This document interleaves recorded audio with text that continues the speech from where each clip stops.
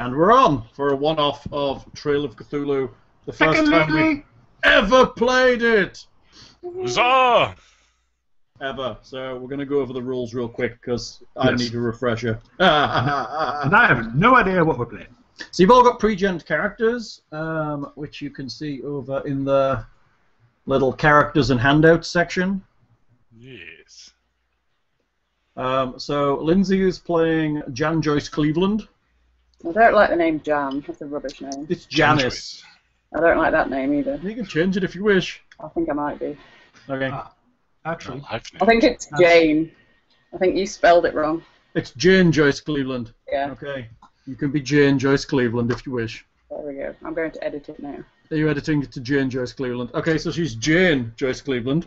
Thing is playing Professor Knox Makepeace, which is flat out the best name for any pre-gen character ever in the world, ever. And Lockhart is playing Dr. Roger Fell, MD, PhD, FBI, SUV. Apparently you can edit everything except the title name. Oh, I'm sorry, dude. I can do that. Really. Yeah. Roger's not really his name, it's just his hobby. Of course it is. 1930s conversations. No, you're not going to do very well with that. There you go, babe. You're now Jane Joyce Cleveland. You all have extensive backgrounds, and basically because this is like a one-off, all of your characters link together in some fashion. And we're going to get to how they link together in a minute, but we're going to go over the character and what's in there for you all, so you know what it means, because obviously you didn't generate it, and we've never played this before. So, in your character... It's run by Hal. Eh? It's being run by you. Oh, it's being run by me, sorry. I'm not on the left, because Lockhart is clearly alphabetically before me or something. Yes, he's apparently very happy about that. So, you have an occupation. I go by latitude. You each have an occupation. So, Jane is a dilettante. Yay! Okay, oh, yes, before we start, there are two versions of Trail of Cthulhu that you can play. Two versions of the rules. There is the pulp version, and there is the purist version. We are playing the... Allow me to put on my fighting pants. Exactly. We're playing the purist version, which means that your face will be torn off. Oh, so it means that it brings in rules like there's no way to regain sanity. So you can be made stable again, but you can't be made more sane. Woo. Not so great now, are you, Roger? Basically, it's the rule: what has been seen cannot be unseen, and all of that business. Awesome. But in the book, there's little symbols that are specifically purist and specifically pulp. So things like clergymen get psychoanalysis in the pulp version, but they don't in the purist version. So you can't like put people back together because you just can't. But all of these character types are very specifically purist. So are you happy being your dilettante, my love? I am. Okay. Basically, you're just a rich person. I know. But you have a special ability. I may have played Cthulhu once or twice. Well, you might. But you have a special... All people have little special abilities. So your special ability is... You ready? Mm-hmm. You may use your credit rating pool to call on personal connections in any field of endeavor. These contacts will generally be relatives, old school fellows, and similar people of your social class. Does that say that anywhere on my character? No. Just, you can use credit rating to call in favors. That's all you need to know. Okay. Mr. Doctor? Yes. You're a doctor. What is your credit rating, Mr. Doctor? I believe it's a 4. That means you're a particularly shoddy doctor, because that's the bottom of the doctor's credit rating scale. So, your special... Here's a couple of specials. I'm a doctor, not a surgeon. By using medicine or reassurance, you have access to medical records and hospital wards generally off limits to the public. If you're affiliated with a hospital, sanitarium, or other facility, you can automatically use reassurance to talk your way into any part of your institution, from the drugs locker to the deep freeze.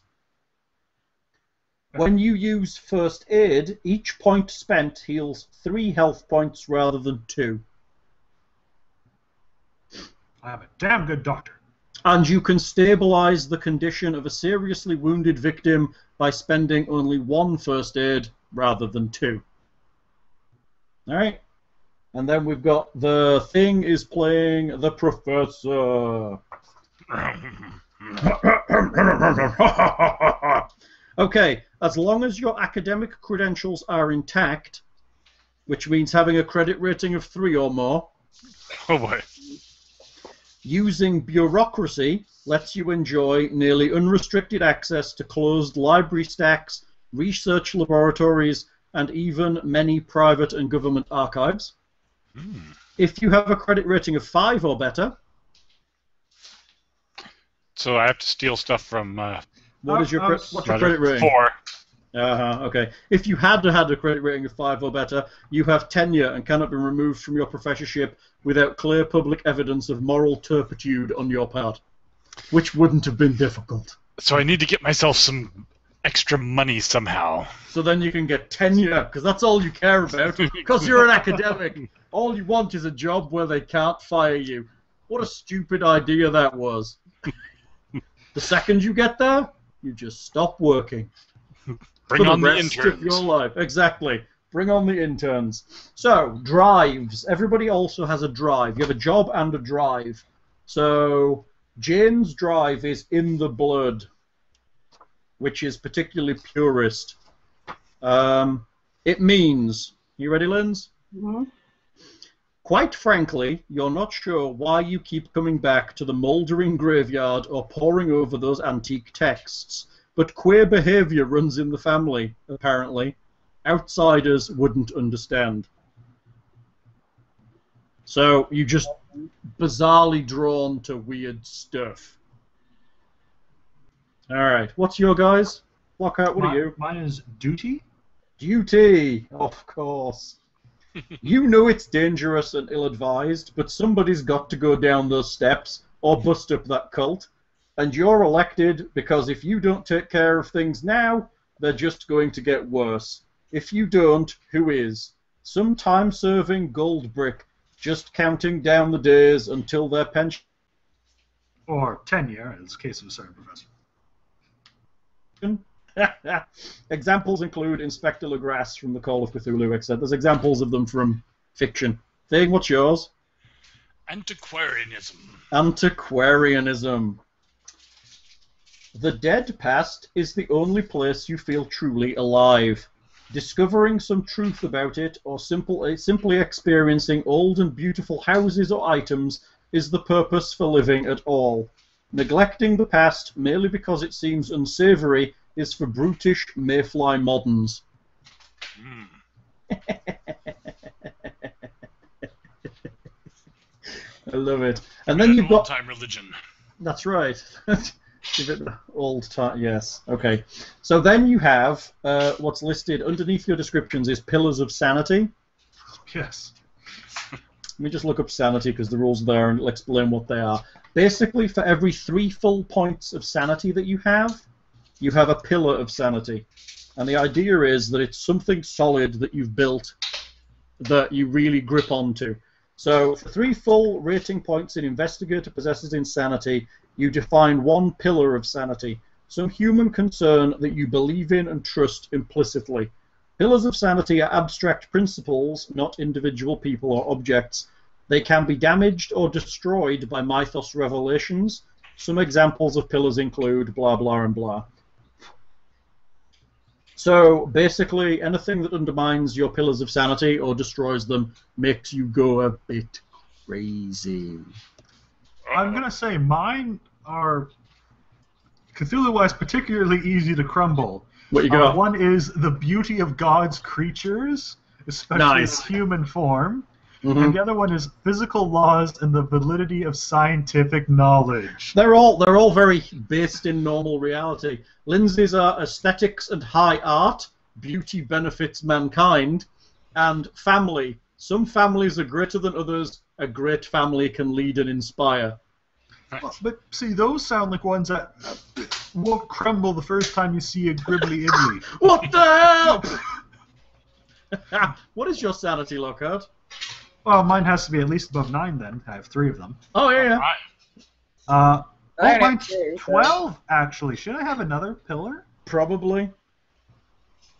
But you've only got 3 because that's what the Okay. character had. Alright. Fair enough. So, Thing, what are yours? I may have weak pillars, but I'm very sane. History. If a guiding force, study of it saves humanity from the strife of and repeated mistakes. And Why are we sounding like some guy doing a movie voiceover? I don't know. That's how he keeps his students awake when he's lecturing. Okay. Ah, yes, and now, antiquity. Look at this plate. It is a nice plate. It is a very old plate. Explosion in the background. Good for you. You can see here from the sediment leaching into the surrounding ground that this plate has been there for over 1,000 years. Years. And just like that plate, artifacts of history and the arts are a value beyond simple money. They belong in wiser hands so they can be appreciated. Okay, so you also have sources of stability. Now, very similarly to your pillars of sanity, a source of stability is this is more kind of for every 3 full rating points in stability, you name one person that keeps you sane when the terrors of the world threaten to shred your psyche. This network of friends, colleagues, and family provides you with a motivation to keep fighting the good fight and going back into the crypts every night. One of my sources of stability is Thomas Fell. Really? I think all of us have Thomas Fell, do we not? Yeah, you do. Oh crap. See what they did there. Okay, does anybody need, underneath that you have investigative abilities. So there are 2 kinds of basically skills in this game. There are investigative abilities and there are general abilities. So investigative abilities are, as it puts, the meat and bones of this game. They are the skills that you do to find stuff out.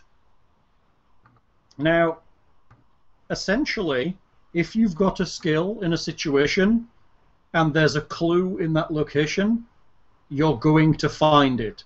There's no roll, you're just going to find it. Okay? Make sense? Ideally, what I'd like you to say is, I will examine the desk, or I will read the carvings, or what have you, and if you have the appropriate skill, there's a clue there, you'll just be told it. There's no pissing around with, I've got 25% in archaeology, oh no, I've missed that clue. It's all about just getting the stuff. So basically, if you're in the room and you do an appropriate thing, you get the clue. Sound good? So 2 isn't bad, really, that way. No. The only issue comes when you do things called spends. I And found something that might help us with this game. what's that? I found a cheat sheet for the rules for this game That is a good thing. that was published by Pelgrim Press. Very good. The people that did this. Post it up for everybody and print us a copy. Yes, 2 copies. Thank you, dear. I knew there'd be something out there. Well worth it. How do I post it? Where? Put it into the chat. Here. Where we roll the dice. You can put it in there, or you can put it into the other chat, which is the one on the left-hand side, the main Google Hangouts chat. It's a PDF. Cool. Print 2 copies, my lovely. So, So, thank you, darling. Well done. So, so you can do things called spends. So what that does is, while you get the information by just having the skill, if you choose to spend points from your skill pool, because these numbers are a pool, they're not a rating, if that makes sense. Does that make sense? Yeah. Your skills are a pool of points. They're Okay. not a rating. So if you choose to spend points from your pool, you get a more impressive success, or you find out more about something. And generally, because it recommends within the first games where we're playing, I will recommend that if you spend something, you will get a better success, and then you choose whether you want to or not. But you never need to spend pool points to get the core clues to get through the adventure. you ready for me to print this now? It'll be like... Yeah, fire it away. It's okay. We can do it. There's going to be some printing noises. So, does anybody need to know what their skills do? Any of your skills? Let's just do investigative first. Anything? I mean... Outdoorsman. I think What I was can that? Outdoorsman. Outdoorsman. You're an outdoorsman. It says you've been hunting. Outdoorsman. You're familiar with working and living outdoors and in the wild. You might be a farmer, cowboy or logger, or an amateur or professional fisher or hunter, or work for the Park Service. Perhaps you're merely an Eagle Scout, grew up in the back of nowhere, or served in the military with sufficient patrol experience in country. You can tell when an animal is behaving strangely, tell whether an animal or plant is natural to a given area, find edible plants, hunt and fish, make fire and survive outdoors, navigate over land, albeit more easily with a compass and a map, track people, animals, vehicles across and through forests, hunt with dogs, including tracking with bloodhounds, assuming you have friendly dogs available. Despite the name, there is no restriction on female characters taking this ability in either the pulp or purist settings. Oh, she's a earthy, useful girl. I think the idea is she's kind of hunted on the land, and because she's a dilettante, she can do whatever the hell she wants. Yep. So, anyone else need any skill clarifications? Do you just want to go over credit rating so I know exactly what it's... Credit rating. You are able to operate easily within your economic class, make purchases, mingle socially, cadge invitations or introductions, pick up rumors or call in favors from professional or social contacts, or secure a loan. Investigators with no credit rating score might be hobos or drifters. They may just distrust banks, or they may have no real ability to schmooze. What counts as your economic class depends on your credit rating score as follows. There's a table. Credit rating works differently from other abilities in that its rating level is both a description of a type of credit rating and a pool size. It can be seen as 8 abilities in one: credit rating lower class, credit rating working class, credit rating middle class, etc. It remains a pool because, quite frankly, and especially in the 1930s, the higher your class, the more chances society gives you. Your social resources, in other words, increase generally with class and wealth. The social aspects of credit rating can drift between 1 or 2 ranks if the innkeeper believes it plausible. A credit rating 5 doctor might believably mingle with and ask favors from a middle-class electrician or an upper-class specialist. Credit rating does not necessarily describe the size of your bank account, but your ability to operate within a given socioeconomic bracket. You can marry, inherit, be related to, or even befriend your way into credit rating, and do nothing so much to maintain it besides keeping up appearances. Lovecraft, for example, had an annual income no better than working class, but his social attitudes and interpersonal skills were more suited for credit rating 4 or even 5. This ability takes the forefront in heavily social adventures, urban campaigns involving the low and the high, where the mix of credit ratings in the investigator party becomes very handy, and perhaps even in university-based campaigns where credit rating may closely parallel academic status. Tenure! Exactly. So what are your credit ratings? Mine is 7. You are wealthy, landed gentry or industrial fortune, fabulous jewelry, landed estate, yachts or private planes, personal 4-star chef, multi-tiered staff of domestics. Approximate annual income, $75,000 plus a year. Yet she can set fires and trap animals. Excellent. What you got, Lockhart? The good doctor has a credit rating of 4. Which makes you middle class. Supervisor, lesser professional, one good suit, bungalow or decent apartment, modest car, restaurant occasionally, part-time cleaning lady. $1,500 to $3,000 a year. Thing? I'm 4 as well. So you're the same. Well, I think quite. perhaps I just again, family practitioner, no particularly wealthy or renowned clients. I mean, you could just be starting out your business. Maybe you've still got debts from going to university or what have you. It's more so I don't really pay much attention to the patients. Forgetting the Right. names all the time. Don't have much of a rapport with them. Ooh, this is good, baby. Yeah? Yeah, it's really good. The same site has the player's guide to purchase as well as a PDF. I assume you know that. Awesome, dude. So other people can be aware of that too. Looks good. It's like a one-sheet kind of a summary of that. That's the rules, basically. Okay. They're very simple. That's it. One side.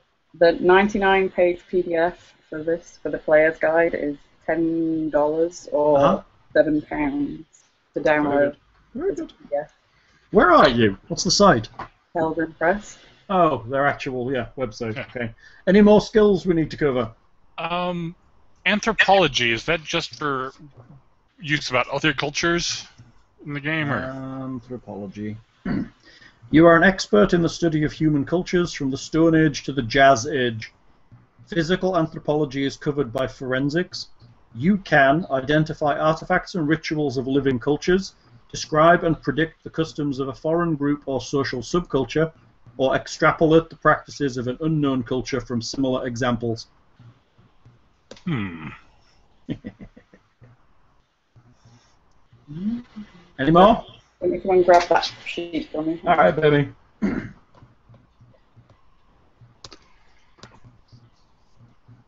Is languages for how do you handle like spoken languages or that kind of stuff? I mean, there's a languages skill I have that Yes. or ability. I mean, Thank you, baby. That's awesome. For each rating point in languages, you are verbally fluent and literate in one language other than your native tongue. You may elect to be literate in an ancient language that is no longer spoken, although I may disallow occult, primordial, or inhuman languages, such as Aklo, the tongue of the serpent people. The Keeper may allow overlap between related languages. An investigator fluent in Norwegian may plausibly claim to be fluent in Swedish, for example, without adding another rating point. You may specify these when you create your character or choose opportunistically in the course of play, revealing that you're just happening to read, say, Assyrian when circumstances require it. You are not learning the language spontaneously, but revealing a hitherto unmentioned fact about your character. yeah, excellent. What language do you have? I've got languages 2. Do you have any stated languages? Not that I saw. So there you go. You may reveal hitherto unstated things about your character if you wish, at appropriate points. That's nice. I've made some really bad choices in Call of Cthulhu. I don't have any languages. I would have thought that she would have had languages. Clearly, you hire translators. Exactly, because you can afford them, right? You speak money. But, Yeah. yeah. I like that. I speak money. Feel But my money. I have art history, and occult. Yes. I don't speak any languages. No. My general abilities are much better than my investigative abilities, apparently. They generally are. Your pool for investigative abilities is 18 points. Your pool for general abilities is 65. So I have a look at that. Latin. Sheet. No, you actually have a language stated. Yes. Yeah. Now, what is your languages skill? 2. So you actually have a second language that you could throw in if you wanted to. So, when you're in an investigative scenarios are not about finding clues, they're about interpreting clues you find. That's the angle on this. So rather than having to just have a spot hidden of 95, you can actually just find the clues. Gathering clues is simple. All you do is get your investigator into a scene where relevant information can be gathered. Have the right ability to discover the clue, and tell the Keeper you're using it. Sound easy? sounds easy. Yeah. Sounds almost too easy. So, spends. In certain situations, you can spend ranks in order to get better outcomes. We've talked about that. We'll get to that as we go. Testing. Basically, we roll a d6, and that's what we do. And generally, what you'll do is you can make spends to affect the roll. All right. Okay? In a specific skill. So your skill goes down.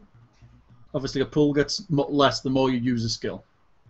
So in a campaign Base, do those refresh at some point, or do you permanently drop? Okay. Yes, they refresh. I think when you rest, or, have time to rest, so to speak. Not going to drive myself in the poorhouse, then. Drive myself to the poorhouse.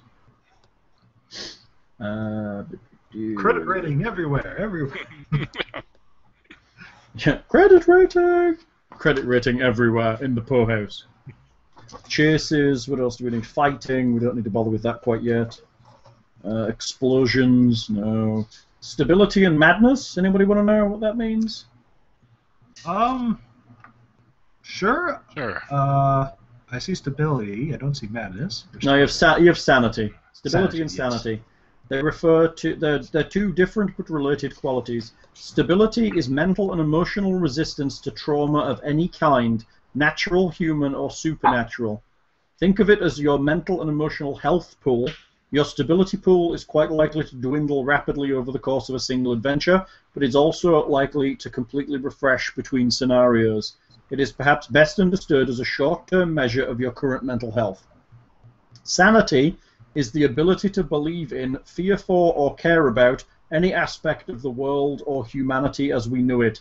Religion, science, family, natural beauty, human dignity, and even normal immorality.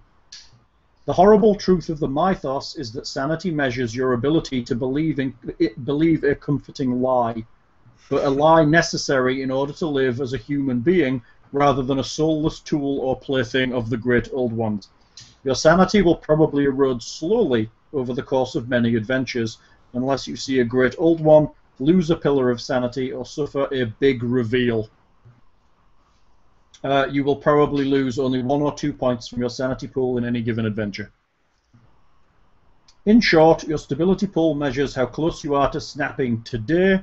Your sanity pool measures how close you are to seeing the truth forever. How Make about sense? preparedness? Preparedness. That's a skill. I'm going backwards. What are you doing? Sorry. Well, It's it's a general ability. Preparedness. You expertly anticipate the needs of an investigation by packing a kit efficiently arranged with necessary gear.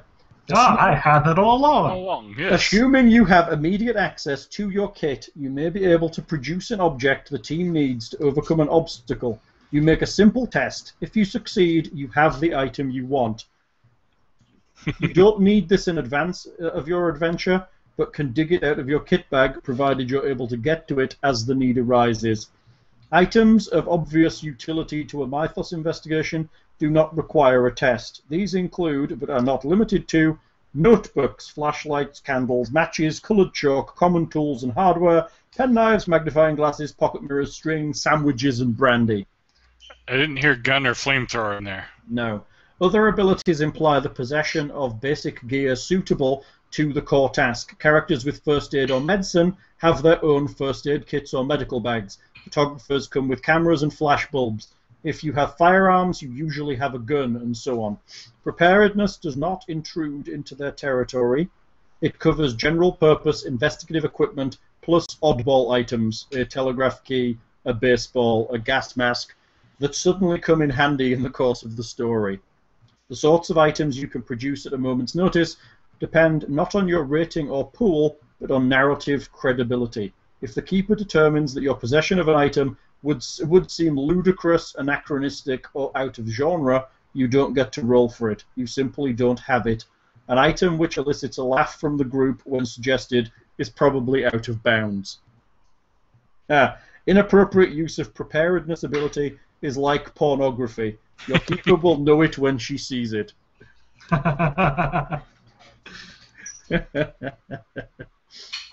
Any more? Would like to check those out. That's a great skill, by the way. So scuffling is fisticuffs. Where is it set? England or America? This is set in America. Yeah. Yay! Sorry, it's generic. Actually, it doesn't say where it's set, but we'll set it in America. Yeah. Just for the sake of things, as we're here and all. So shall we just go and deal with the rules that we get to as we get to them?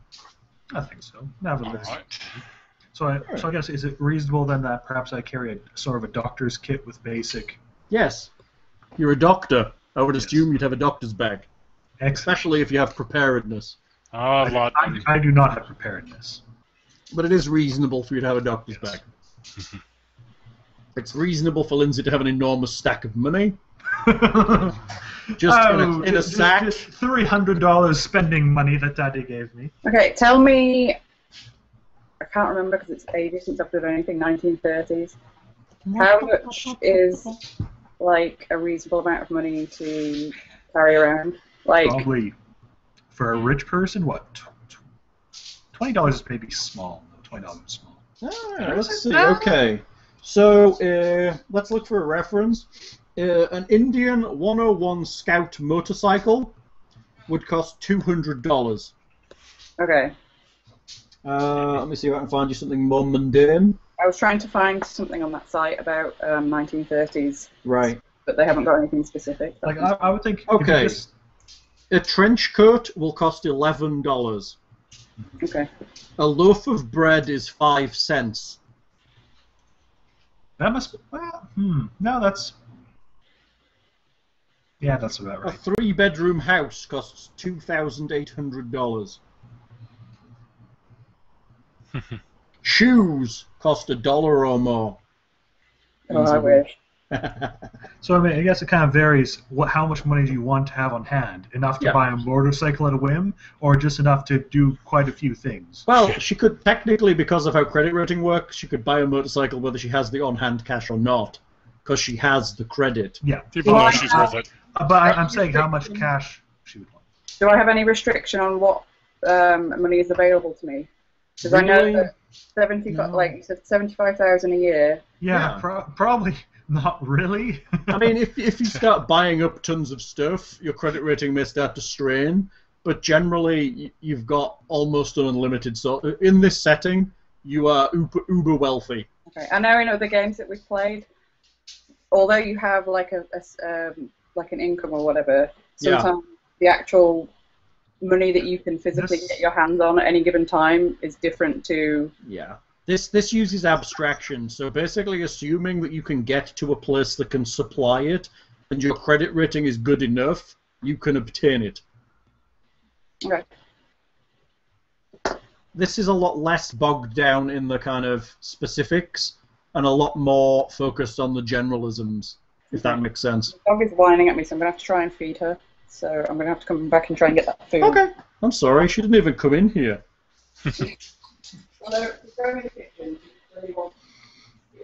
She just wants a treat, the little beast. So, this game was originally written for 5 characters, which I have 5 5 player characters. I've actually scavenged, because the rules allow for 3 players to get more points, I've taken important skills out of the other 2 characters and put them into yours. Excellent. So, hopefully that'll be enough. Basically, it's only investigative skills that go up in points as players go down. Everybody always gets 65 points of general skills. So the characters that are missing are Kenneth Fell, who is... A no good, lazy, artistic bum. Exactly. Lockhart is playing Roger Fell, who is Kenneth Fell's older brother. And Kenneth is an artist. And they are both the sons of Thomas Fell. I was actually looking...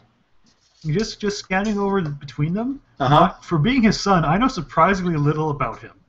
Yes, you do. I mean, we'll get to your individual characters, and you can kind of summarize what it says in your text in a minute. So, what you know about each other. There's a whole section here about it, okay? So, basically, yes. Jane...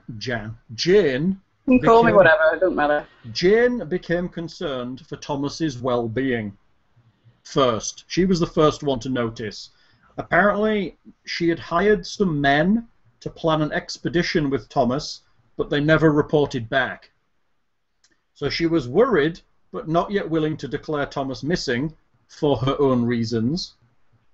She called Knox Makepeace, who is Thing's character, who Thomas had considered bringing into the expeditionary team. So Thomas Fell and Jane are planning an expedition, and basically he's gone missing. So before the expedition. So basically before the expedition. So she's called on Knox Makepeace, which is a great name. I love it. I'm totally using that for my next kind of real-world character name. Apparently you were decided against at the last minute. Makepeace and Thomas were old friends and colleagues, so Joyce Cleveland, who is Jane, hoped they might have been able to he may have contacted you. You, however, had already been worried about Thomas. The last time you'd seen each other, he'd seemed to act strangely, paranoid, disinterested in work beyond his current project, and quick to anger. You'd met for lunch, and it had ended with him leaving in a huff. So when his current financier, Jane, called you to ask if you'd seen him, you got worried and called Thomas's old friend, Detective Norman Wright, for his professional opinion. Now, he would have been another character, but he is not present today. He is appearing in another adventure. Detective Wright got in touch with Thomas's two grown sons, Kenneth and Roger, as part of a casual pre-investigation. When Detective Wright mentioned that he wanted to go by Thomas's house to poke around, both sons volunteered to come along out of guilt. So Kenneth is the other character that would have been here but isn't.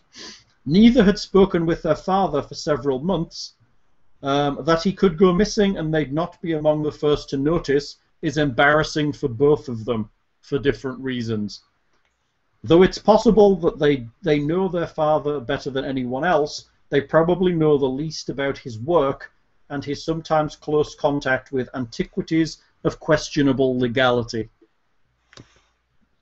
Phone calls led to more phone calls, and soon everyone, back along the chain of worry, is on the sidewalk outside of Thomas Fell's house, each looking to find him for their own reasons. So, it is that these 5, now 3, souls meet in the space left behind by Thomas Fell. So, basically, the detective can't make it because of another case, and who the hell knows where Kenneth is. Perhaps he'll turn up later. So you're outside of Thomas Fell's house. It looks like this picture. I actually have another picture of the house. I'm going to try and see if this works. How do I do it? Do I say show to players? Yes. Is that going to work? Oh no, you have to go edit and again see the permission of who can view the who has the handout. So I put it in player's journal and save the changes. Yes. And then hit show to players. Yeah. Boom! I got it. I'm figuring it out. I'm learning. So basically, it's the same picture. It's exactly the same picture in black and white. But this was for me to play with the handouts more than anything else. But it's a nice picture. It's kind of creepy. I like it. Is it a stump in the foreground? It's the garden. Yeah. So it's Cthulhian textured ground. You know what these pictures are like. So you meet probably. Potentially for not necessarily the first time. Nobody's probably seen Roger before, but maybe Makepeace and Jane have met previously. So if you want to give a slight overview of your characters, that would be good, based on this blurb that has been provided to you. What do you look like? What are you carrying? Anything else you fancy? Who's first? Not me, because I'm going to go and kill the dog. Bye. Sorry. Oh, I can probably go first. So Roger Fell, looks rather upstanding of plain gentleman. He's just wearing his suit, very basic sort of black, white shirt, dark-colored tie. His hair neatly parted and slicked back in a professional, not particularly flashy style. He probably is carrying with him a doctor's bag beside him. And in his own personal life, he is a husband and doctor, one day hopefully to be a family man. He works hard, just basic family practitioner. Of course, it's such a tedious thing, and not much exciting happens in a small town like this. I don't know what town we're in, to be honest. That doesn't matter. It's the same cases over and over again. Stuff. This is one of those adventures where you can feel free to name your locations. But of course, it's all the same a very busy job, keeps him much distracted with it, and some things like having to deal with his father, who, of course, seems to always support Kenneth's adventures and artistry. And I mean, he heard his father seemed to be investing in some knickknacks, but I mean, Roger didn't quite approve. Did not seem to have a very good resale value, not a particularly sound investment. So he's kind of, upon hearing from the inspector, he's decided to call up his brother and head out, and no surprise that Kenneth's not here, and he sees these two other people milling about the outside of the house, it sounds like. And he looks surprisingly like Rudolph Valentino. Yes, it looks surprisingly like Rudolph Valentino. So, Thing, do you want to go next? Sure. Mine's Greta Garbo. You are Greta Garbo, yes. And Things is Conrad Veidt. Nice. All right, so Locksmith piece. I know quite a bit about history and what it's worth to the world and certain individuals. What do you look like? You're dusty, aren't you? You're dusty. Yeah, long overcoat, probably a sizable valise, suitable for carrying college papers and whatnot. Uh-huh.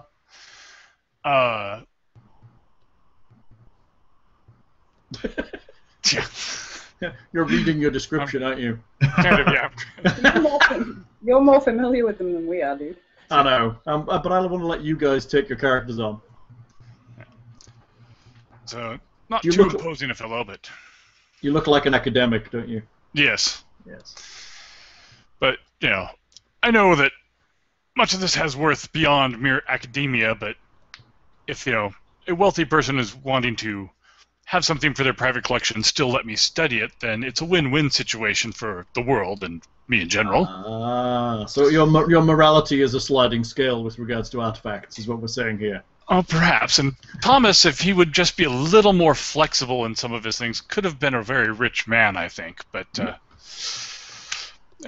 ever since I was with him at graduate school, he always had this small, niggling morality issue holding him back.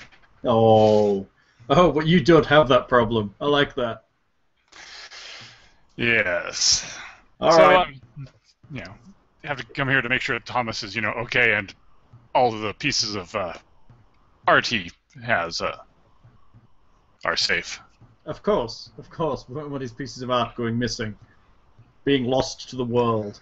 Yeah, So, Ms. Garbo, do you like your hat that I gave you? Very nice. I have a question first. Yes. What did I send him? I don't understand the word. What does it say? Where are you? I sent him a stone something. Where are we? S-T-E-L-E. Oh, Stele. Stele. Yeah. It's a stele. It's like a small pyramid, like a small column. Like the It's obelisk either a ones, pyramid yeah. or a column. They're two different It's a column. It's like an obelisk. Like Okay. It's a small standing stone. Okay. Sorry, I've just not come across that word before, which is kind of odd considering what I do. But, okay, that makes more sense then. I would be terrified of running any sort of Cthulhu-ish game for Lindsay and Hal, especially if you guys are actually doing the Archaeologies. archaeology type No, my decisions. actual dissertation is used in people's writings of actual Oh yeah, Cthulhu. that book's out, Wow. right? We need to look at that. My actual dissertation is quoted in some Cthulhian stuff. I'll tell you Nice. later. Nice. So I am Jane Joyce Cleveland. I am a dilettante who looks Dilettante. surprisingly like Greta Garbo in a hat. I am very, very wealthy. My family are very, very wealthy. No. And due to possibly boredom and Most likely boredom. likely to piss off my father, who does not believe in the occult in any fashion, I heard of Thomas Fell through Professor Makepeace, and as he was a believer in the occult, like I am and like my father is not, I sent Thomas a stone stele etched with what I think are alien markings from my father's estate. Your character's so amazingly interesting. I love it. And he was very interested in it, and we were doing lots of investigative awesome, and now he's disappeared. And as I'm funding all of the awesome that he is doing, I'm rather perplexed as to why he would disappear on my dime, and I would rather not have the police involved at this point, being that how I got hold of this stone stele is less than awesome. So you're lucky the police detective didn't turn up. Yeah. Yeah. And I'm not particularly happy that Thomas's son is here either, because I don't really want to have to explain myself. But you might have to. I might have to. But also, I might just throw some more money around and see if that can fix the problem. Of course. And of course it will, because it fixes everything. Awesome. That was a very good character summary, I have to say. Oh, what do you look like? Other than Greta Garbo in a hat. Listeners? So I've got it's up on the screen on the recording machine. What about the MP3? What are you wearing? Probably not exactly what I should be wearing for the time. I'm a little bit of a rebellious nature. Oh. Are you wearing trousers? Yes, I was going to say, are you wearing pants? I might be wearing trousers. Trousers. I keep viewing myself more as a Katharine Hepburn kind of. There you go. You can do that. I'm sorry. I just pulled an appropriate picture in a hat. So, trousers and a trench coat, kind of. Wow. Okay. Do I have two people in trench coats standing outside my father's house? Yes, apparently. Yeah, but I look better. The mob have found him. No, I've got an overcoat. Oh, it's an overcoat. It's not a trench coat. Yes. That's so funny. So, you're outside the house. The house, as you can see, is a reasonably straightforward, white-painted wooden dwelling of some considerable size. There is a small yard in front, which is bounded by a fence, which you are stood outside awaiting the rest of you to arrive. So you all arrive at approximately the same time, some in cars, some on foot, some by bus, or what have you. Bus? Well, exactly. Roger Fell is probably just fresh from another long day at the clinic. Probably going to drive up, get out of his car, grab his kit, possibly say hello and tip his hat to any people who are standing nearby, and will basically just walk up to his father's door and knock on the door. Kind of taking a look around to see if there's any mail piled up or any notices that your electricity has been cut off or something like that. Do we have a date for how long he's been not around for? Nope. Right. I know the last time I spoke to him or saw him, so. Well, you haven't seen him. You haven't seen him in almost a week. Okay. Well, it's not him you haven't seen. You haven't seen any of the expedition in almost a week.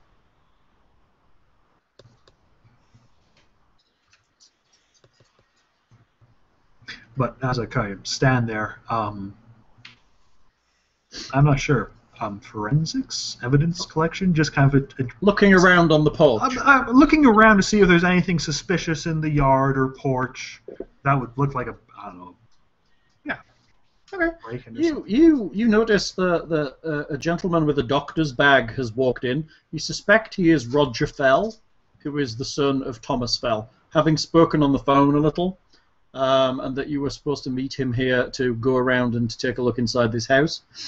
He's walked up to the door, knocked on it, and seems to be investigating the porch as he's waiting. You don't notice anything unusual on the porch. It is pretty clean and has very little on it. There's a small bench, but that is all that's here. It's almost as if nobody really cared to sit out here much. Ever. Awesome. It doesn't seem like he was the type of person that probably would have been at home very much anyway, so. Yes. So. I'll check my watch, give another knock on the door, kind of try and look around, see if I see my brother or this inspector that came over. No, just these two shady people in over and trench coats. You clearly you suspect that the woman is probably Jane Joyce Cleveland. Sorry, have I arranged to meet with them too? I thought it was mostly... That was kind of a chain of worry, so you kind of found out down the line, and then you kind of talked back up together and agreed to meet this evening to have a look around the house and check everything was okay. As you all are mutually worried. Yeah, so... Hello there. Excuse me. Are you perhaps Miss Joyce Cleveland? I am. And you would be one of Thomas's sons, I would assume. Possibly the more reliable of the two, given that your brother doesn't seem to be here. Quite. Not surprising for him. To be perfectly honest, I wouldn't be expecting him. He's not the punctual sort. But, Roger, pleasure to meet you, miss. Nice to meet you, sir. Your father doesn't seem to be answering the door. No. Perhaps he stepped out to get some groceries or whatnot. You are aware I haven't been in touch with him for over a week. And as he's working for me right now, he is known for his absences and such like that. I mean, I've certainly called on him in the past, and he's been out of town on something or other. It's a common occurrence. Not when he's working for me, it's not. He's working for you? Yes. Why does that surprise you? Well, I'm quite of the opinion that he was retired these days. Just doing investments, and I mean, the occasional small little tacky thing from Africa he would import or something like that, some sort of odd little investments that were really much too like Kenneth in that regard. It was more like a personal project that we were undertaking. Oh. As I was providing the finance for the personal project, I wouldn't have thought that he would have really had the balls to have vanished quite like this. And yes, I am aware that a woman in the 1930s saying balls would be... very, very frowned upon and unusual. Yep. Well, I'm sure this is all purely a misunderstanding, or perhaps he didn't quite understand the direct details of it. I'm quite sure. Embarrassing for me to be having to deal with some sort of reneged contract, but I'm sure there's all a perfectly reasonable explanation. Of course, we're all just here because we're worried about him. Would I have perhaps a key to the father's house then? A spare key? It's possible. If you wish to have a key, you could have a key to the house. It would be sensible, and therefore something you may have asked for in the past. All right. Well, is this gentleman another employee, as you would call it, of yours? Professor Knock Makepeace, I actually brought your father to Miss Joyce Cleveland's attention as an expert in some of these areas. I see. You, Miss Joyce Cleveland, you did not actually mention what sort of investment or project this was exactly. What was it? You would find it so utterly boring that I wouldn't dream of being as rude to Oh, trust me, miss, after a day of dealing with simple runny noses and crying children, and it could be something to lift up the spirits at the end of the day. Well, maybe if we look to find if your father is even home first. I mean, having a conversation like that on somebody's front porch isn't really a good thing. You are quite right. Well, it perhaps might not be in the best manners, but since he does seems to be out and we have respectable company, I can obtain the spare key here and invite you in. Well, look, I'm respectable company. I like that. You're rich company is what you are. I know. You're mingling with people below your station. I suppose, again, I'm slightly off character here. Roger probably would have emphasized the Dr. Roger. Yes, of course, because he's very proud of that part. Yes. So, of course, he will produce the key, open up, and, again, just kind of step inside, give a sort of, hello, Father, are you in? Just stepping inside here. Kind of The house is fairly quiet. There is a small entry hall behind the door. There is that kind of vaguely musty smell of a house that's been kind of left slightly too long without people being in attendance. There's also a kind of almost organic smell in the air. A lot of fine dust appears to be floating around in the odd motes of light from the fading sunshine outside. All right. Again, just kind of taking a general look about before stepping in proper forensically evidence collection. You've been here before. A couple of doors lead off from this room, to a small sitting room and to a kitchen. There is a set of stairs leading upwards, and underneath those there is a door leading to a set of stairs that leads down to a cellar. All right. So then, seeing nothing in place, please, come in. Jane, Professor. There's a sitting room just off to the side there. How about I take a look into my father's cupboards and see if I can't find some coffee or something for us? Excellent. Sounds like a... So, you're sending them to the sitting room and you're heading to the kitchen? Yes. Okay. Well, I mean, I'll kind of, yeah. Well, yeah, more or less. You open, well, if you're going for coffee, that's where that's where it would normally be located. Are you guys going into the sitting room? Yes. Okay. Well, after... It's like, oh no, we've already With George split the Cleveland, party. it's Split the party! Love it. Okay, character. Just behind the door, evidence collection notices that there is a pile of mail that has been posted through the letterbox in the door. Well, in that case, Roger probably would have kind of picked that up and put it in his inner shirt pocket before inviting the guests in. Okay, fair enough. Art history, anyone? Oh, yes. Yes. Okay. Walking around, those with art history or history notice that it appears that a lot of artifacts of pre-Columbian America have been placed around the house. You enter the sitting room and they look like they've been placed on tables and windows, almost as if they've been kind of pulled out of a collection and just placed around the house. Do any of them look like anything that I gave him? There may be an odd piece that passed through you to him, but the stele is not present. No, I mean, like, are they similar in style? You think so? It's definitely yes, pre-Columbian America, like kind of little statues and masks and things with carvings and tablets with words on them. You recognize some of it from the things that you're interested in, but you recognize the kind of era and location more than the kind of context of what it is. It's almost like he was kind of surrounding himself with what he was researching. I'll examine these various pieces, especially the ones that's writing. You start to poke around at those. Dr. Roger Fell enters the kitchen and is mildly taken aback after opening the door to find that there is no kitchen there. Huh?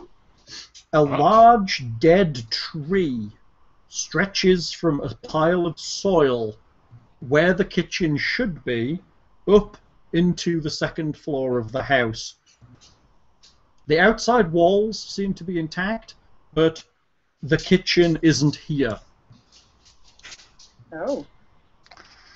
So they're off in the sitting room, yes? Yes. So it didn't just grow up through the floor. It looks as if, well, you'd have to investigate some more. The ground is covered in soil. You can see where the black and white tiled floor of the kitchen starts behind the door, and then there's soil over the top of it and a big old dead tree that's growing up into the second story of the house. All right. So Roger will, of course, in slightly comic fashion, will close the door, kind of take a moment, open it up again, close it. Double take! The tree is still there. Zool.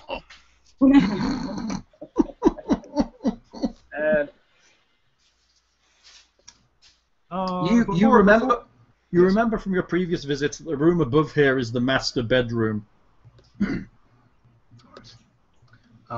So before he will join the others, so just take a private moment to kind of just flick through the return addresses and of the mail that he picked up earlier. See if there's anything in particular that strikes him as something not a bill, for example. You rifle through. It seems that there is a large percentage of the correspondence appears to be from companies specializing in outdoorsman equipment and adventuring gear, like kayaks and backpacks and climbing equipment and the like. All right. And with that, he'll kind of enter the sitting room. Mm-hmm. Oh, so sorry. I wasn't able to find a thing at all in there. There's definitely no coffee. Yes. No coffee or such. So perhaps you should tell me the nature of this joint project, and with that, he'll kind of put with some of the kayak and outdoors equipment stuff on top, just set them down on a table in front of Jane and the professor. Oh, the mail and stuff? That? Yeah. Or, Mhm. oh. Outdoorsman Monthly. That would be a great magazine. It probably exists, isn't it? Probably, yeah. Kayaking World. What exactly were you planning with my father? Some sort of trip into the country? I didn't realize his tastes were quite so young after our mother died. My relationship with your father was purely professional. I assure you. He really wasn't the type. Perhaps you can just explain more, because you've been very, very vague about it. I hardly know you, boy. Ho ho! That is Dr. Miss Joyce Cleveland, and this is my father we're talking about, someone that you were involved with financially, who is now missing. I'll be listening in, but I'm continue quite to happy examine to everything. tell you everything that I'm aware of. But Well, you seem rather reticent to do so, despite your claims of being happy. Please. as does our friend here, but you don't seem to be questioning him quite as diligently as you're questioning me. Is there any reason for that? You're the one who said you're part of a joint project. He just says he passed my father's name along to you. I also said that I was working on a personal project, but it was hardly anything that could have inspired your father to up and go missing on us in Well, any way. let's hear it, and maybe I'll be the judge of that. Or we could go to the police and see what they think. That would be quite fine. I thought that we were being joined by somebody from the police this evening. Did you... No, did you hear he had another particular case? If you wish. You're rather shaken. Are you okay? Well, I'd rather like to hear what you have to say first, and You then notice perhaps a we can brandy discuss other decanter things. on the side. Yeah. Well, he does or I do. Actually, You do. I'll probably take, of course, a cigarette out of the pocket and light up. And I'm just assuming you're chain smoking the whole way through this adventure. of course, it goes without saying. There's to be honest, what you need to say is, I'm not smoking for this part of the adventure. I'll Only grab while the you drink brandy brandy. decanter Uh-huh. and I'll pour all three of us a glass. Maybe we should start again and maybe be a little more friendly this time. Have some brandy. You look like you need it.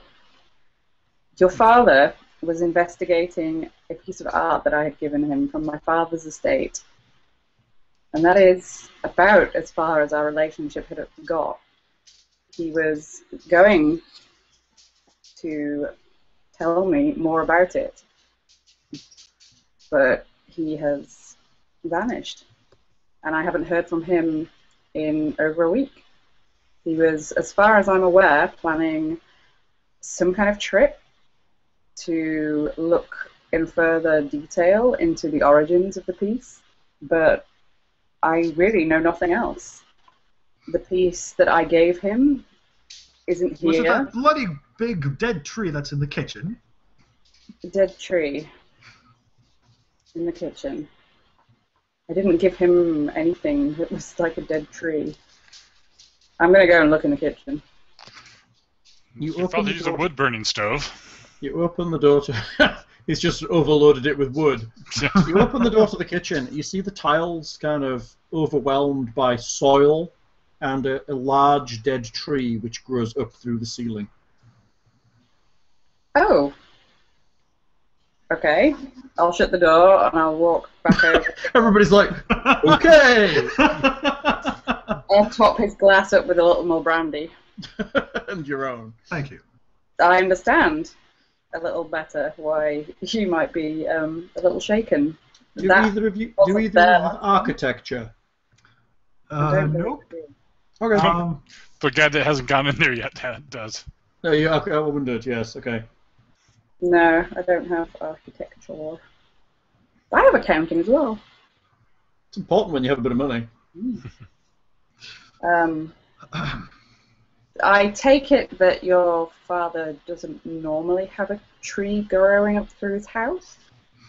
Not normally, no. Unless it's some sort of one of these modern art projects that. When was the last time that you visited here?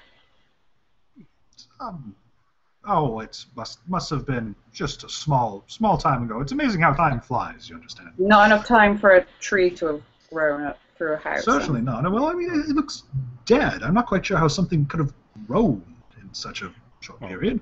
Thomas never had much of a green thumb in the university, but I never knew him to be a fan of botany either, so... It's rather a large tree. What did you say you were a professor of, sir? Go up to the second floor also. Antiquities, really. Nothing useful.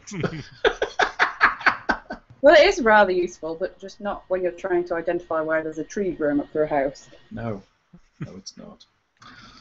What kind of tree? Why'd you go look at it? I'm a doctor, not a botanist. Sure, I'll go look at this tree because I don't want to be left out of the tree club. Tree club. You open the door, there is a tree growing out of the floor. It seems to be growing out of soil that is on the floor. What So you there's would still consider... a floor? Well, there's some tiles, and then there's soil. And there's a pile of soil. And it's like, of course, all tables, cupboards, stove No, and stuff. Some of that is missing. Yes, exactly. Where you would have considered the stove to be, there is now a tree. There is no stove or cupboards or table in the centre of the kitchen. They have all gone, and now there's a tree. But there's still a back wall and a ceiling and... Broken most tiles. of... Are there most of broken tiles on the floor where something would have pushed up through them? You'd have to kind of dig through the soil a little to get to that. Push some soil aside with my shoe. You push the soil aside, and there are no broken tiles. There's points in the tile where at the edge, you kind of find the edge of the tile, and there's no break point. There's an edge of the tile, but there's no broken pieces of tile, as if something had broken through. You notice that within the soil there's little pieces of like an obsidian kind of rock. And the soil is very black and about 2 foot deep around the tree.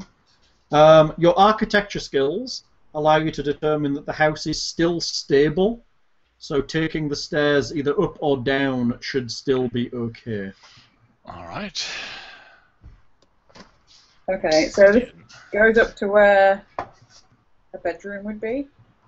That's what Roger knows. Is his bed? The bedroom would have been upstairs.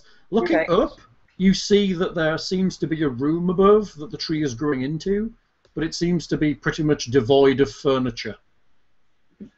So there's a bit of a gap He between... tells us that would have been his father's room, then I would suggest he goes up and checks it.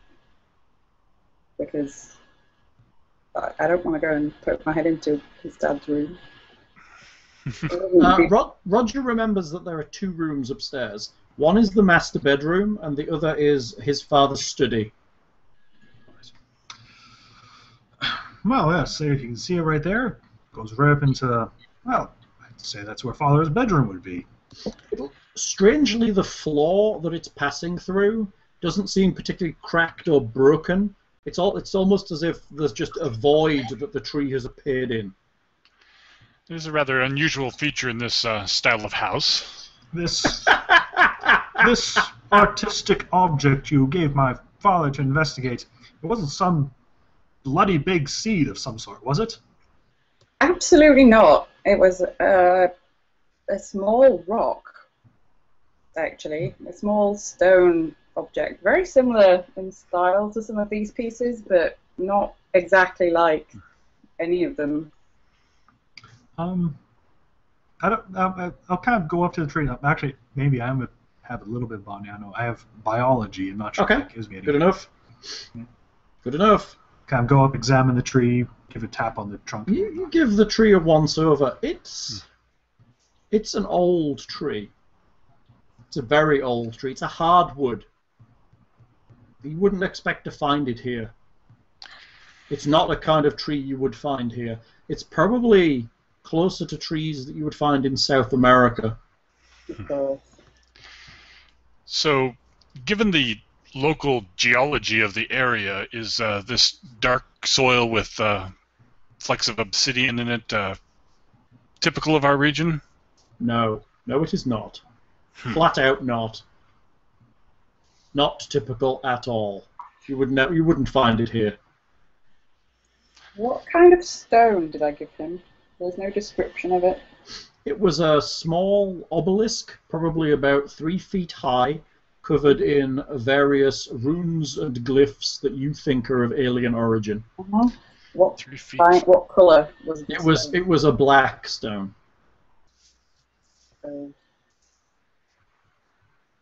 So you didn't give him a bloody big seed. No, What? I gave him stone. Well, He grew a tree out of it. I'm not sure exactly where this tree came from, but I suppose it'd be rather embarrassing, and hopefully he's all right. So it's perhaps he's been tangled up in whatever limbs are up there in the bedroom. Yes, I would suggest that maybe you would go check up there. And you said his study was up there also? I'm not sure I did. No. He didn't. I'm told Lockhart that he really remembered that. I was trying to further the story. You without clearly heard him thinking. Oh my god, she's a telepath, too. I was trying to further the story without having to refer back to you every single time. I know, I You appreciate can just be that. curious. I like how you guys are kind of moving things forward. That's absolutely fine. But I can stop. No, please no, continue. it's good. It's good. You're doing great. That was Lockhart, not me, sweetie. Is there a cellar of sorts in this house, or is... There was a. You did mention a cellar, didn't you? Yes, there's a door under the stairs that leads down to the cellar. Yes. Under the stairs there's a cellar. So not If you'll dirt excuse just me, below this... I think perhaps if you could accompany upstairs, I might need an extra hand or two if he is tangled up in some sort of branches. Oh, yes. Truly strange. And we'll kind of walk. Sorry. You walk up the creaking stairs. At the top is a small, narrow corridor with a tiny window at the end, and a door leads off from both sides. One leads above the sitting room, which you know is probably his study, and the other one leads into what would have been his bedroom. Right, well, go up to the Where's his bedroom. bathroom? It's up there too. There's another small door to his bathroom. Just checking. I don't think of these things when they write RPGs. Perhaps he has an outhouse. Oh, There's a that's what window I'm you thinking. crap out of. It could have been. Yeah, I No, suppose he there has is. a small bathroom on the top floor as well. Yeah, go up, open up the master bedroom then. Okay. You open the door to the master bedroom, and there is the top of a tree here. You look down through the void in the floor, and you see the kitchen. There appears to be no furniture in this room at all, but the floor is intact as far as you can see, obviously without the tree being here. There is a preponderance of vines growing off of the tree and up the walls of the room. Okay. So more jungle-ish tree than a Yeah, conifer. they don't seem to be any kind of vine you've really seen before. Now, just as a note then, so the tree was dead, so there's no foliage. No, it's a dead tree. So I can pretty much. So it's not like there's something hidden in the branches that I couldn't see, like a person. You can't see anything specifically hidden. There is no person in the branches here. You kind of move into the room a little on the floor, being careful not that it doesn't give. Of course. And you look around the tree to your satisfaction. There is no one else in this room. It is an empty room. You've no idea where his bed has gone, and you're pretty sure he had a nice ottoman at one point, and it seems to have gone as well. No art on the walls, or... There is actually some pictures still hanging on the walls.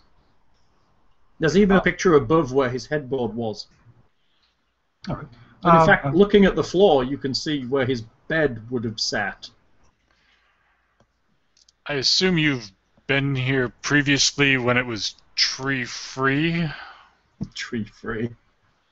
Yes, I did help my father move into this house. How long ago was that? Several years. It was tree-free then, let me assure you. Tree-free. Sans tree. I'll again take a sort of biological look at the vines. Okay. They are some kind of creeping vine that you would expect from some kind of jungle environment, but higher altitude rather than kind of deep, wet jungle. More kind of almost trees that were vines that would grow on trees that were on mountain sides, but in a jungle environment. You've never seen this kind of species of vine before. You have read The Ruins, right, Lockhart? No. Stay away from the vine. That's a creepy book. Don't believe the voices. And don't watch the films, it's rubbish. Yeah, it's rubbish compared to the book. How bizarre that this could grow like this. Extraordinary. Grow and die? Well, the vines certainly seem live enough. I'm going to just open up my doctor's kit and just kind of get it like a cutting of the vine, kind of put it in a little collection jar. Yeah. It bleeds red blood, and It's very sappy and very sticky. But you pry a piece off the wall and stick it in some kind of bottle or container you have in your kit. I'm thinking there's probably decently sized urine sample jars, most likely. Yeah, fine, yeah. Some kind of jar. So, he's obviously not, Thomas is not here, maybe in the study or the cellar? Don't know what he'd be doing in either of those places when there's a tree here, and he calls a lumberjack and get out of here. Says the Canadian. Sorry. Just shout. America, they don't have lumberjacks there. It's a tree cutter. That's right, yes. Tree surgeon. The tree cutting man. You just in Canada, you shout out the window, "Please, someone cut down this tree," and 10 people barge through your door. Fully equipped with chainsaws and checky shirts. All right, so yes, let's see what he had in his study here. Okay. What? You open the door to the study. Hardwood paneling all around this small room makes a very dark and oppressive environment. The bookshelves line every single wall, including the ones including in front of the windows. There are decorative antiques and framed maps hanging on the wall. A small wood-burning fireplace sits in one corner. The whole room smells like an antique bookstore. The floor is covered in stacks of papers, newspapers, invoices, maps, all kinds of condition reports on various artifacts, correspondence with various people. It's dingy, shall we say, dark. Not somewhere that many of you, except for our good professor, might actually like to be. Is this an electric lighthouse, or is it gas at this point? He's probably still on gas, to be honest, I would think. No, I assume the lamps weren't lit when we came in. No, it's dark. Ooh. There's a little gas lamp there. Ah, yes. And a pistol? That's just various things. This is just a Looks more like a Derringer. Yeah, a little. This is the kind of stuff that's scattered around the room. All right. 10 years under the earth. But, yeah. Small Over picture. Castry. Can I make it bigger? Nope, not much bigger. No, it's as big as it was in the PDF when I clipped it.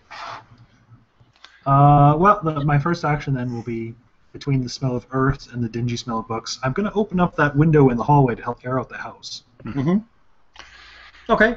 You open up the small window. It's difficult to push open, like it's never been opened before, but you manage to pry it up a little. A small draft comes in. It disturbs the dust hanging in the air. The two in the room notice that there's a camera sat on top of a stack of photographs. Pick up the camera and look at the top photograph. Okay, you pick up the camera. It appears to be loaded and ready to go. The top photograph is of a group of men.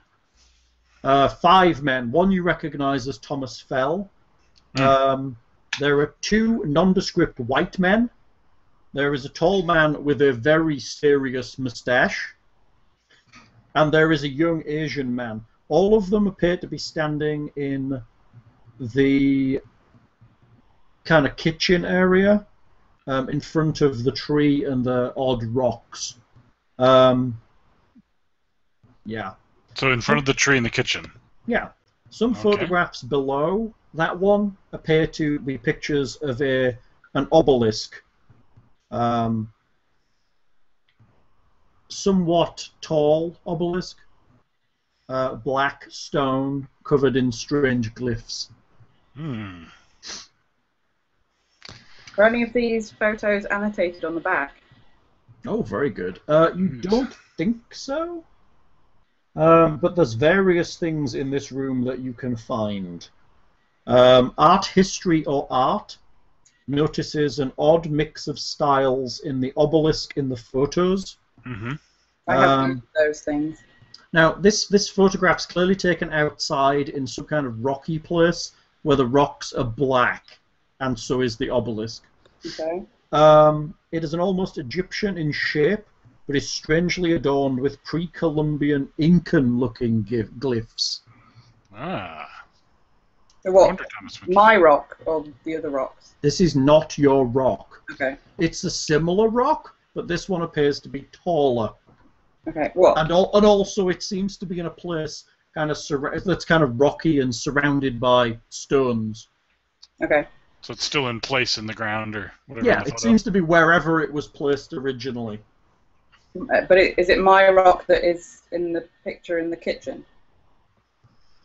The picture in the kitchen is separate. There are some pictures of your rock, and they seem to be sat on a floor somewhere. Okay. Like a normal floor. There's also pictures of a different stone that's similar to yours, but taller, in an entirely separate place. Okay. That he's clearly taken pictures of with this camera. Library use? Yes. You peruse the books and make sense of the organizational method.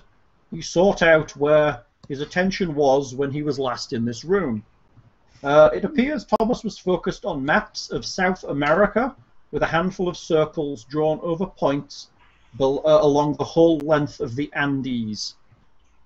Yes, obviously, because the Incan influence in the glyphs.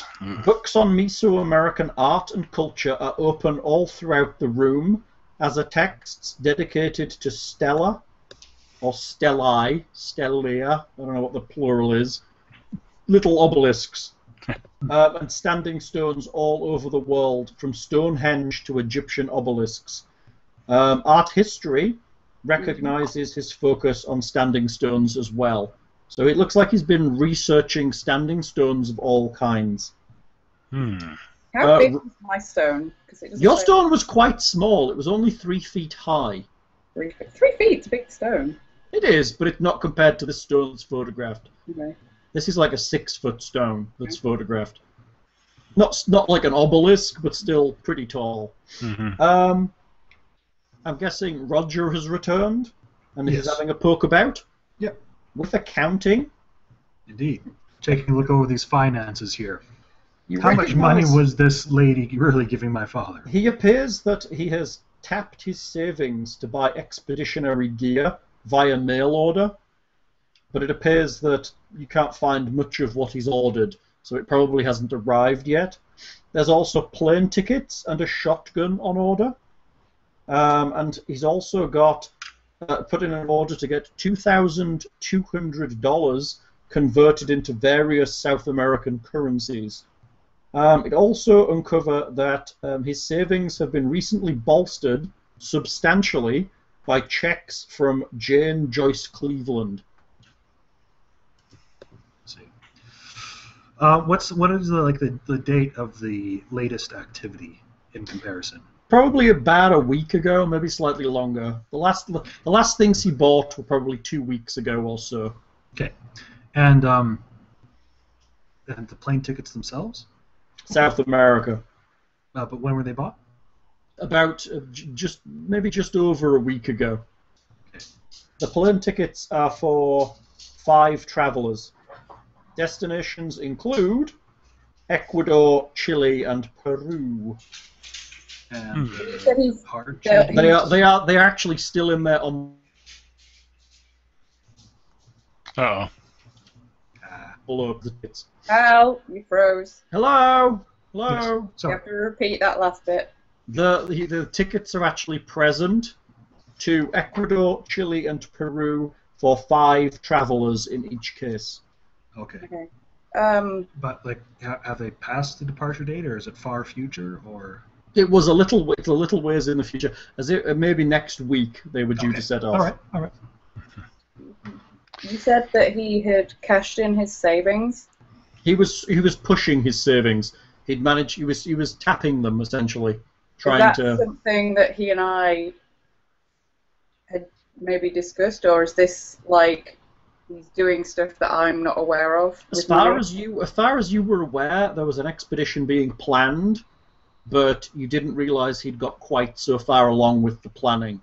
Okay, that's what I'm trying to figure out, whether he's just doing stuff that he and I are both aware of, or whether he's going ahead and doing stuff that I'm no longer aware of. He seems like he's a little further on than you might expect. Because if he's using his own money, then I'm not aware of it. He's clearly up to something. And just clarifying, there is pictures of them inside the kitchen with the tree? Yes, 5 men, including Thomas, with the tree. That was this picture was on top of the pile, so you assume probably one of the more recent pictures. And the one with the taller stele, Mm-hmm. there's no people in it or anything? It's just... it's just a picture. Okay. Just a picture that was taken, clearly with this camera, because it's the same as the rest of the pictures on the pile. Some previous expedition, most likely.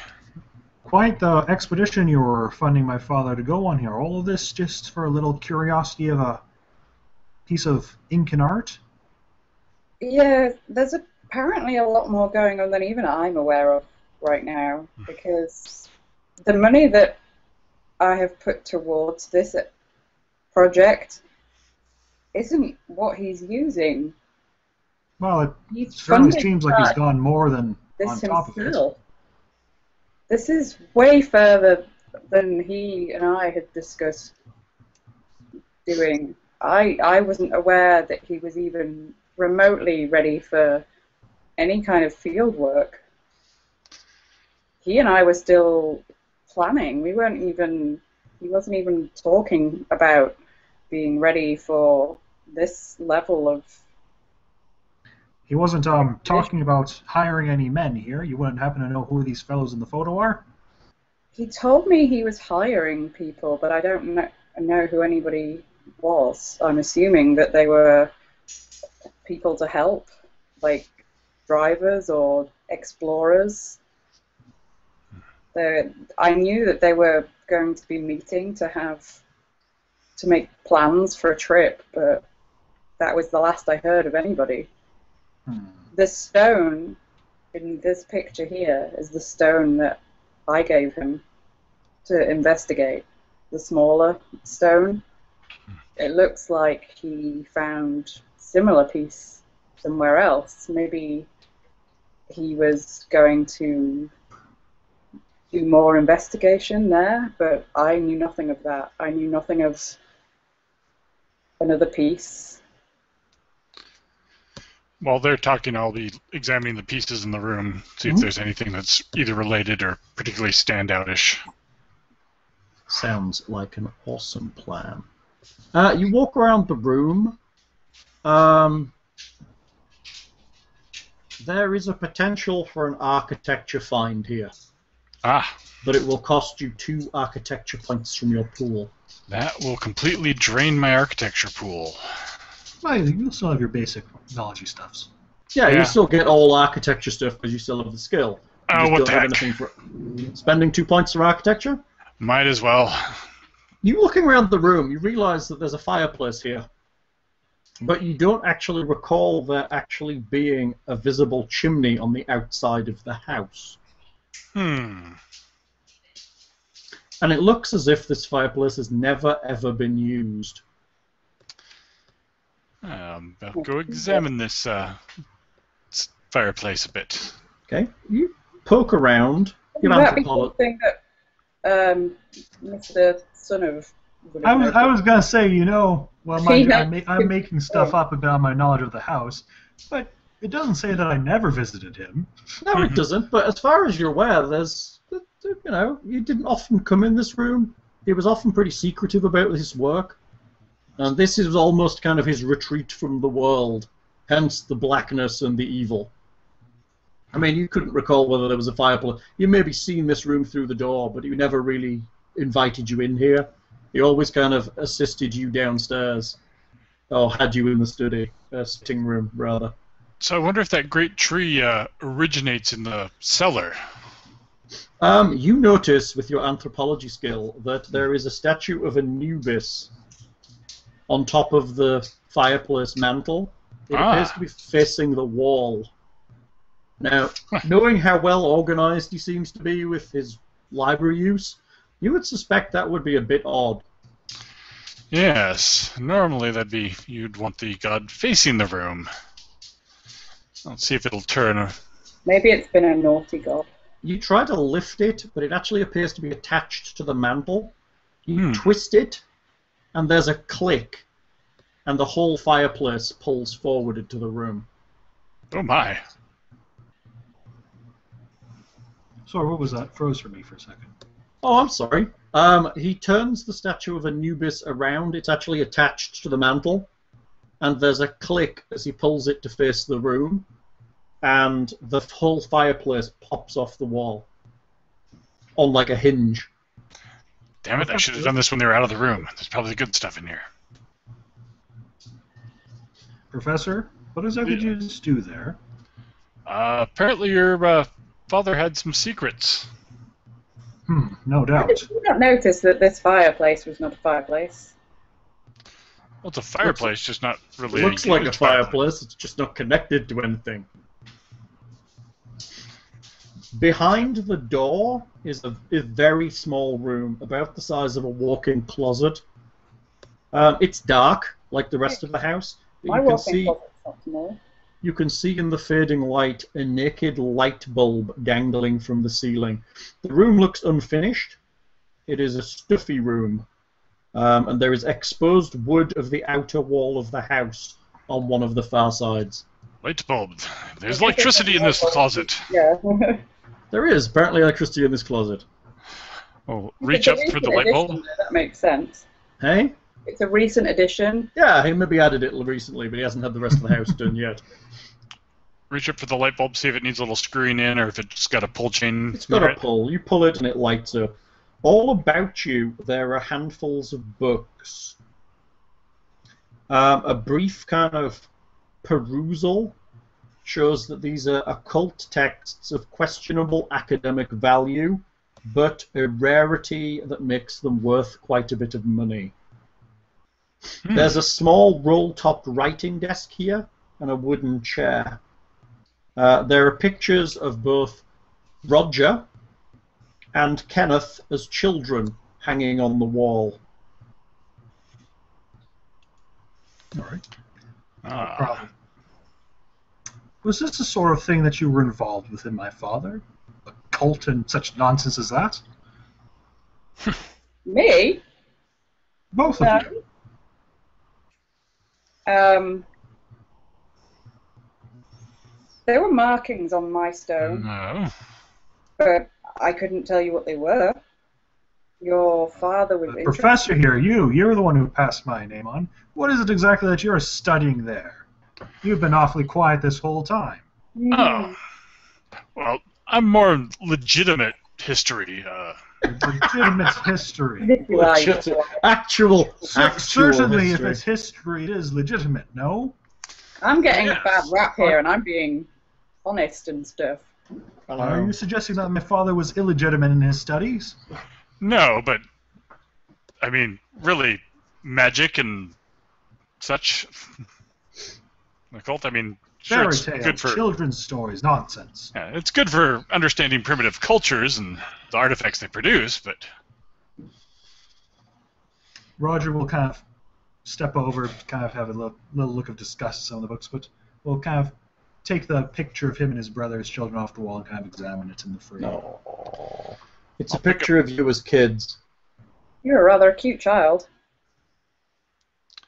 You're pointing at Kenneth. Oh. I don't know how much older I'm supposed to be than you, or if I'm even I don't older. think you are older. You're the dilettante. I'm a It's- doctor. It's I'm up to probably you. older since I went to. You notice the characters have no ages or anything. It's all down to how I you do were this to played. people in real life, though. So Apparently, I don't- went to graduate school with Thomas, so I'm probably a bit Oh, older yeah. than his son. See, I assumed that Lindsay was younger than Roger, and she was just playing the "I'm so much richer than you" boy. Yeah, I probably am. I do this to people in real life. I'll call people boy. While looking at the picture, you notice that there is a recent file sat on the roll-top desk. Ah. Grab it, flip it open. It has the title Expedition, clearly written in your father's handwriting. Inside, there are numerous personal notes and photographs. Basically, they seem to be notes on expeditionary partners that he was considering, and there appears to be 4 of them that appear to have made the grade, so to speak. We recognize these from the other photo. Yes, they are the same. They're photographs of 4 men, and you do recognize them. There are some personal notes that I can summarize if you like. Yes. There is a man who is called Franco Gruber. He is noted as being a German archaeologist specializing in Incan sculpture. Herr Gruber. He has been to Peru on 17 digs, and his English is noted to be poor. There is Jules Farquharson, noted to be French-Canadian, transportation and travel expert with contacts throughout South America. There is a picture of an Asian man who is noted as being called Wu Han, and he is a Chinese mountaineer and digger, working cheap in exchange for his shot at the Andes. And the last one is James Kellerman, an American game hunter, trapper, and general outdoorsman. He has an enormous handlebar moustache, and your father notes between the handlebar moustache and the revolver he's always got, you'd think he was a cowboy. What was the French-Canadian guy called? Jules Farquharson. Oh.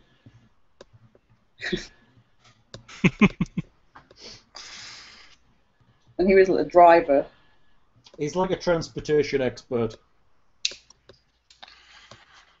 I'll thumb through the whatever top books are in easy reach of the desk that might have been recently referenced, see if there's anything in the There's front a lot of pages or general occultism here. Nothing generally specific. You know, there's no specific books on anything, but a lot of the things are referencing similar kinds of writings to what these glyphs look like. I must have been looking for clues in the occult legends of these primitives to figure out where this stela might be from. The term primitives. obviously. I'm not necessarily sure where the tree came from, but it seems that he was quite serious in his preparations. Perhaps if we look at the information and the latest bills that he received, we might be able to find a place where the real disappearance happened. It seems rather odd that all of the plane tickets still here. Oh, they obviously didn't fly out. But perhaps picking up our equipment elsewhere or something. Well, Was there any other particular personnel inside the file that did not make the grade, or mostly just... No, there's some notes on various names of people that he considered. They all have lines through them. And Off the list is there's almost like a list of people he almost seemed to be recalling from experience or correspondence, and there's various ones with lines through them, so that there's only these 4 left. Part of my background says that the last time I spoke to him, he said, "Oh, I don't think we'll be flying there." Mm-hmm. But there's no, there's no expansion on that, so maybe I kind of knew he wasn't going to be flying, but I don't know why. It seemed, no, as far well, the plane tickets were bought a couple of weeks ago, and you last saw him about a week ago. So maybe he'd made a different plan after buying the plane tickets. Well, they obviously weren't climbing the tree there. It ends in the bedroom. Was that a bad professor joke? I think you desire to explore the cellar to see if the roots go underneath the house.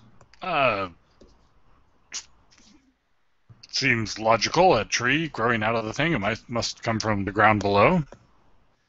Personally, I think I'd find that most disturbing if it actually had time to grow proper roots here. But not much more than it already has been, to be honest. Shall we go down below then?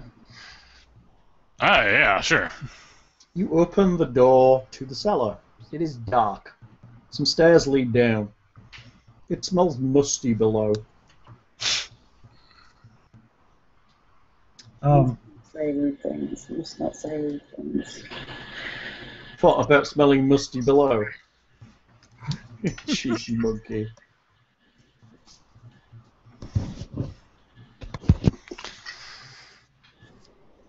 Probably will just grab a small flashlight from the doctor's kit then. Mm-hmm. Very good. Assuming there's no obvious electricity or whatnot. Not down in the cellar, there isn't. No. You head downstairs. You enter a reasonable-sized room built into the foundations of the house. The walls are unfinished here. Various piles of old luggage are stacked in one corner next to a rusted bicycle.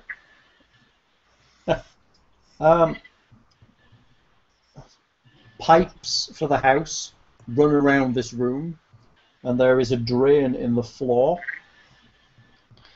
No great honking tree?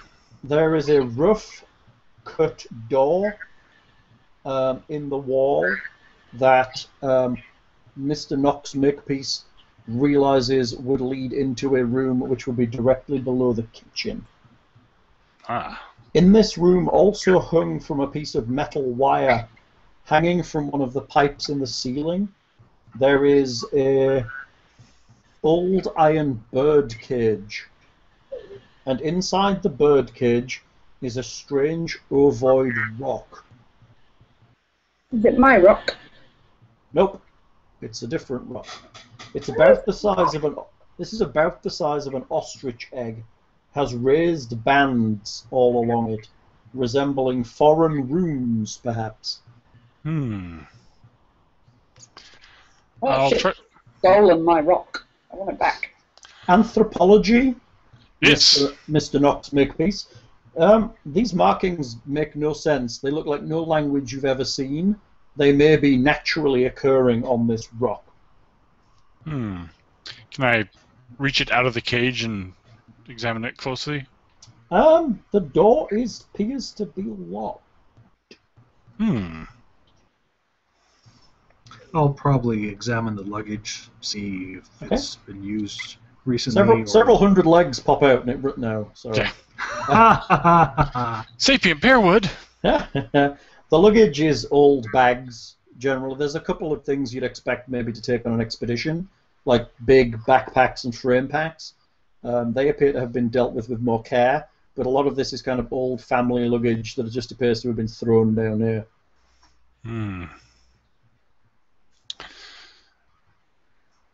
Odd they locked a rock up down here. Does it appear to be... Is it like obsidian, or is it Don't know. It could be. It's dark, but it doesn't seem to be black. It's more of a kind of greyish colour. Curious. Oh, perhaps it was simply just another artistic creation from my brother that he pawned off onto father. The stone Easter egg in a cage in avant-garde. Do you have geology as well? Yes. So, your anthropology thinks that it may be naturally occurring, these markings. Mm-hmm. Geology says that they are quite unlikely to be naturally occurring, unless there's something inside the stone that would have created the ridges on the outside. Ah, like a geode or... Mad. Possible. What? Yes! No! Yes! No! Yes! Yes. No! Yes! No! If we align these parts of the... Yes. Is there something strange about it? You keep staring at it. Well, yeah, the markings look almost like decoration, but... It's a puzzle box. Writing, but... Your head will come out. You know. Doesn't look like a puzzle box. I'll kind of open up the bird cage and grab It's onto it. locked. The bird cage is... Being facetious, boy. I know. It's like, first I'm playing Cthulhu. Let's do the obvious thing you're never supposed to do in Cthulhu. Touch the weird objects. It's locked And read the book. It's locked inside the birdcage. How sturdy a bird cage are we talking? It's made of iron. That's pretty sturdy. Skills like athletics Nope. or crafts Nope. or something else. Scuffling? Anyone? I'm trying to scuffle it open. I could filch it open. Do you have filching? Yeah, I've got filch. I will let you use that skill to finesse the lock open for a 1-point spend. Sure. Just mark that The down. bumbling old professor wanders over to the lock, kind of wiggles his hand around a little, and it pops open. Oh, it was just jammed after all. He seems a lot more dexterous than his ancient years would appear. Oh. Roger kind of raises an eye at this very strange professor that also seems to know lockpicking. Reach in and pull out the rock. Okay, pull it out. It's quite cold. Maybe a little colder than the air in this room. It is grey, and it is quite heavy. It's a good size. It's about the size of an ostrich egg. Is it like uniform? It seems to be. Seen an ostrich egg. It's almost, when you tip it upside down, it's almost as if the inside has some kind of thick, viscous liquid that doesn't immediately move, but you feel the weight changing. Yes, I'm here. Odd. Rub my finger along the markings. Are they raised or? Yeah, they're raised markings, like ridges. I love I can hear everybody's timers going off. Interesting. Mine. So did you... Well, I think we can do with it, or do we just continue on and see if the roots are underneath the next room? As far as I can tell right now, it's a rock. Interesting, but... Or are you leaving it in the birdcage? I'll hold on to it for now. Okay. So, there is a rough-hewn wooden door leading to the space beneath the kitchen. Let's open it up. Okay. You open it up. It leads to a small, dank, dark storage room that is quite crowded with things. In the center, is never a good... just things. In the center of the room is a filling the space is a 3-foot-high stone etched with strange glyphs, standing in a nest of shredded paper and broken down wooden crate fragments. Miss Joyce Cleveland, I think we found your piece of art. Is it mine? It is yours. Awesome. Anthropology recognizes Mr. Makepeace. You Yes, recognize the glyphs as being vaguely Incan in origin. Incan, a language I know well. Hey! Vaguely Incan. If you know well. Incan, it's not quite what you understand as the Incan dialect. It's not even really the language. It's similar in its shapes, but it doesn't seem to make any sense to you as you apply your knowledge of Incan language to it. I like that, though. Look at you declaring. I like that. That was good. Ms. Joyce Cleveland realizes that the stone is a fragment of a larger standing stone, resembling something similar to a Viking stele or Incan road marker. But she already knew that. That's her skill in art history telling her that.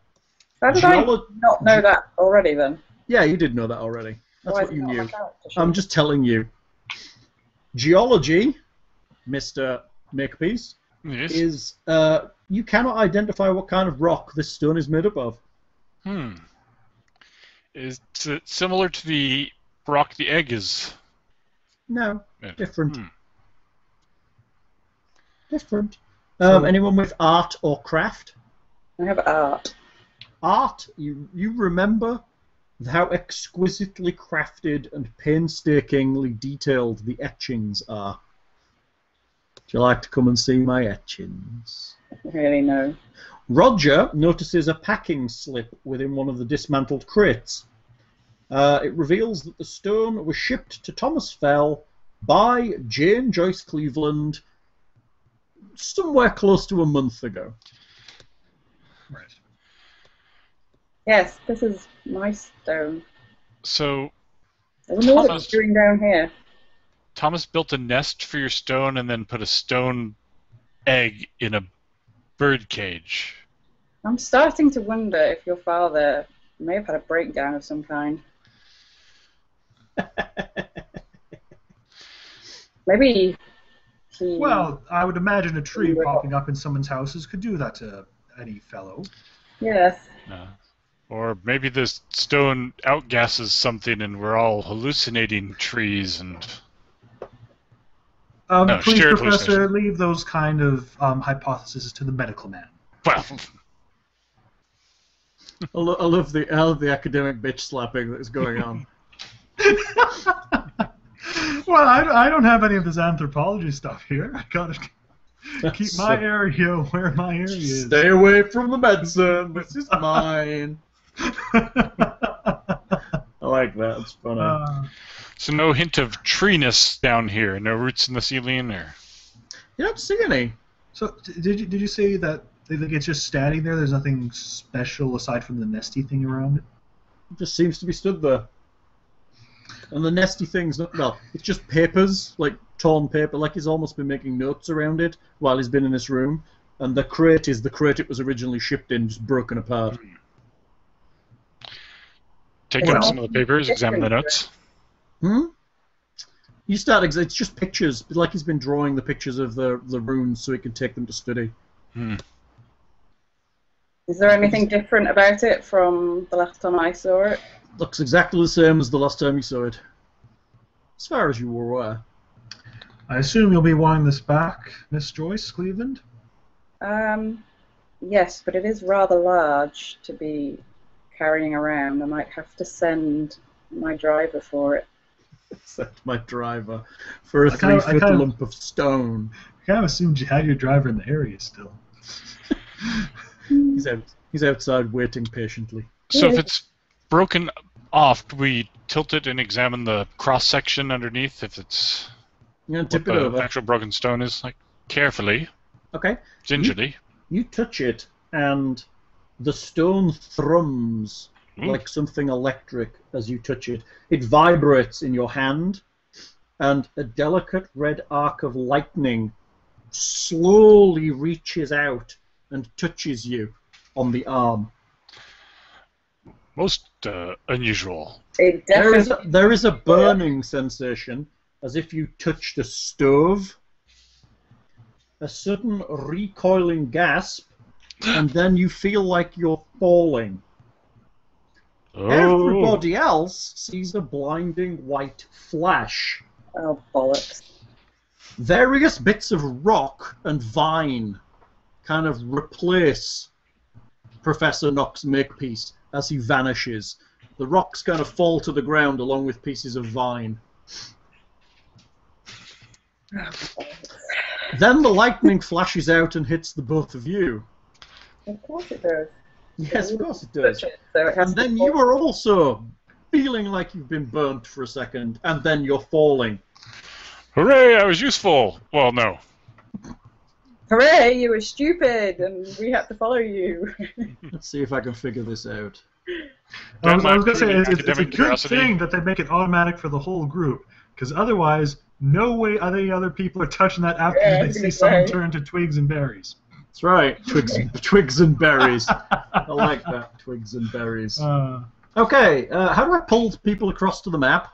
Yes, I see. What do I do, tokens. Lockhart? Oh, what do you mean? I see us there. Yeah, I see Okay, tokens. I was up with my computer wasn't centered. Okay, so you now have tokens. You should be able to. Can you manipulate the tokens? Yes. I can. Excellent. Yep. Excellent. Oh, somebody's moving. Very A good. campsite. We're manipulating. Actually, you actually fall a little ways onto the hard ground. Oh, It's not far, but you're kind of winded and in a pile when you land. You realise that pieces of crate, a lamp from the study, one of the small chairs that was sat in the study, and several of the books and files have also fallen through with you. Whoops. What that the a- hell? is that a sleeping bag over on the side? That's a stove from the kitchen. Oh, okay. That's where the stove got to. Do you want some coffee now? Yes. A You brandy would be find more appropriate. there is a howling noise above you. Look up. Like the constant blowing of wind. Looking around you, there are alien grey and black stones forming almost like a wall around the kind of clearing you've landed in. The floor is grey rock, and there is a black stele about 6 feet tall directly in the middle of this area. Is it the stele from the other picture? It's kind of cold here. But I Very- have my overcoat. There are gaps in the rock, particularly behind the stove in the southeast corner, that you can see what appears to be clouds outside of. The howling above appears to be wind. So there's no. We're not in a cave. It's just a walled camp It's all, area. yeah, potentially. If you care to look out of the gap, you realize that there is a sheer drop down what appears to be a mountainside. Oh. A sheer and deadly drop down what appears to be a mountainside. How fascinating. Back up from the gap. I don't suppose my driver and my car made it through. Afraid not. Various Professor, what items. is it? Various items from the house appear to be scattered around this area. Particularly, there's a section of the kitchen, and on top of that there is a small piece of floor, and kind of resting in a kind of pile is a bed, a quite nice ottoman, and a bedside table. Is that circle in the center the circle of floor from the kitchen? What happened to your Circle in the father's center house? is the stele in the middle of Oh, the that's right. clearing. I'm pretty sure that this explains at least partially what happened to your father's house. I'm not sure it really explains anything. What nonsense is this? Well, clearly, we're all hallucinating, and our joint hallucination has caused us all to hallucinate where your father's floor went. Is this why they weren't going to fly to the expedition? Clearly. I'll start. Roger examining takes a this moment to Stella. check his own pulse and do a quick check of his vitals. Quick check of his vitals. Yes, they're still there. I feel rather awake. I don't feel like I'm hallucinating this time. I'll look at the Stella without touching it, of course. But This looks like the Stell that was in that picture from the study. Fucking Stargate, isn't it? It all just have leads a back broken to off bit at the Stargate. top. I mean, right? ultimately, we should be having a stability test right now, I'm guessing. I You've would been think so. mysteriously transported to an entirely separate place. So let's figure out how to do that so I can drive you insane. I've been wondering here. I would have thought opening the door for a tree would have been a minor stability test, too. That I think I can get away with just being bizarre. But you're right, maybe. Maybe I'm just thinking more personal for Roger, who clearly knows this is not supposed to be there. Right. But Your also, eccentric father moved in a been there for a tree while. to, you I'm know, more than happy for you to familiarize suggest people with this. stability tests. Okay. Sorry, I'm not sure. I thought they were in the adventure where you check these No, things. not at all. No, Not you at just- all. Okay. Okay, when an incident challenges your grip on yourself, make a stability test against a difficulty number of 4.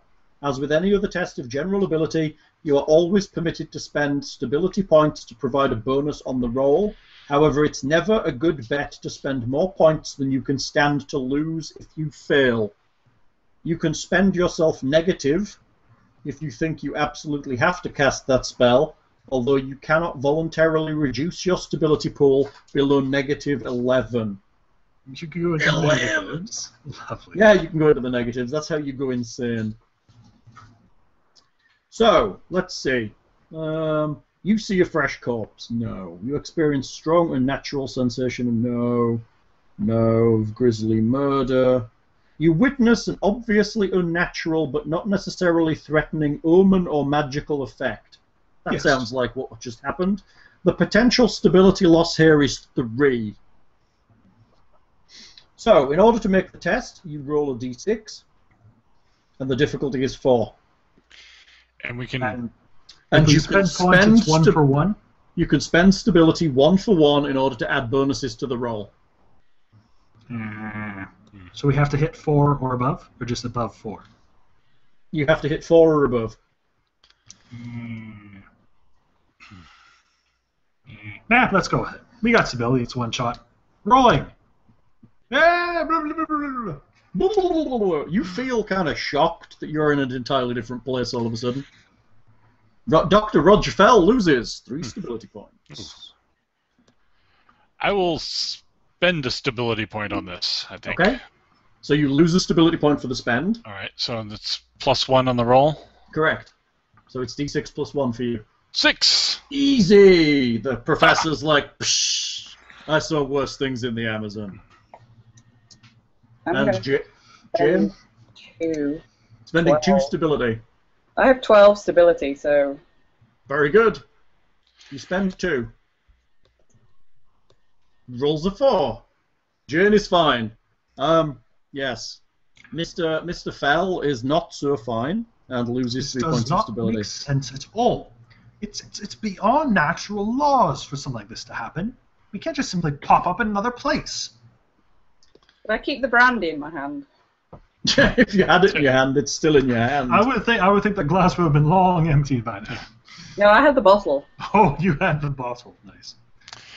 Do I have the Oh, egg okay. still? I You handed out. do. It's if you had it in your hand, it's still there. It actually gives you guidance as to what to do for stability loss. 1 to 2 points, you may twitch or stutter. Your voice could rise a bit, or you could very explicitly stay in control. 3 to 4 points, you might have to stop a bit and hyperventilate. You're blinking a lot and maybe sweating too. If you talk, you might run away with your own words. Keep doing something comforting, rack the slide of your shotgun, hum the Miskatonic fight song, that kind of thing. That'll see you through this. 5 to 6 points, this is serious. You may go into a little fugue state. Deja vu comes over you, or you get frame drop and miss a couple of seconds. Nothing fatal. No, you're still good. Nope, if you're talking, you might call out for some encouragement to your mates, they're probably not doing near as well as you. If you've got pre-existing conditions, say phobia or shell shock, you're hyper aware of anything that might trigger it. 7 to 8 points. Now you're not how you're not shaken yet. You've almost certainly gone into adrenaline shock. Your peripheral vision is gone. Your hands and feet are cold. You may babble personal confessions. I've always loved you, Tom. You should shout incoherent threats. If you can make interpersonal abilities work at all, they work more through fear of what you might do next than anything else. So it's stability he lost? Yeah, stability. Okay. What we need to do is simply find my father, get to the bottom of this, and just get back home and end the bloody thing. Yes, yes. Get a grip, man. Yes, because we were all thinking of just standing here. I'm the doctor here. Don't you tell me to get a grip. I'm perfectly fine.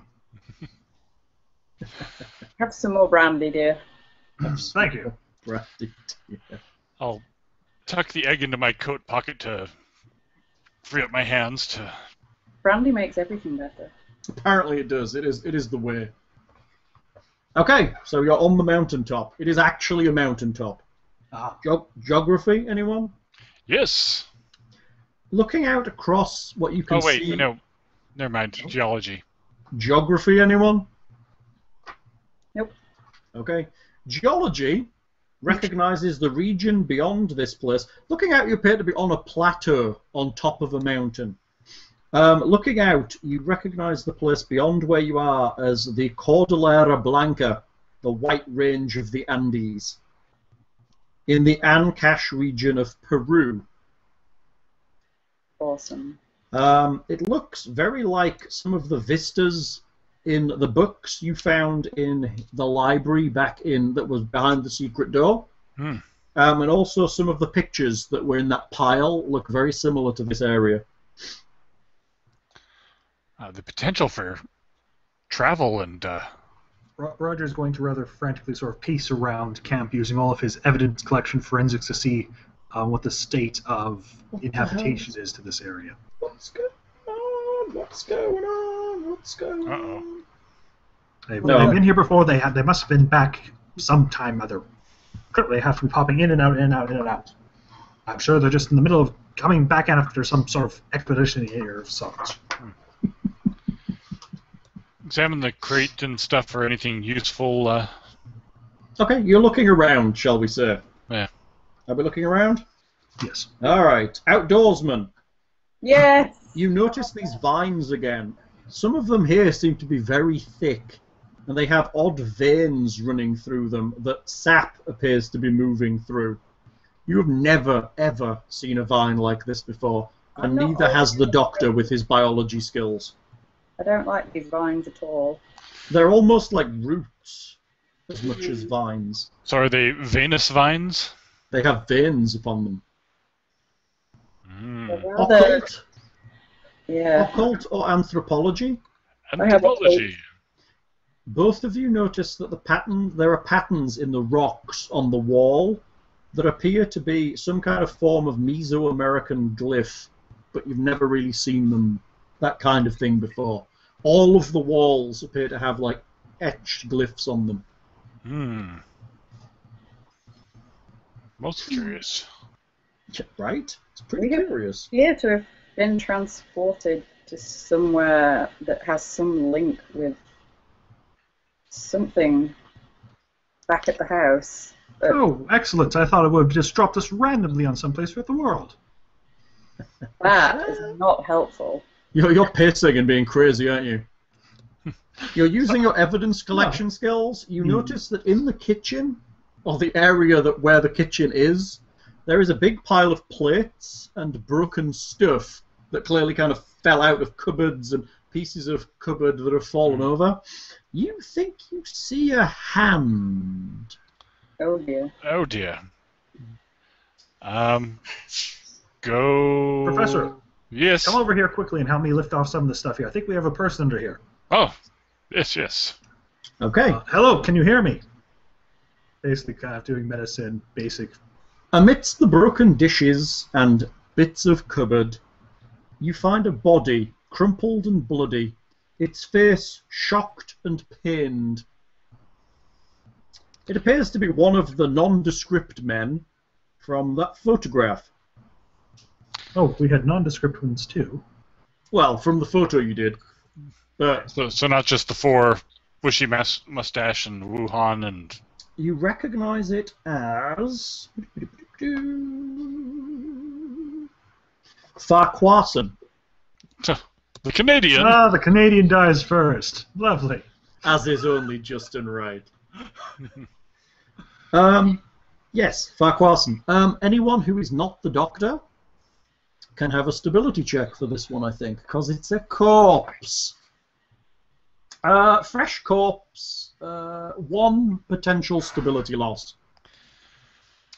5. I have health at 10. Does that not make me hardy? It does, but they are just uncovering a body and where you are is kind of frightening, except for the Doctor, who is used to seeing this kind of thing. Wow, you are a robust lass. 10. So make me a d6 roll. The Professor has succeeded. You need to get a 4 with a potential stability loss of 1. So it's not really worth spending, because obviously... Yeah. People die on digs all the time. It's, 3. You lose 1 point of stability. It's all so real now. What you How invest. perfectly horrid. How perfectly horrid. So, there's a body here. I talk like this all the time. I don't know why you're making fun of me. Can you tell... examining it, trying to determine time of death. Evidence collection. Identifies the means of death as numerous small stab wounds to the back. You suspect potentially from a folding utility knife. This was no accident or from the falling of the kitchen here. This man was killed. Jeff Forensics. Murdered. Yes. Looking at the spatter patterns suggests that not just stabbings but slashes. There's blood on the dishes here, not from the victim on the scene. So there was another person's blood as well? Potentially. Following that train of thought, you uncover a blood trail leading from the kitchen into the tangled roots and vines surrounding this area, kind of towards the northeast. Does Mr. Farquharson have anything in his hands, like he had a knife and was fighting back, or...? Doesn't seem to. He just looks terrified. How sharp are the vines? How sharp are the vines? Sharp? They're not very sharp. They're sticky, though. Have thorns on them? No, not really. They're no more so than no. They have some tough parts that allow them to kind of grip onto stuff, but other than that, they're just more sticky than kind of spiky. So, strangling vines, not stabby vines. Okay. Yeah. I'll lay him down beside the stela, we called them? Obelisks? Whatever. Standing stone. Yes. Just kind of put him to rest, fold his arms, close the eyes a bit. Possibly give a pat down of contents of pockets and whatnot for evidence. He has kind of what you'd expect somebody who would come on an expedition to have. He has, like, things for making fires, a ration or two, basic equipment that you would expect someone to have. Nothing bizarre. While you're doing that, the Professor realizes that now, having looked at these rocks and realizing he's on a mountain, these rocks don't belong here. They'd make more sense if they came from the sea. So someone carted them all the way from the sea? Amazing. They're smooth like obsidian, but coloured like limestone, punctured with kind of small porous pieces like dried sponge. Everything's always coming back to Dagon, isn't it? Always. Yeah. Fucking Dagon. Always. Fuck you, Dagon. Hate him. Have you seen the movie they did? Dagon. Yeah. Yeah, it's really good. I have it on DVD. Oh, Yeah. we own it. That Yeah, I've got two particularly copies. pleasant piece where they take off that guy's face is particularly nice. Oh, yes. It's Lovely. a great movie. It is a great movie, though. So, what you doing? Well, since there's been a stabbing, I'll look about and see if there's a good kitchen knife or something from the kitchen stuff that came through. You could probably Be find on it. guard. We have a rather violent and most likely dangerous person around the camp here. You could probably find a knife in and amongst the kitchen stuff. A bloodied one. Nope, it's just a normal knife that comes out the kitchen drawers. So this looks like a tool, not like a animal attack, then. According to you, Doctor? Mm-hmm. Oh, Doctor was saying... Oh, yes, I believe you're talking about stab marks, not claws and beaks and... With the body? Yes, he was. Yes, sir. Most likely caused by some sort of folding knife. Pocket knife? Yes. Pocket knife. Yes. Well, it looks like we've got 3 routes away from here. Does the trail lead down one of those? The blood trail, or...? Yes, down the northeast passage. You realise, actually looking down at this body, it doesn't seem dressed for an expedition. It has the odd piece of equipment you'd expect someone to bring, but it doesn't seem appropriately attired. Neither are we. In fairness, if they had discovered an ability to jump back and forth, there might not necessarily be a need to be in full gear if you could come back to the safety of civilization. Yes. We're assuming that they managed to do what we did, but on purpose. Well, probably after the first By time. accident. Oh, no, maybe they didn't. Although if it's repeatable, then we could get back home. Hmm. Although... Of course we'll be able to get back home. This is merely a simple experimentation using some sort of advanced science. Clearly one of these fellows that my father hired was very good at this.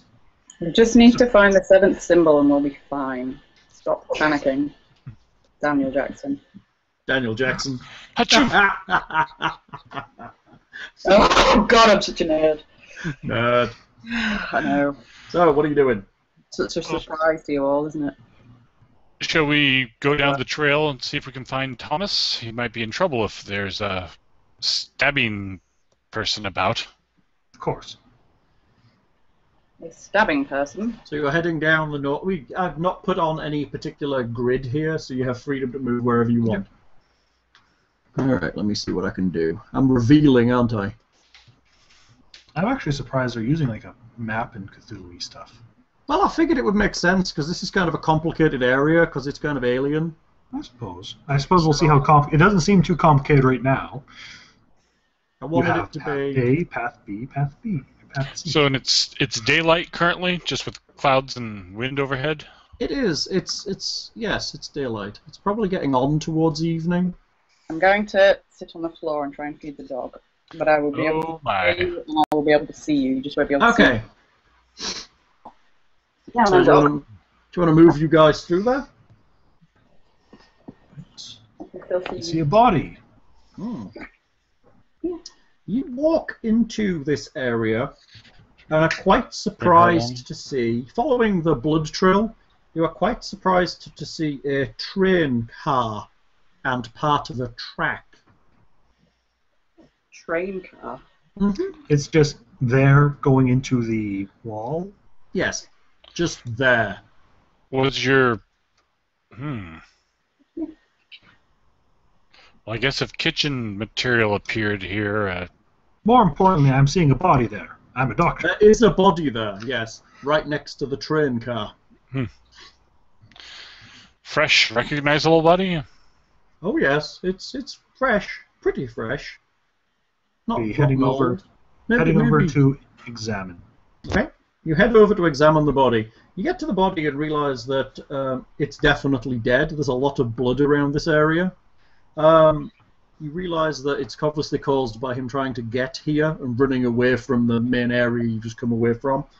Written on the side of the train car in blood are the words, "Thomas Fell killed me." Ooh. It's clear that someone has tried to kind of swipe it away, but the blood was already starting to dry and the text is still well clear and readable. Should have brought that camera with us. Examining his wounds. Again, the sorrowful. Okay. Forensics and medicine. This man died of blood loss resulting from 3 slashes across his side and stomach, probably from some kind of straight blade. I'm sure it wasn't your father. I'm sure it was just a misunderstanding.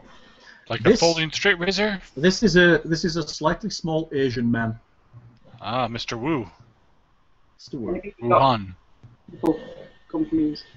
Anyone? Yes. Evidence collection while you're there determines with confidence that this body has been searched once already. His hands are completely covered in blood, so you suspect it was definitely him that wrote this message.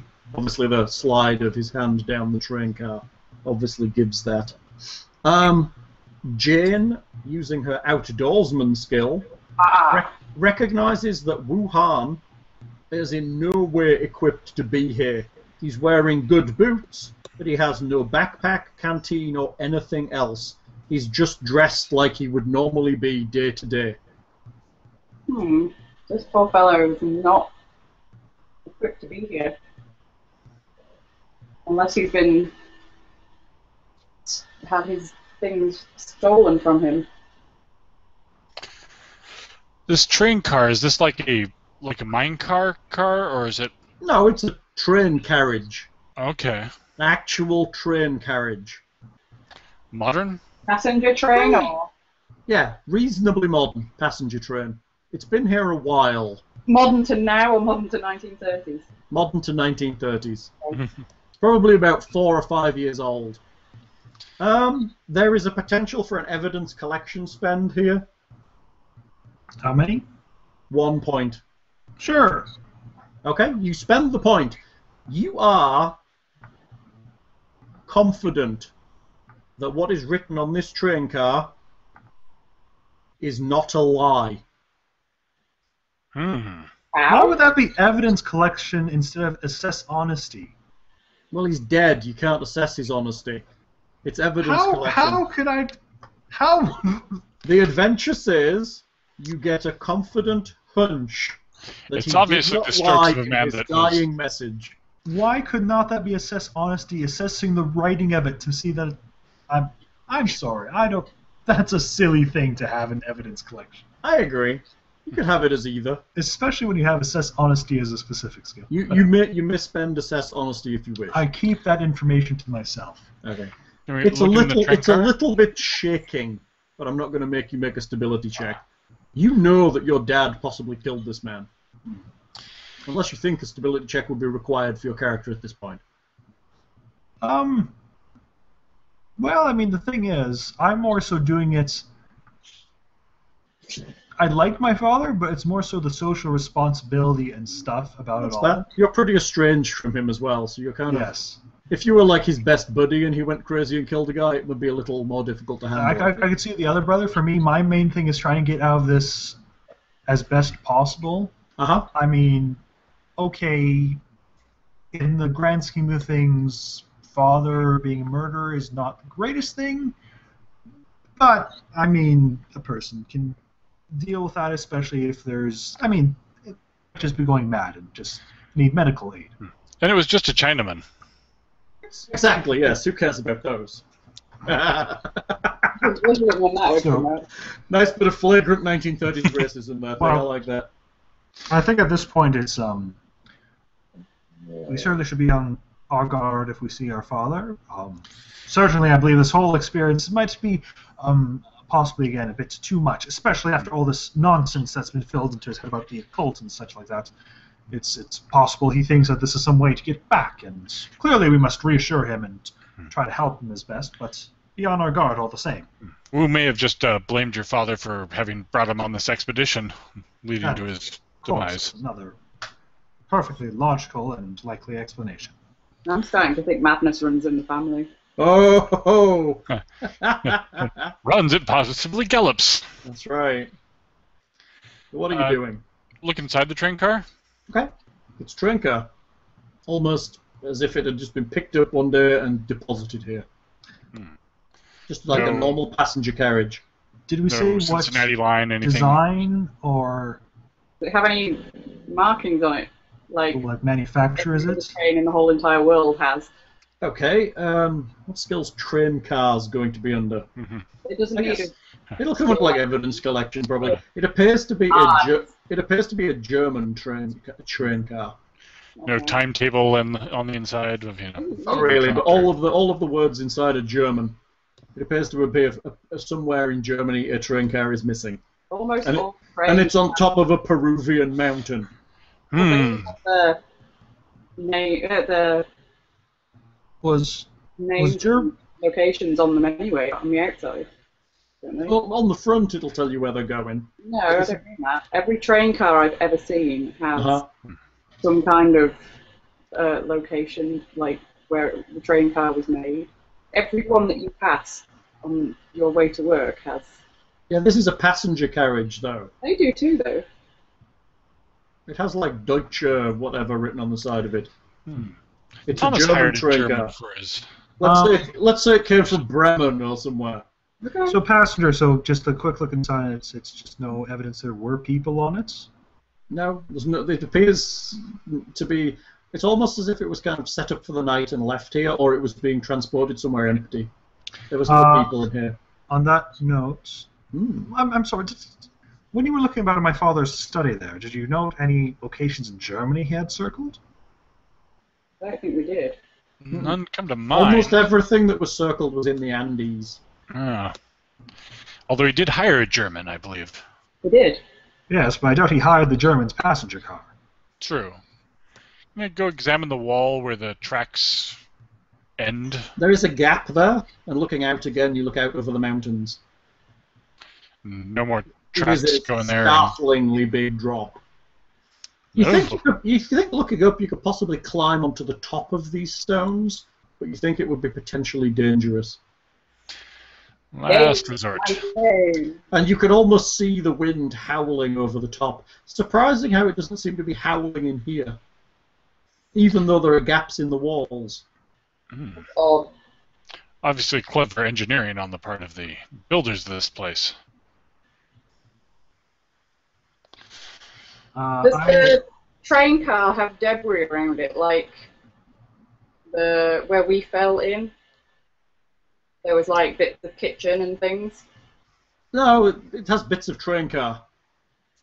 It does have the track for what that counts. Yeah, the tracks came with it too. So there's like pieces of the ground where it was. So it looks like it was. Brought here like the kitchen. Yes. Yeah. Okay. I was just clarifying. You have a cult, right? Yes. You make the assumption, the assessment in your brain while you're talking about that clearly there are numerous points that these things have been teleported from. So there must be other stells near where this train car was that made it teleport here. I got to that a long time ago. I know, Yeah, we're just clarifying. We're clarifying for the listeners. It's an obvious case of Traden's location. Yes. So somewhere there's a missing piece of train track. I will just again take the body, kind of put it at ease near the obelisk. Okay. Put it by the wall. So you're taking him back through?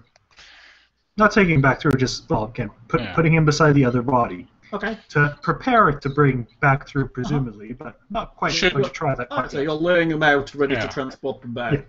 Yeah. Okay, makes sense. You're back in the other room. Yeah.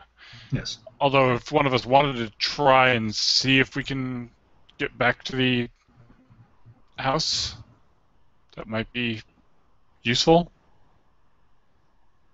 Mayhap it would. I wouldn't stop you. However, right now I think we have more important things to do.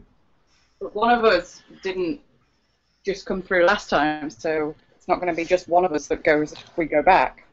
Well, true. I Fair mean, point. although the kitchen and stuff didn't fall through, we could, I guess, if two people were in a back near the train, somebody could touch the Stella and safely see. I don't know. I'm not. I'd quite rather wait for experimentation until when we're ready to leave. And I'd quite Well, like we need to have a my look around and father see if before the I'm dog's ready there. to leave. All right. I'm just going to go and get the dog something. Alright, baby. There is an evidence collection spend while you're stood around this obelisk. I do not have that skill. Mm, 1 point. I didn't like what I got for my last spend. I wondered. What the heck? We'll Spend spend. it. Looking at the obelisk now, you're looking at it from the north side.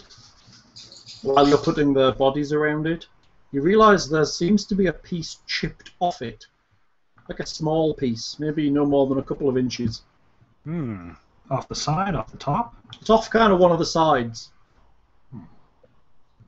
Incomplete. Indeed. It appears we might have to reassemble. Another reason to search thoroughly before we're ready to go. And Wu's body was searched. Or sorry, Wuhan's body was searched. Seems to have been.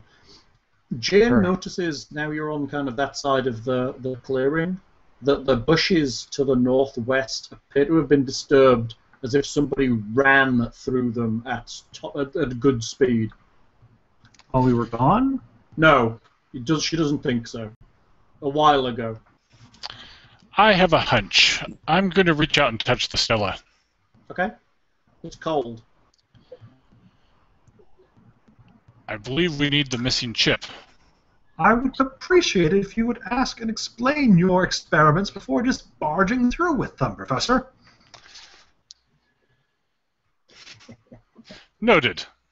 Noted. Perhaps that's how your part of academia does these things, but in the medical field we believe in a more scientific and cautious approach. That's right. Antiquarianism, well known for its reckless, rebellious academics.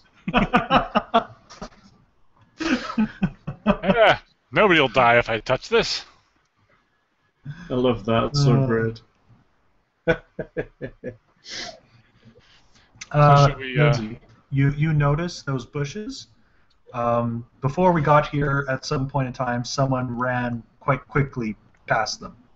Okay. With your outdoorsiness thing, I think. What's the brown thing to the north of the stove? It's a chair. Oh, okay.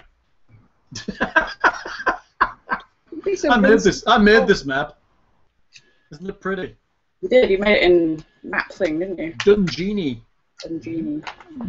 Nice. Figured we might need it because it's a bit of an odd alien thing to be talking about. I'm boiling some water for pasta, by the way. Oh, thank you, baby. I'm hungry. Oh, boiling water. Never mind. Sorry. What? I was like, borrowing mortar for a pestle? It's like, what the? Boiling water. Hal and I haven't eaten yet. Oh dear. So I'm boiling water for pasta. Buy awesome gamer shirt. So, Nice. $3. very nice. $3 gamer shirt. That's right. Unheard of. I know, right? Unheard of. Crazy. Okay, what are you doing? Well, we have two pathways unexplored. The one straight ahead and then the one past the bushes. Well, Sorry. somebody... Do we believe that he ran into this area or ran away from it? Jane is almost certain that whomever it or they were exited this area up this pathway at good speed. Well, they may need help. More to the point, it's fairly certain that there's someone there. Yes. Someone still alive around here would be awesome. Hopefully Thomas is still alive. Of course, Well, that would be. His helpers would be a bonus. Heading that way? Quite the humanitarian you are, Professor. What? Should have Yes. considered a... Heading that way? Yep, indeed. Okay. In that case, you have a curvy corridor. Curvy. Oh no, it splits. There's three of us. Okay, so getting to that point, you look down that side and you get to see this. Oh, Another body. Of course, run to examine it. Oh my goodness! There's a body! Dead people! Daddy, German? No. Well, There's no, another it's body here. potentially a patient, of course, which must be helped if possible. There is the body of a man lying face down. A mustached man? He is not a mustached man. He is Killer man? unmustached. Not a killer man. He is, you suspect, Franco Gruber, the German. Herr Gruber. Germans. The German. He is strangely stiff. Do I have any medical reason for the stiffness? Getting to him, you realize that his entire body and clothing is almost... It's like it's turned to stone.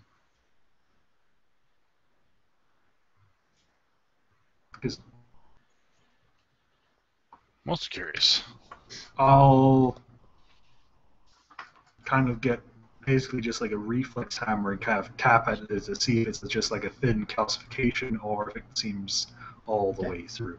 It seems like it's like almost like his skin only, like the surface. As you tap with the hammer, you hear what appears to be an exhalation, almost like a final breath. Well, upon that, I'm going to immediately go into CPR. You can't push his chest. It's stone. Ooh. Probably can't even go through his pockets. You notice that there is a puncture wound kind of down on his side that appears to be very symmetrical. How big of a puncture wound are we talking? It's a good foot across. Almost That's like quite the puncture. it's not the puncture, but there's like a ring of wounds. It's like a ring of punctures, like a regular, like 2-inch intervals.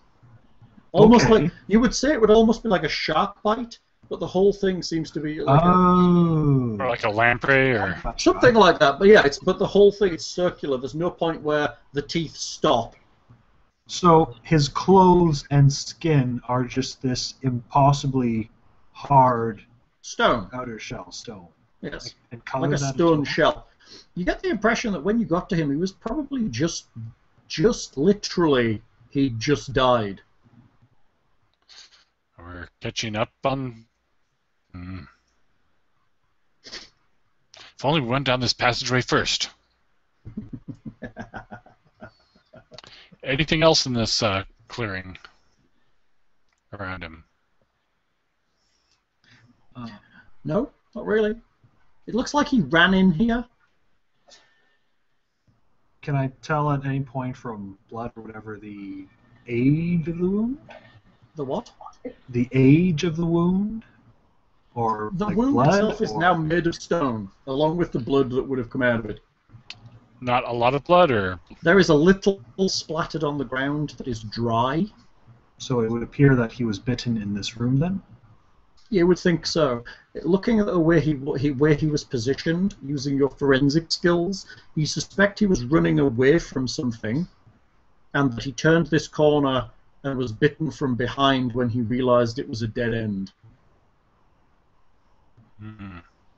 And then just kind of left there.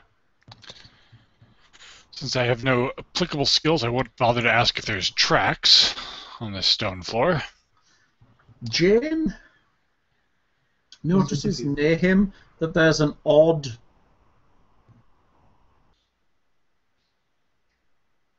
trail, but there's kind of... You froze for a bit there? Do you want... Oh, sorry. Jane notices the tracks on the ground. It's difficult to use tracking, but she thinks something quite broad, maybe 3 or 4 inches broad and long, passed through, almost like a... It makes a similar pattern to like snakes make in the sand. Yeah. So it's possible this is some reptile creature with a as yet unknown to medicine venom, capable of causing rapid calcification to the surface. Very good, Doctor. I like the rationalization. The legendary Andean...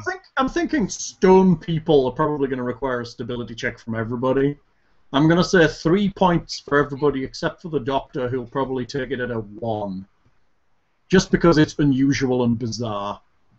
But potentially, yes. So Because it's yet another corpse, as yet unknown how it died. The Doctor can have it for 1 point of stability, and everybody else can take it for a 3. I'll burn another stability point then on the check. I'll just roll. Yay! Hey. Oh, solid as a rock. I'm thinking this could be a trip to a medical article. Oh, very good. Yes, he could be writing about this publication here. Of course, it's a horrible, horrible fact. Of course. It's Is the body then quite heavy or not much more than normal? It is heavy. You're trying to lift its arm, which obviously is now, it doesn't move at all, and it does actually feel like it's stone. It's the weight of stone.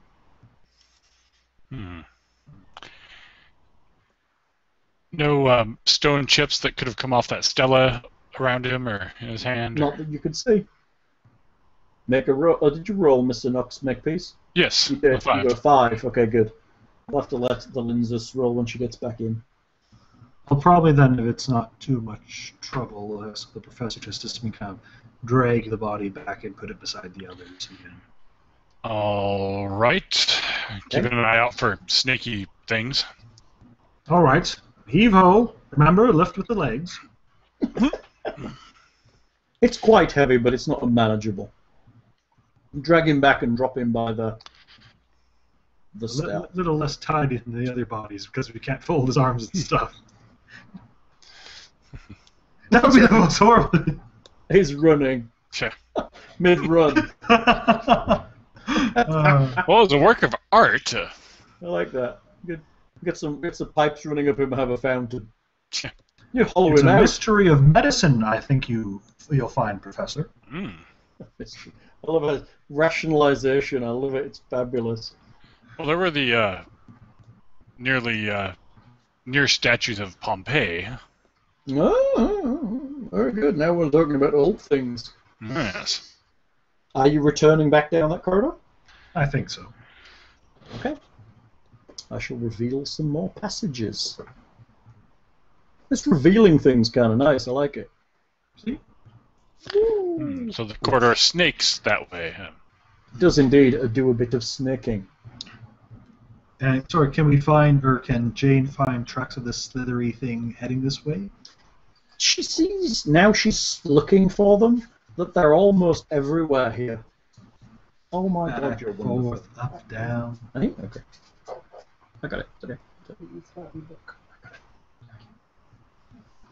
We're dealing with some sort of Medusa cockatrice thing.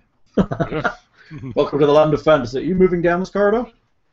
Oh, we will be, yes. Okay. I'll let you move yourselves. Hello, Ruby. Is Jane going to be in front since she's tracking, or are we going to... She's just looking around. Okay. She sees marks of this thing pretty much everywhere now. Pretty sure it's the Lambton worm. Number 4. Ah. It's the Lambton I worm. love how the adventure is just perfectly designed so we don't go down the center pathway first. Hey, you could have gone anywhere you wanted. This is Oh, listed, but there's a blood trail here. Oh, this there's is listed as alternate clues. I do love that the new doctor is from Lair of the White Worm as well. Yeah, I think that's funny. All right. Another body. Another doctor rushes over to see if he can save someone. This man has an enormous moustache. Mr. Kellerman, I presume. His legs are completely stone. Only his legs. He looks at you. Oh, he's still alive? Yes. Oh my goodness. Oh, am I glad to see you. What caused this here? Fell. He went mad. Must have been the stones. Stabbed Farquharson. Went after Wu. Just after we got here. The stones? Yeah. Probably at this point I'll basically just like inject him with a basic antibiotic from the kit, possibly. Yeah, antibiotic. Oh, a basic penicillin or something, just something. I've been here over a week. Oof. Slowly creeping up my legs. Were you bitten by something, or? Some kind of snake thing. Never seen anything like it in my life. It's got some big black mouth and just, it's so fast it burst out of the ground. Uh-oh. It burrows. Yeah, it burst out of the ground. Is there any holes in the ground around here where it would have burst out of? No, don't see any holes anywhere. Mm. It bit Kellerman. You're saying it bit you on the corridor. It bit you on the first day in the past week, and you've been sitting here all this Kellerman time. and I ran off, and I heard him screaming. I carried on going, and then it popped out of the ground and bit my ankle. And this was about 7 days ago, you said. I would think so. I check him for nutritional vital signs, dehydration. Seems odd. It's almost like whatever's in him is sustaining him, as well as petrifying his outer surface. Does he have an enormous gun with him? Does he? Are you asking him? He does not have an enormous gun. Hmm. Does he have an enormous gun? I like that. Well, this is Kellerman, isn't it? The other guy was Gruber. Sorry, a bit Gruber, not Kellerman. So Kellerman's been turning to stone without a bite? No, he's got a bite in his ankle. Okay. Yeah. Well, you seem to be in remarkably good condition, all things considered. My legs are made of stone. Yes, and you've been here without food or drink for 7 days. Most people only last 3 at most. I thought I'd have died by now, I have to say. Well, the device that transported us here seems to not be capable of working. We have a professor we have a professor here who might be able to fix it. Thomas has a piece of it. Ah. Yes. Did he chip it off, or did... Did he say anything in particular about what was causing him distress? Was it the manifestation within this place? He just went crazy. I think it was the stone. He did something with it. He said anyone who could get it. No, the other bit he broke off. He read some of the inscriptions on it, and it did something to him. But he said anyone who can get the hands on that stone can travel back through that one we came through, back to the cellar of his house. And he's all Yorkshire when he should be American. Fascinating. So he actually was able to interpret the language on the stone. He read it. Well, we will be getting in contact with him, sedating if necessary, and we shall get both you and him through the stone into the best medical help. You to a hospital and him to a proper asylum. What about the monster? I think we'll leave that for any other game hunters that come this way, shall we say? Oh, but it's dangerous. Indeed, that's why we should get out of here as soon as possible. Did anybody manage to get a shot at the monster? Or? Yeah. Can you do me a personal skill spend, please? Anyone who wants further information?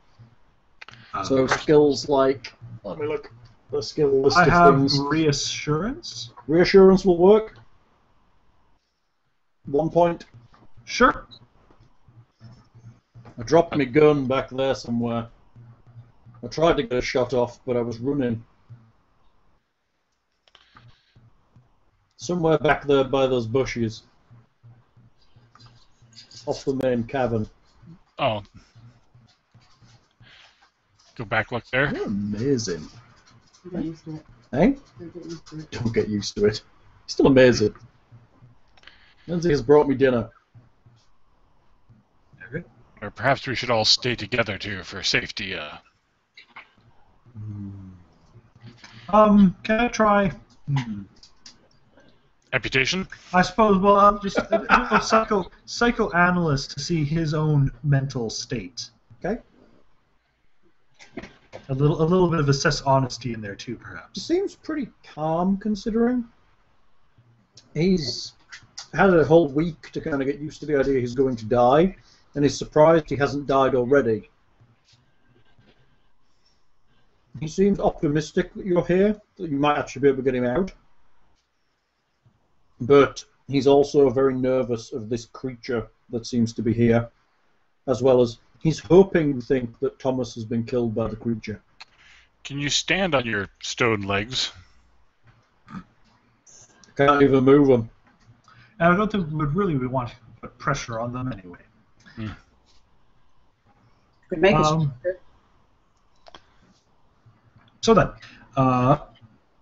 we'll move you back to the main area here, try and pick up your gun, and then we'll be heading off to see what we can find of Thomason, shall we? Yes. But any more personal spends? There's more stuff I can tell you. Limbs, any skills from personal skills? Is that the general abilities? Yeah. No, it's going to be in the. It's investigative. You look which. There's a list of them somewhere. Interpersonal. Assess honesty. Bargain, intimidate, oral history, reassurance, and streetwise. Oh. We didn't hear you. Did I cut out again? Yep. Okay. I'm pretty bad for that this evening. I don't know what's wrong. It's probably our crappy connection. Assess honesty, bargain, bureaucracy, cop talk, credit rating, flattery, interrogation, intimidation, oral history, reassurance, and streetwise. Any of those skills? I have quite a lot of those skills. I will. I'll use a credit rating as a doctor to try and talk more of it. Okay. You talk about doctoral things. Spend me a 1 point. Yep. He seems nervous about the monster. It says that it attacks straight out of the rocks. Comes at you out of the rock. There's a smell. It smells like horse piss. Just when it's around. It leaves no marking on the rock it comes out of. No, when it goes back in.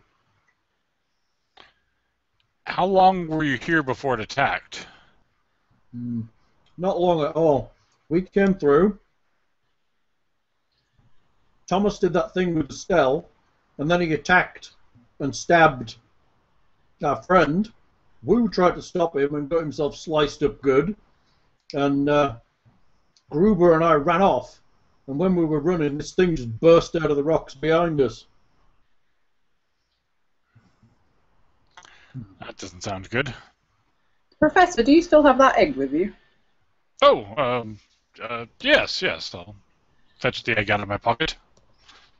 It's a big pocket, dude. It's the size of an ostrich egg. Oh, I'll fetch it out of possibly your knapsack. Or my valise, yes. He looks nervously at the egg. Was this found here, do you know? That's going to take another point. I'll do it. I've got credit rating 7. You could do flattery. You could do flattery, I think. Yeah, I've got flattery and intimidation and reassurance. She's the personal skills woman. I'll flatter him. You tell him how brave he is. I'll stroke his ego. To have survived this It's long. rock solid, as far as I know. If it wasn't before, it is now. Terribly useful if you could help us to figure out what's going on here, and we could get you home all quicker. Thomas had one of those. He took it with him, I think. He said that he wasn't afraid of the monster as long as he had it. Said it wouldn't attack anybody who had one of those. He said it was an egg. I think it might be one of your creature's eggs. Oh, most valuable. Lucky for us that we have one, apparently, but it's rather odd, and I'm hoping that whatever is in the egg doesn't hatch. Burst forth! That Have was you terrible news. seen any additional signs of this creature while you've been laying here, or did it leave you alone upon the bite? I haven't seen it, I have to say. I may have heard it from time to time, but I haven't seen it. Occasionally I smelled it. I think it comes to check on you, see if you're ripe yet. Ripe? Ready for eating, I'm guessing. I can feel my legs inside, I just can't move them. I wonder whether it's like what a spider does, you know? Wraps you up in some kind of cocoon and then sucks you all up from inside. Maybe we should dwell on that. Maybe we should focus on how we're going to get you home. Now, just a question about the whole duration of this. You were completely unable to move upon being bitten? It was I kind of stayed down here, I have to say. I was a bit scared for a day or so. And then I realised it was creeping up. I didn't want to go back up that corridor because I couldn't walk.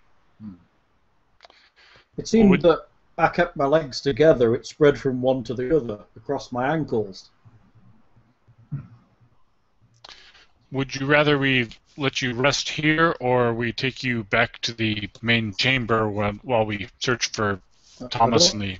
I don't want you to leave me alone. That thing could burst out the ground at any moment.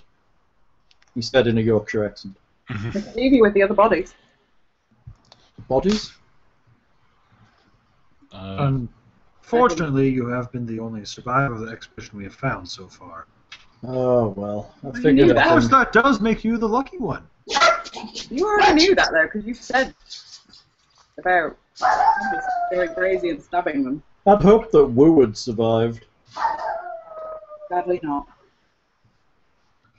I think it's safe to say that the sign that you've been here 7 days and it hasn't chosen to attack you further means you are relatively safe from it. You've had no water or sandwiches in 7 days. No sandwiches in 7 days. We've been gone over that, yes. Yes. Odd. As I said, medical mystery. I'm afraid I must insist that between this creature and the danger Thomas has become, that the three of us together is the best thing to attempt to get us all back if we can work together. You might just have to hold over just a little bit longer by yourself. I'm sure one of us can stay with him. Well, at least You had some of that brandy, right? Yes. Perhaps we can leave him a good bit of that. You're leaving him here.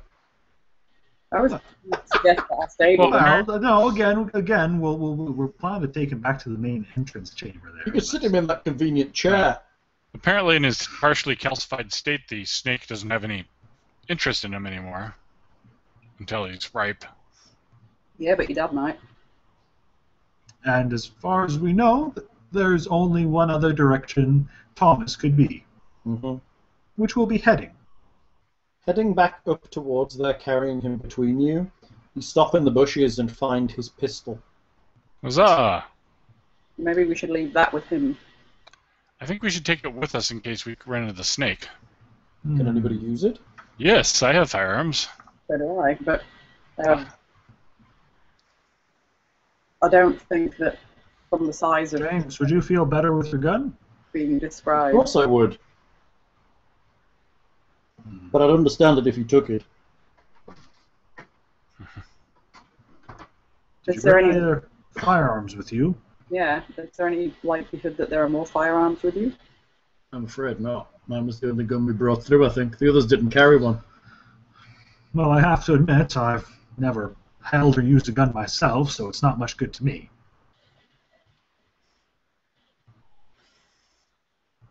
How about the either of you two? I have firearm at 10. Oh, that Well, I mean, like you said, you did do a bit of wilderness stuff, probably some hunting and whatnot. that beats me. I rocked. Fine. So You it's do really indeed rock, apparently. Well, it's really up to you then, Jane. Do you Well- feel you could use it, or should we leave it behind for our patient?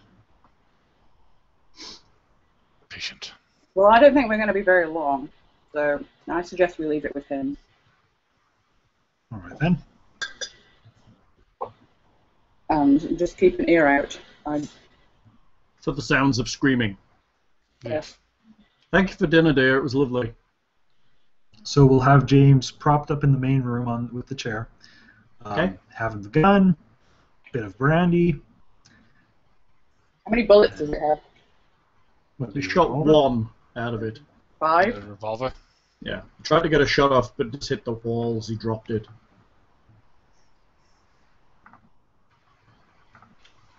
Now, that would have been a good little forensic thing to have someone had it there and notice a bullet hole in the wall.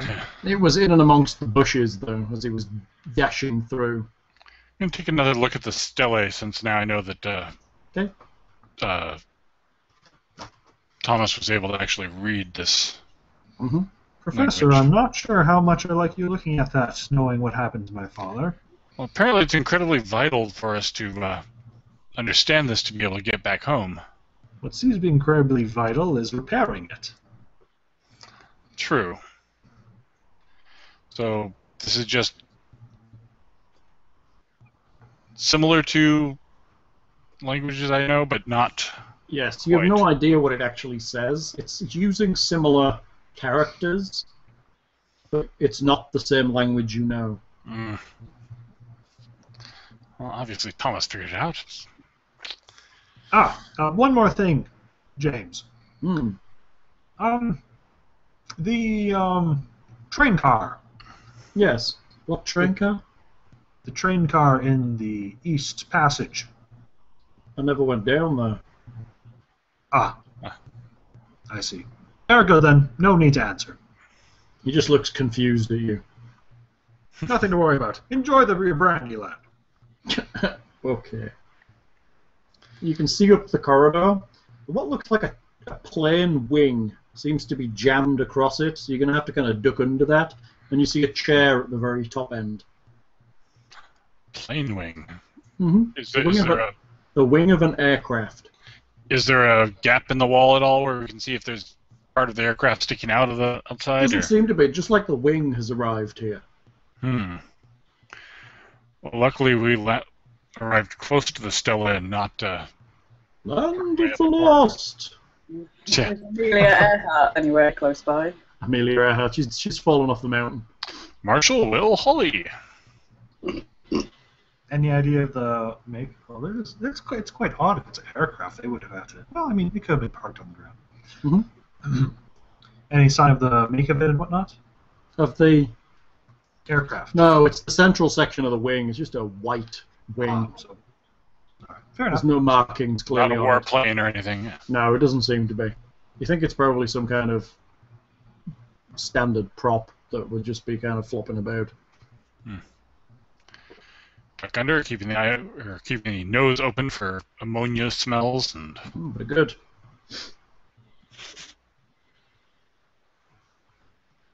Oh, I forgot to give you a thing.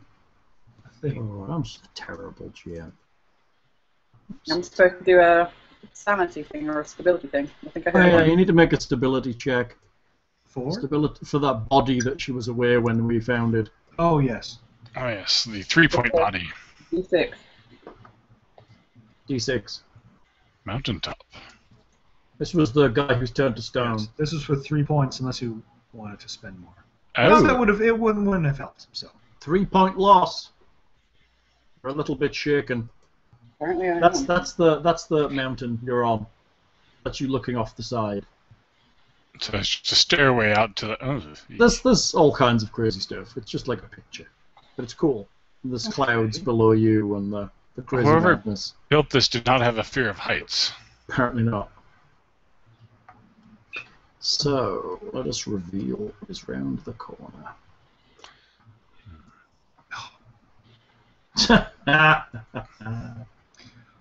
Well, Jane, your tracking skills have been invaluable so far.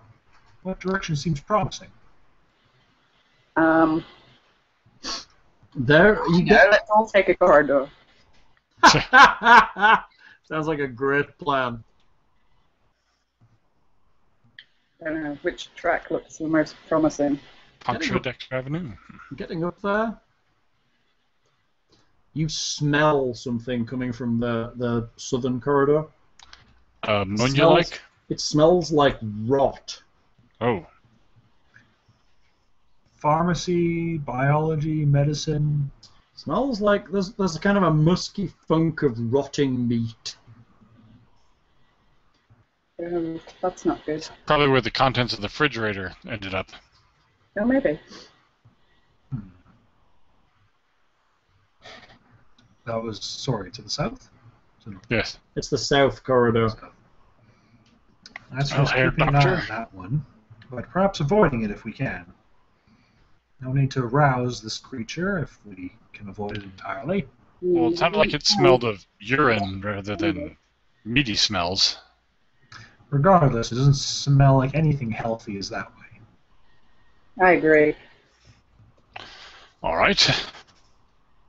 Perhaps the opposite No good direction ever came then? from, yeah, no good ever comes from going in the direction of rotting meat. Heading north? Yes, I would suggest north would be a fine direction. Northwest, I guess. Northwest. Is what?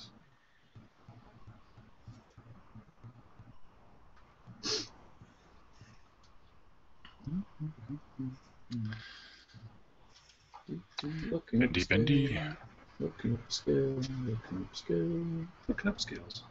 Oh. looking up scale. Who has sense trouble? Who?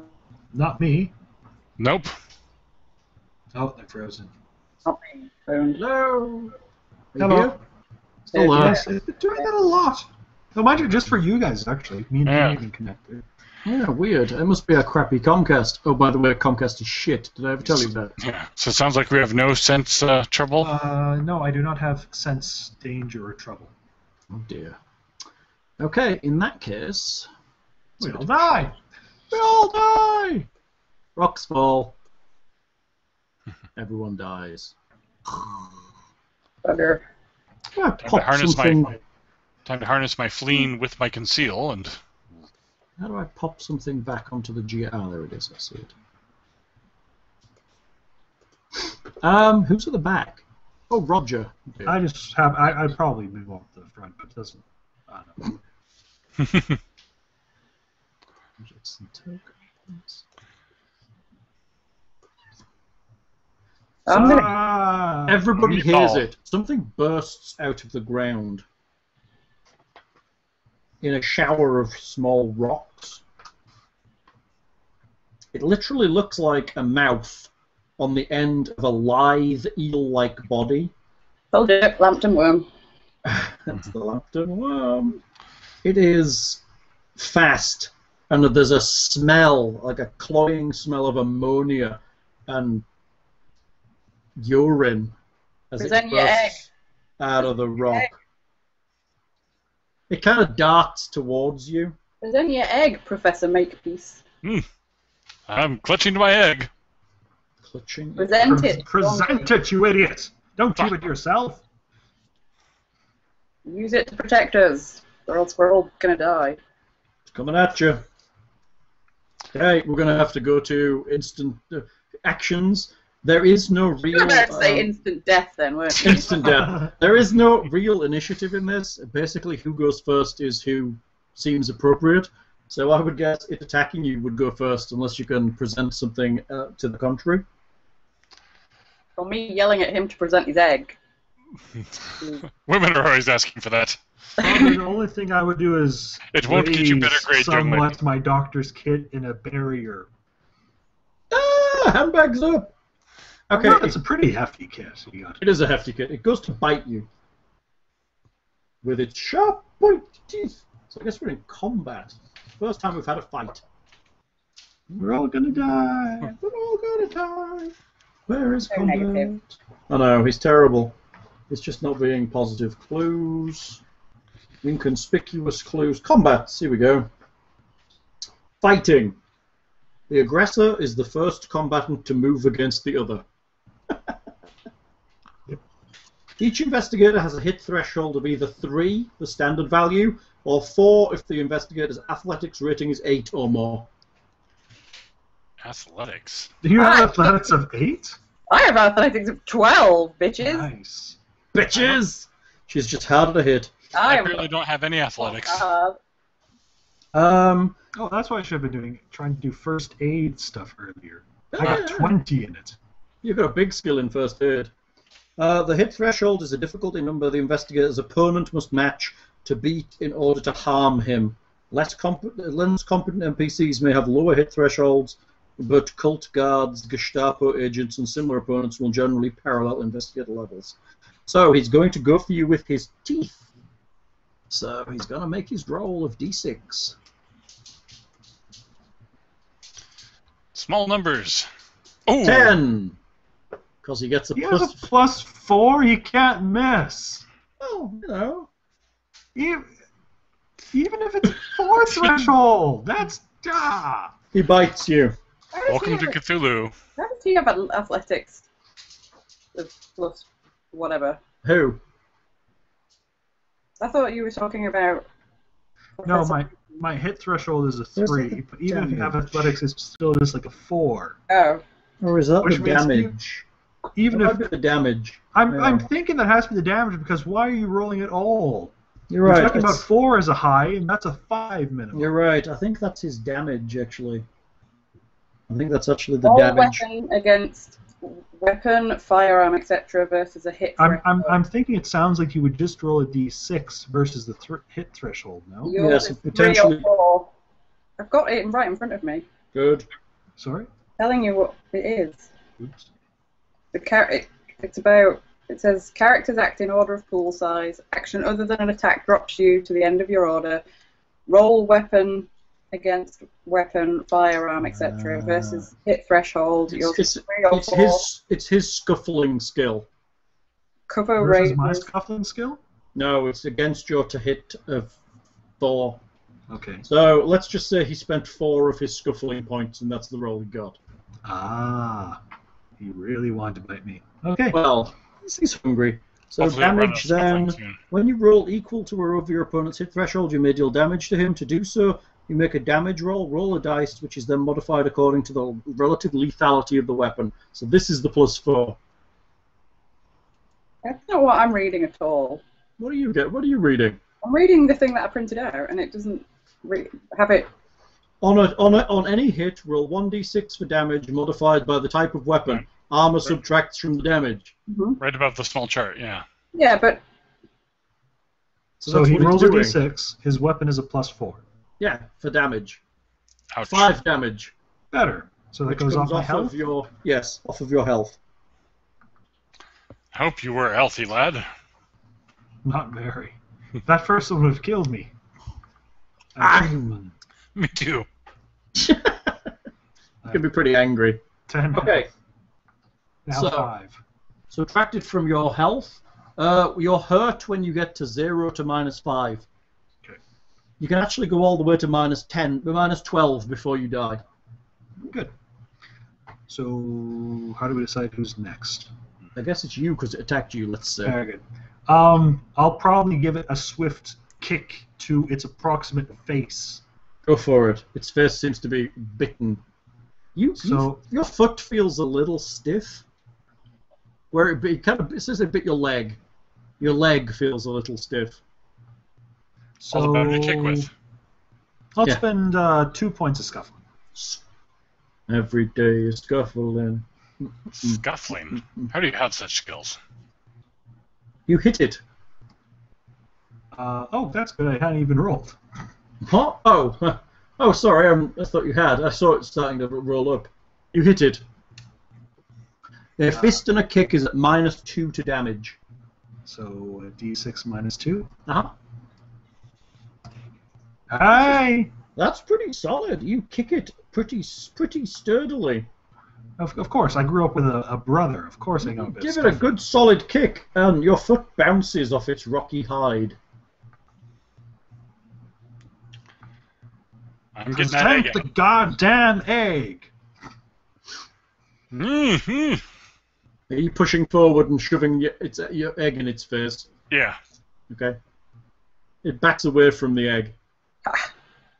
Vanishes into the ground again. Okay, I'm going to be carrying the egg in hand then.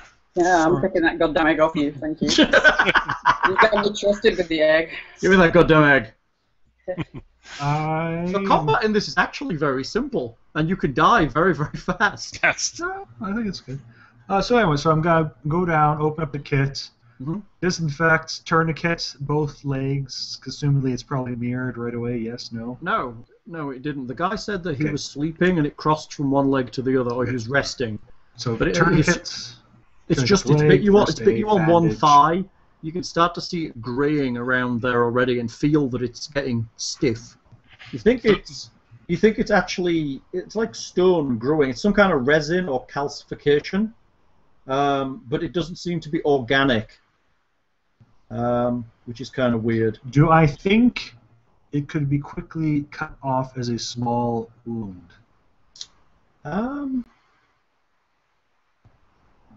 Maybe if you cut out that lump of flesh, but you'll be doing damage to yourself. That sounds wiser than sucking out the poison. How it has a huge. That's probably beyond what I would have the tools to do for it, unfortunately. Right. I've got a kitchen knife. Hardly a medical scalpel. So again, You can walk. You can walk right now. It doesn't I seem know. to be I'm wondering. I have again these 20 things in first aid. Can this do anything to help me or get my health back? Yeah, you can recover with first aid. Let me look how it works. How long it takes. You should be able to get some health back with it. Let me see. First aid. First aid. First aid. First aid. You can perform first aid on sick and injured. That doesn't help. Go to the healing chapter. Of course. Honestly, I am a doctor too, so I probably get a bonus, don't I? Okay, blah, blah, blah, blah, blah. First aid. A character with a first aid ability can improve your condition by spending first aid points. For every first aid point spent, you regain 2 health points. Unless you are healing yourself, in which case, yes, you only regain 1 health point for every first aid point you spend. I'm a doctor, so I get 2. You must be in a position to devote all of this attention to directly tending to your wounds. First aid can only refill your pool to where you were before the scene in which you received this latest injury. So I can get back to full if I want. For example, if you get shot and then someone punches you during the same fight, you can repair both. But if you get shot, run away, get into another fight, and then somebody punches you, you can only heal the punch. So I'm going so you could spend enough points to actually heal everybody, heal all of the wounds, but you'll still have the calcification. Yes. So I will spend 2 points to go to 9 then. Okay. You strap up your leg. I got 20 points. I'll spend the spare. I'll spend 3 points and get back to full. You strap up the leg. You rub on whatever you think you can rub on. Well, injection of basic antibiotics and. Yeah. Putting a tetanus jab in your ass. Okay. What are you doing? Oh, this thing has vanished again. Back to the pits of the GM layer. It has gone. Press on. Heading north again, huh? I'm going to stay quite close to Jane and the egg, giving a little bit of a glare towards the professor. Stumbling professor. Hey, I brought the egg. I figured out what it was and how it was useful and told you to present it. I knew to do that. And I'm ultimately far more useful than you are and therefore far more likely to survive. And I'm the one who got bit. Yeah, so you're already dead. Whoa! It's probably got at least a week. We live in a world of medical advances and marvels. I'm glad you see it that way. Positive thinking, old chap. Positive thinking, old chap. Old chap, you're British. I suppose. I've been British all the way through. I have no intention of being American. That's so funny. No offense to anybody else. Yeah. I'm terribly good at being British. I should Some totally practice I get get. a stability point for that. Stability rolls for that worm, by the way. Oh yeah, you probably should. 4 point stability loss. Oh god. Let's see. Do I spend 2? So what does that mean we have to roll above? It's still 4. It's always 4. Okay. So it depends. Do you want to spend points to try and improve your chance? So if you spend 2 points and then still fail, you lose 6 points because you spent 2 and then because you're like straining. Left. You can go negative. You just get a bit quirky. Quite a few. I will spend 2 points. Yes. And hope this isn't a huge disaster.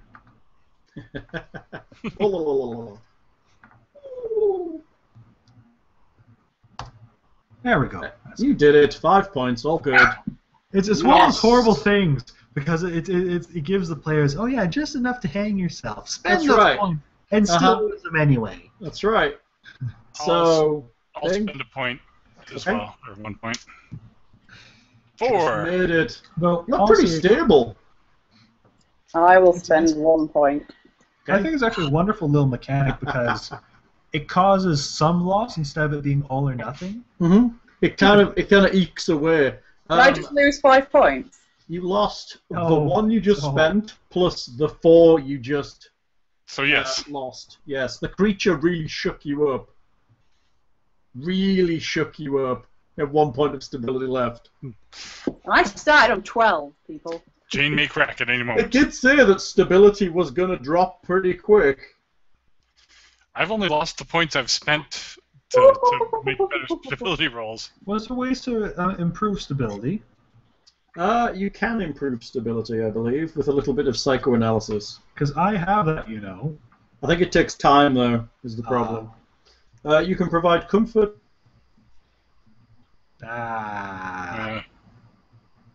Perspective. You can restore panicked investigators to a state of calm, restore lost sanity points, and treat any long-term mental illness that accrues in the course of their activities. I'm sure I could use my fleeing skill for that. I'm totally sure you could use your fleeing skill to do that, yes. Well, to increase my own stability, at least. Psychological triage is what it calls it for using psychoanalysis to recover. Oh, great. Another stella coming up. Hey, look at that. Look at that. Shell shock. Oh, I see. You can actually go negative on your instability, I think. So do we lose sanity after our stability gets... Sanity can only be reduced by a mythos shock dropping your stability pool to 0 or below, or you using the Cthulhu mythos ability. Because your sanity is a measure of how much you know of the real world. Mm-hmm. So you can't do it through normal stuff. So that creature might be able to do it because it's alien. This is just distressing for us, but it's not rocking the truths of our universe. Yes. Yeah, but stability, you can drop below 0. If it gets to 0 to -5, you are shaken. You can still do your job, but seem distracted. You can't spend points from the pools of your investigative abilities. The difficulty numbers for all general abilities increase by 1. Ooh, boy. And then -6 to -11 is you are blasted. At the Keeper's discretion, you develop a mental illness that stays with you even after your stability pool is restored to normal. You also continue to suffer the ill effects of being shaken. The only actions you can take are panicked flight or frenzied attack on any perceived danger. You may also choose to do nothing colourfully. Gibber incoherently, chant the names of subway stations, freeze into catatonia, etc. Furthermore, you permanently lose 1 point from your stability rating, and the only way to get it back is to purchase it again with build points. And then when you reach -12, you are incurably insane. You may commit one last crazy act, which must either be self-destructively heroic or self-destructively destructive. Or you may choose merely to check out forever in a puddle of drool. Assuming you survive your permanent journey to the shores of madness, your investigator is moved to a nice sunny hospital where friends and family can come and visit, and the electroshock makes everything you ever were seem burnt over and far away. Time to create a new investigator. So the aim is to stay stable enough that you're above -12, so that you can recover between adventures. Right. Okay, so ahead of you, there is a reasonably large room. And yes, an you can. ambushy alcove. An ambushy alcove. Yeah. In this room, there is somewhat of a shrine. Some of the strange rocks have been stacked up, and some of the vines have been woven together around a stele carved with ancient and strange runes. In the dying light from the sunshine, these runes look like they're made of glass. Oh. Examine the runes. Anybody got sense trouble? No? No, we've done that before. Do not have it. Of course not. Of course, the one skill that'll save us from danger. Of course, you'd pick it if you're building your own investigators. Yeah. Looking at it as you enter the room, it seems that the stele has bloody fingerprints on it, and it emits a low electric hum. This one's still functioning, and somebody's jumped to another location, probably with the chip from the other stele. Several of Thomas Fell's personal effects appear to be here. There is a jacket, a small journal, a blood-encrusted straight razor, his shoes, and a photograph of his boys, kind of scattered around the stele.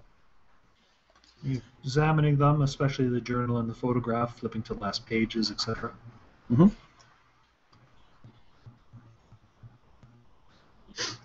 His come in and bark at me.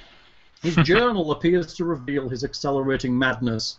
His writing becomes more fervid, less orderly, and less scientific, accumulating in his eager report of his meddling with the shrine's stele. It appears he says he successfully cast something. You assume he's talking about magic, and he has absorbed the mystic traveler's keystone and may now travel freely from stone to stone. That's kind of awesome. His journal also reveals that he is in search of additional eggs to take with him on his journey. What did you leave an egg at home? So apparently we have to touch this stone and follow him to wherever it leads to. It appears that he, again, has been caught up in this madness of spells and occult. And has taken perhaps the very shard we seek, either swallowed it or inserted it as a sort of suppository, perhaps.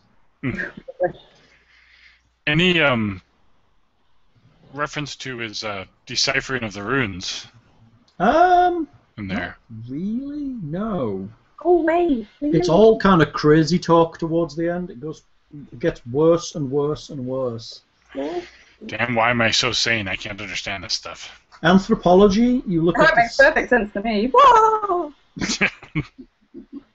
You look at the shrine, and it seems to resemble an Incan traveler's shrine, but the stele more resembles a Viking crossroads marker.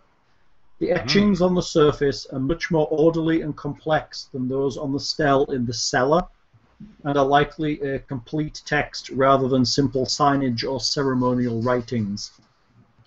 Outdoorsman reveals that someone appears to have been living here, eating the vines and drinking the sap for several days. So, presumably non-toxic? At which point, oh crap, standing up from the corner where he was sitting, Thomas. He doesn't have a little pineal thing coming out of his forehead, does he? He is half naked, grey with grime, and illuminated from within with a glowing red runes in his kind of chest area. I have become one with the stone.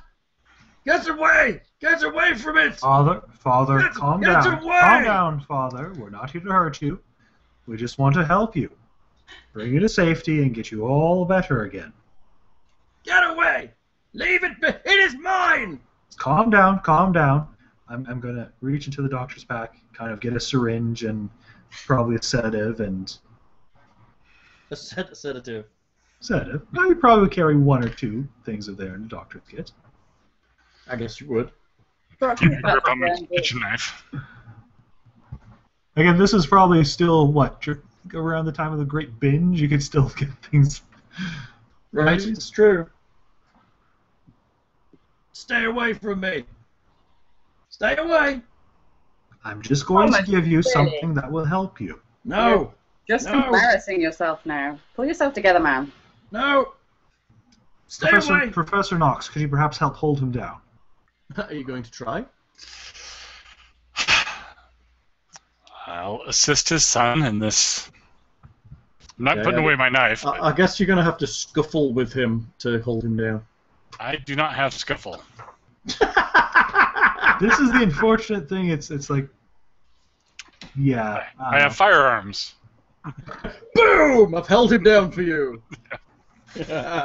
So what happens if a person does not have something at all?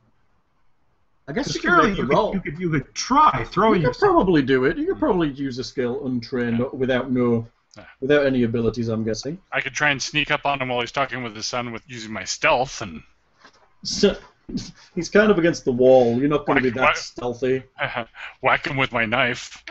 Whack. The blunt of my knife. Whack him with my knife. I delicately whack him with my knife.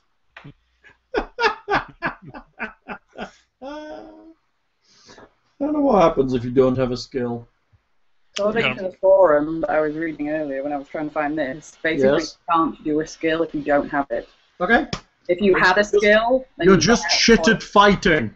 Yeah, if you had a skill and you ran out of points, you can still do it. I see where you're going, Lockhart. But if you don't have a skill at all, I just don't can't do it. mind that with some skills, but I mean, scuffling. I mean, yeah, I would say with scuffling you probably should be able to do something. like I don't know if you just like take it to the D6 -1 or something to show that you're bad at it, but Maybe. Let's say -2 to be certain. all right, fair enough. And obviously he's quite equipped at it. So you're going in to try and scuffle with him, Professor. -2. But scuffling, doesn't it need to scuffle? It just needs to sit on him. Well, that's the idea, but he's not going to let him, so he's essentially going to fight. How much do you weigh? He never said he was a big fat professor. No. But he might reveal that he is a big fat professor now. Ah, yes. We're exposing his fatness just now. I think I can flee far too well to be too big, though. You might be very dense, though, right? Perhaps you're yes. just a good long-distance runner. Well, there's all that stuff in my little valise that, you know. Roll it, dude. Oh, boy. -2, you said? -2. 4. Hey, Okay. that's about as As best good as I can do. go for. You grab hold of him. He All attempts, he attempts to bite you. Nice. And I give him a good old-fashioned 1930s slap. He spends his scuffling to do so. Oh, jeez. Oh god, I'm rolling a d20, I'm sorry. Yeah, that's a little. A bit. 7. He bites you. But a bite, I think, is only... Can I interpose my kitchen knife in the way of his bite? No. No, I think a bite is probably going to be -2, the same as hand attacks. Small... As long as he hasn't developed stone venom. We need to get him to pass that stone. Did it again. Sorry. Too used to writing D20 in there. I know I am. 1 point of damage from a bite. Get off me! He's hot to the touch. Literally burning hot. I will get up there and inject him with the sedative then. Okay. Make me I don't know, a medicine check? I guess he's kind of held down, but he's struggling. Oh, will you use medicine kind of as an attempt to hit him?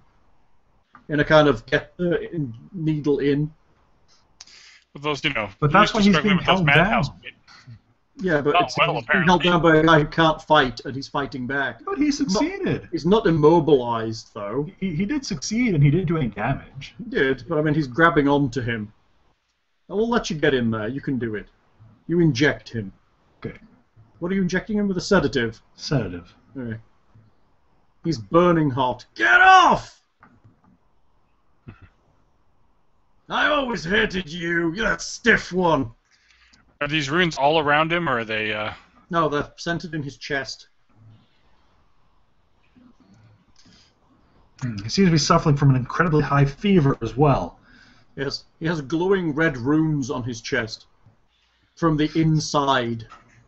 Similar to the runes on the stela, I assume? Yes, very similar to those. What do I have that's any good here? Father, did you swallow the stone piece? I'm one with the stone! One with the stone! If you're going to look up his various orifices, I might He seems to be starting to pant and kind of settle in. He's settling down a little as the drugs take effect. I'll kind of feel his stomach a bit, see if I can't. We know the rough size of this thing, don't we? It's about 2 to 3 inches long. Palpate Probably more, but probably 4 to 5 inches long. And it's kind of chopped off the side, so it's kind of almost like a sliver, and about 1 inch or 2 wide. Yeah, so I'll kind of feel around, see if I can't feel inside his stomach. Okay. You feel around with medicine. It doesn't... You think you can look at the stone, but it doesn't seem to be in his stomach. His chest near the rune. What is it? It's underneath the runes in his chest. So we think like underneath the rib cage? You have no idea how it's got there. This isn't good. Get off I don't know me. how it's got there, but it would require fairly major open chest surgery to remove this. And I don't have the resources to do this here. Can't take it out. It's mine. We can't get the resources without the stone. Indeed. Mine. How do you become one with the stone? Drunk doctor? Or... Magic. Use the ritual. You don't know. You haven't Okay. seen. Professor, Jane, you're the ones who know this sort of magic. Is there a way that we can get this out of him? I'm going to go with you're the doctor, so you should be able to answer that. You're asking me to cut into my father in a unsterilized environment with I'm not asking proper you to do materials. anything. You're the best Well- shot he's got.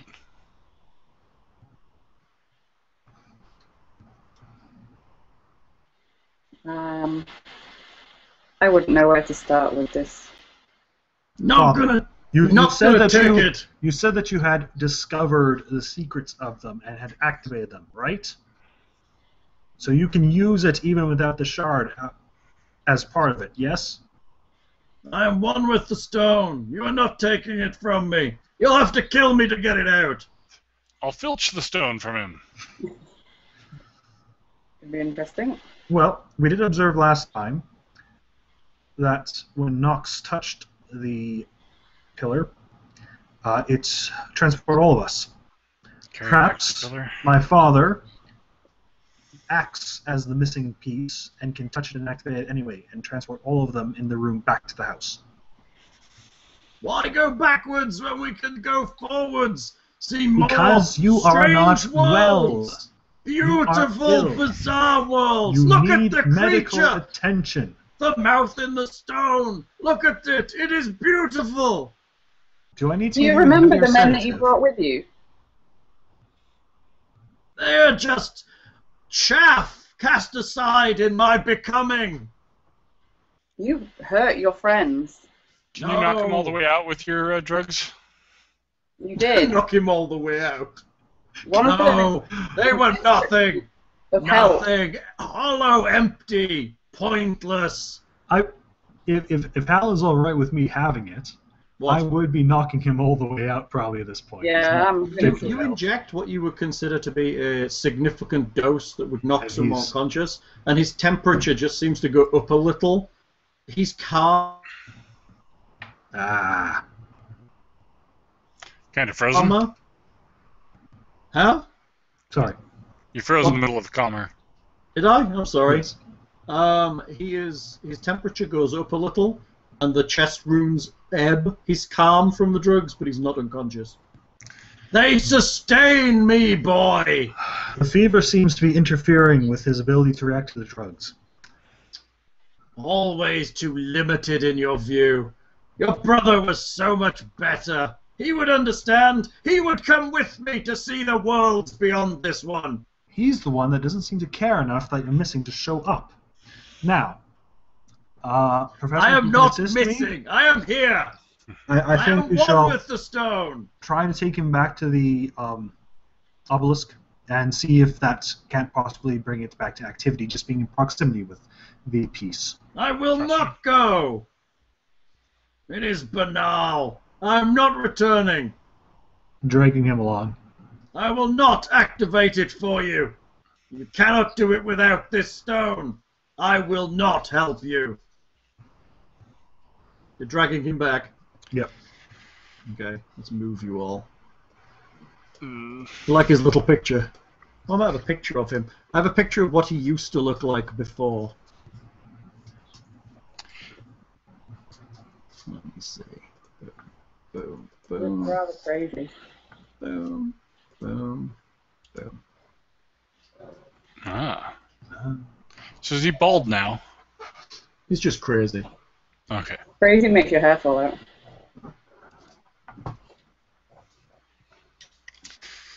Keep that crazy away from me. I think the recorder has stopped. Oh no. What? Oh, it hasn't. It may not have done. It may just have been that loading that has just made it stutter a little. It's okay. It's fine. We may have a little dip in the audio there as that picture came up. You.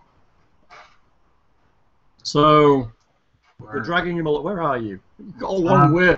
You managed to make it all the way down there, huh? Safely. It's clever. I like that. Fingers crossed.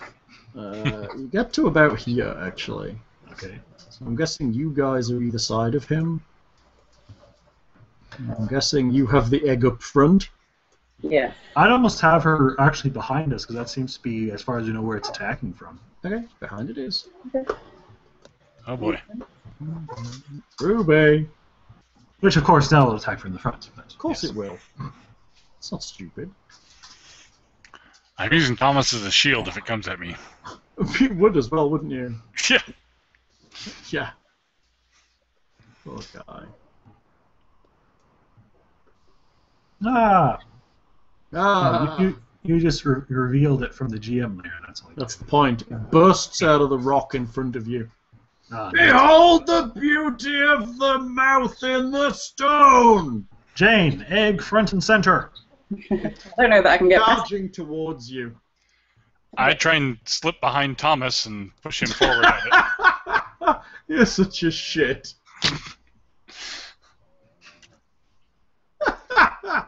It charges forward. It's actually, while it's moving forward, it's almost merging with the rock on the side wall as well. It doesn't seem to bother it at all. It's phasing through as it passes down. That's very interesting. I conceal myself behind Thomas. It dips underneath you and pops up. It dips Kind of. underneath who? It From dips beneath underneath the the whole. flowers. It kind of dips Oh. underneath the three of you and pops up kind of in the middle of everybody. Oh, boy. Beneath Oh, boy. the waters. And it takes a snap at the professor. It spends 4 points of scuffling. Pretty sure the last of my sanity is about to leave the building. It bites him. See if the stone protects him from that. No, it Oh. bites the professor. That's you. Oh. For 8 Crap. points.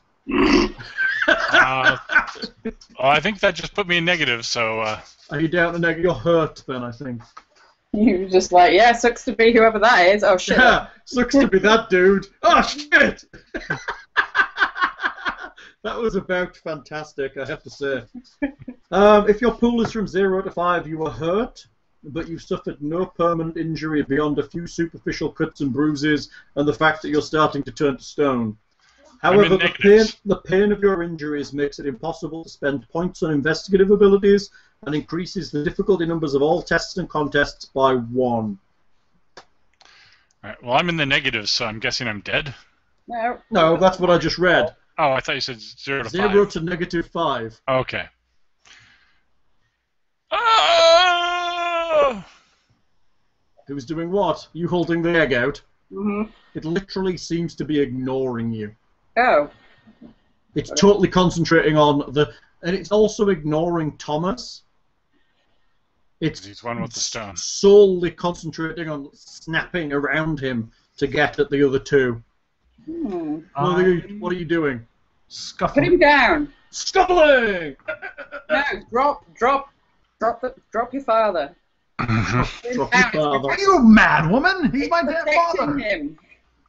It's protecting him. It's attacking you.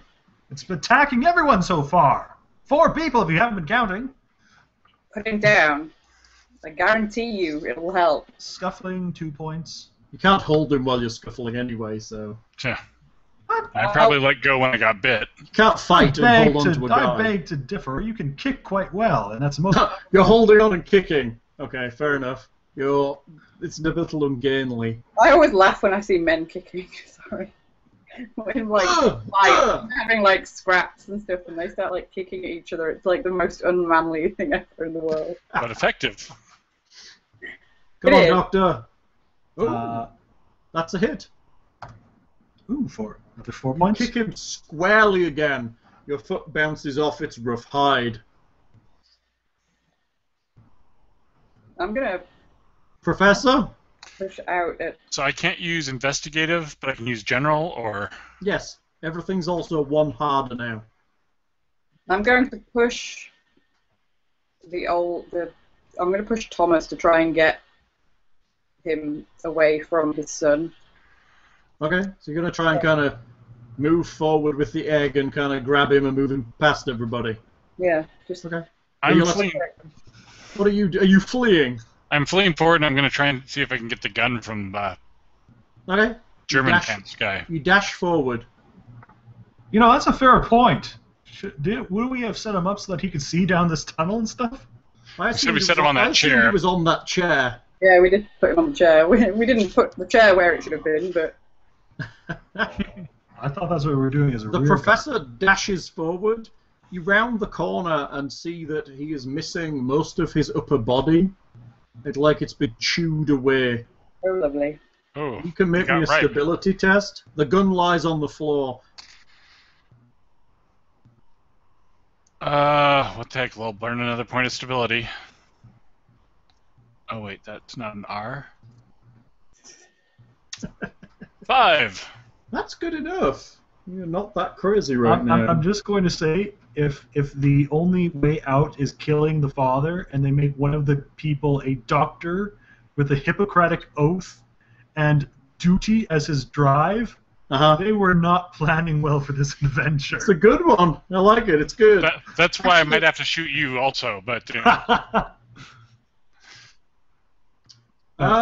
So, you pushing through them? Are you letting your dad go? It looks like Jane is trying to take him down the corridor with the egg. No, I'm not doing that. I'm literally just shoving to get him away from his... Okay, you're separating them. Yeah, to get them separate. Okay, Jane kind of pushes forward and kind of muscles through the... And with athletics of 12, I'm pretty sure I can probably... Do you have scuffling? No. That's a shame. But I have athletics of 12. Okay, I can let you do a roll for athletics.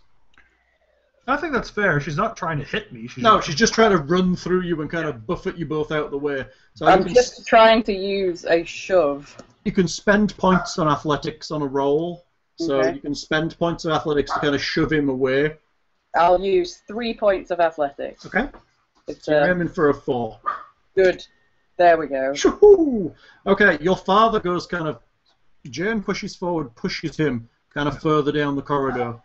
So she'll probably almost like a bull rush, I suppose. Yeah. Shoves him back. It's a desperation thing. I'm just trying to separate them. The mouth in the stone takes a snap at the doctor. Go away and leave me alone. It spends 2 points. Oh. You froze again. 2 points of scuffling. That wasn't a freeze. That was me typing. Okay. I don't know how it knows I'm typing because I touched the key. I didn't actually tap it, so it's clearly not listening to the sound.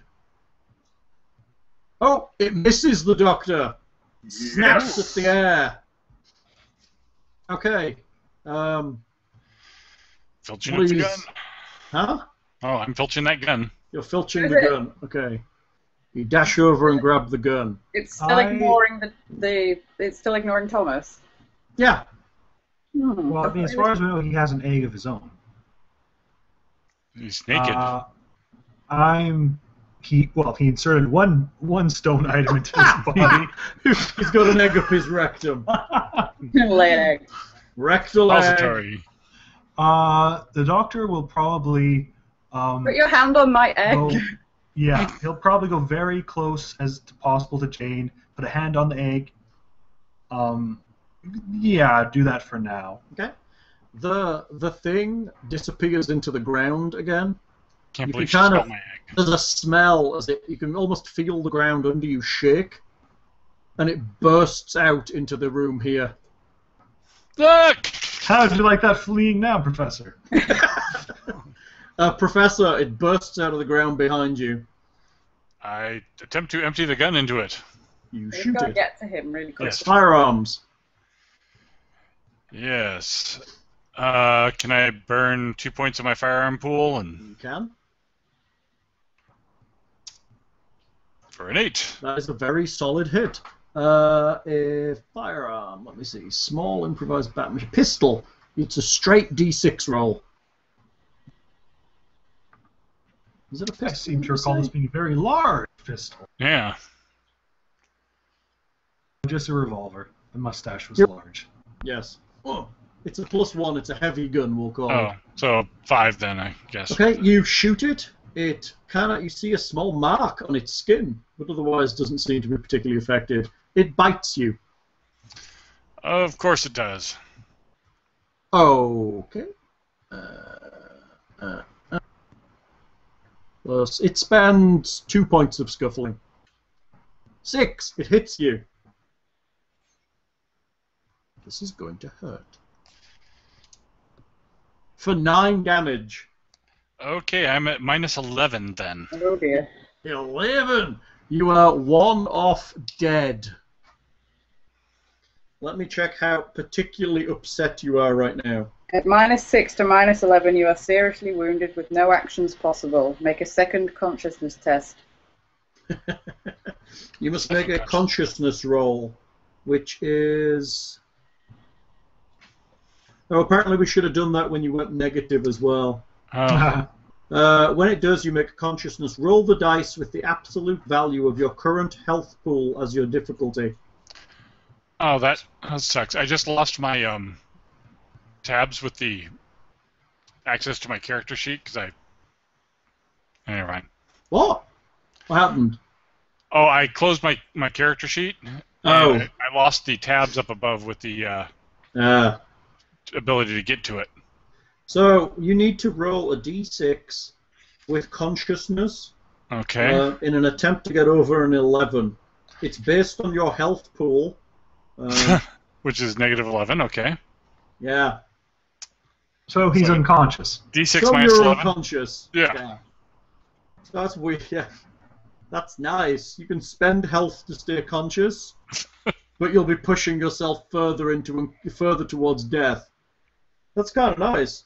Okay, so yeah, you need first aid. Oh, Until you receive first aid, you lose an additional health every half an hour. So you're going to be dead in half an hour. Mhm. So you pass out. It's over. I flee consciousness. The snake vanishes again into the ground. We need to leave this place rather urgently. So what is Thomas doing then? Is he just on the ground, or what? He's just sat there. Okay. I will not help you. That is the wrong column. We need to use the other one. I take off my scarf and gag him. No offense, but I think that we need He to wets himself and tries to catch you in most of it. He does what? He wets himself. That's delightful. I'm going to drag him over into the room proper, holding on to the egg, and then kind of, well, with Jane, kind of go over to do some extensive first aid on the professor. Anyone entering this room can make me a stability check for seeing the torn to pieces body of poor old Mr. Kellerman. Haha, too late. Be out of the building then. Because So- I will not be Did we able... say it was a potential loss of 4 thing? I believe so. Yeah. Well, I'm currently at 1. I will spend 2 points. So you need to get a 4 or more, little dude. I got 2. You lose 4, and the doctor is fine. I am Not fine. You can see I'm inside scared now. You can see inside of the hole where it was his insides were clearly sucked out by the thing. He's like hollow almost. We're missing his head and then kind of hollowed out inside. I am. How whoop whoop whoop are you?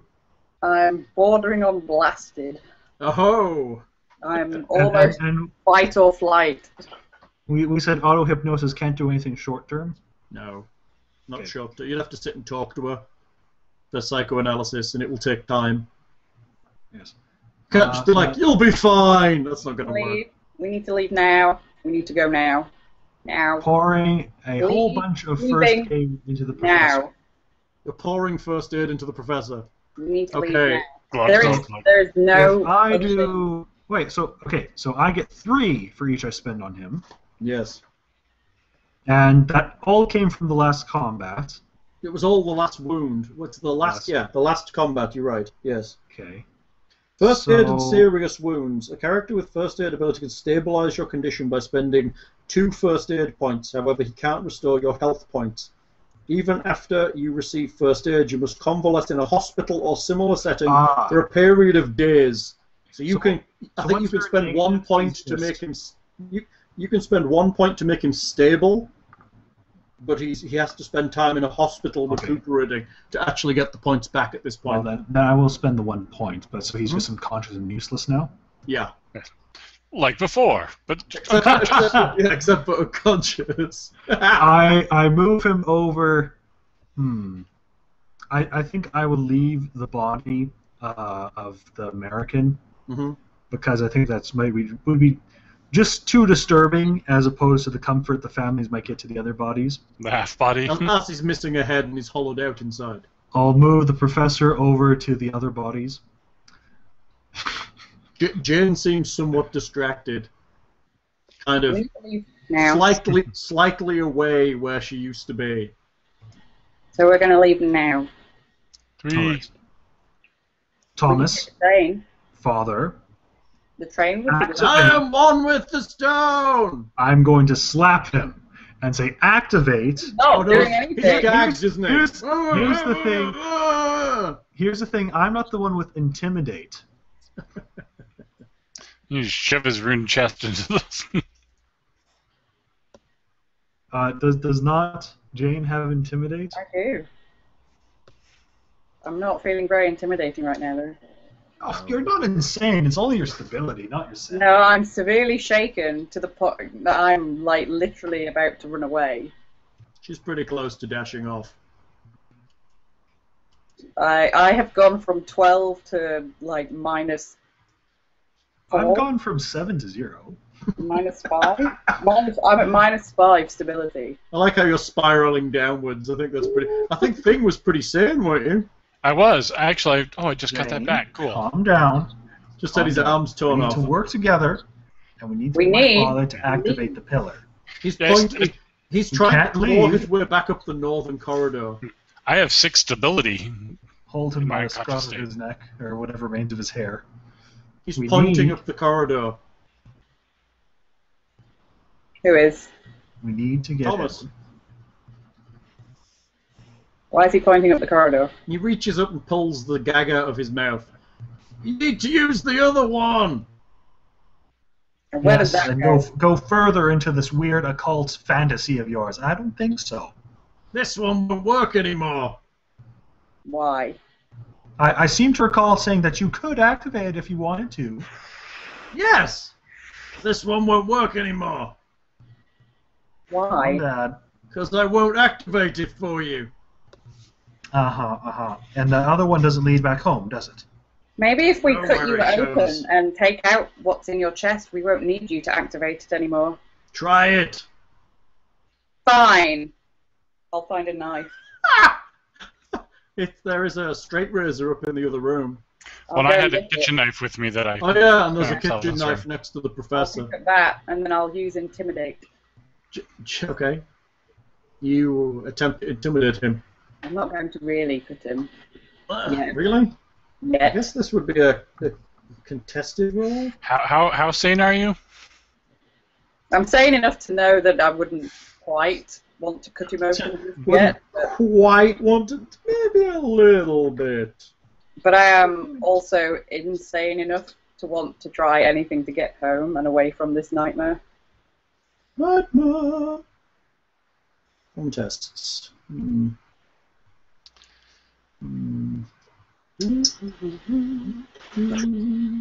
Tell me how to get home, or I will cut out your heart.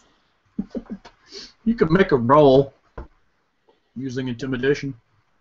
Spend points. Spend points. Oh boy. There are points being spent, I'm guessing. I mean, I'm sorry to say this, like, unless I'm at like a huge native stability myself, I honestly can't justify a reason how I could consider harming my father, even as sane as he is. No, you probably wouldn't. I But think it's. you can probably see that I'm. Oh no! I'm for both story reasons and the fact that I am at 0 stability. I'm kind of letting you. If you were to stab him, I might go along with it to a certain degree, but. I would have harmed my father, especially if there's an artifact in him. Yeah, I would. You rolled a 7, right? I did. Do it then! Do it! Go on! Take the stone if you want it! You can become one with the stone. It is beautiful. I will not go back! I just want to go home. Then take the stone. Or come with me. You're not going home. How about you send us back, then you can go whatever you want to go. Yeah, that. We have a man here who needs serious medical attention, and 3 others whose families are going to want to know what happened to them. I don't care. Well, that's. I left that life behind. But we didn't. You we kept the didn't choose picture this. of me and Kenneth. If you have no shred of yourself left, do it for us. Ah, you're the weak one. He would have come with me. You won't come.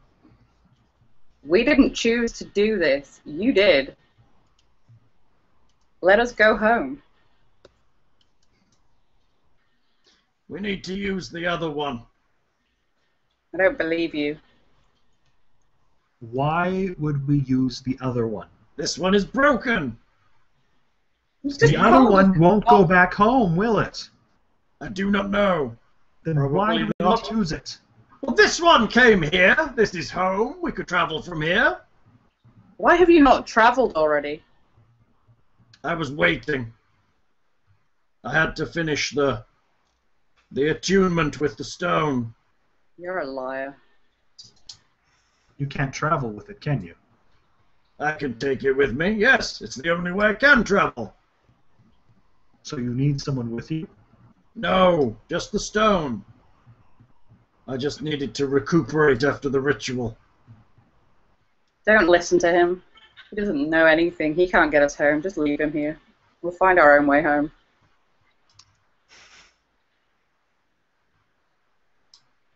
I'll show you. No. I'm not interested in anything. Prove it. Prove you can operate this stone. I bet you can't even operate this one.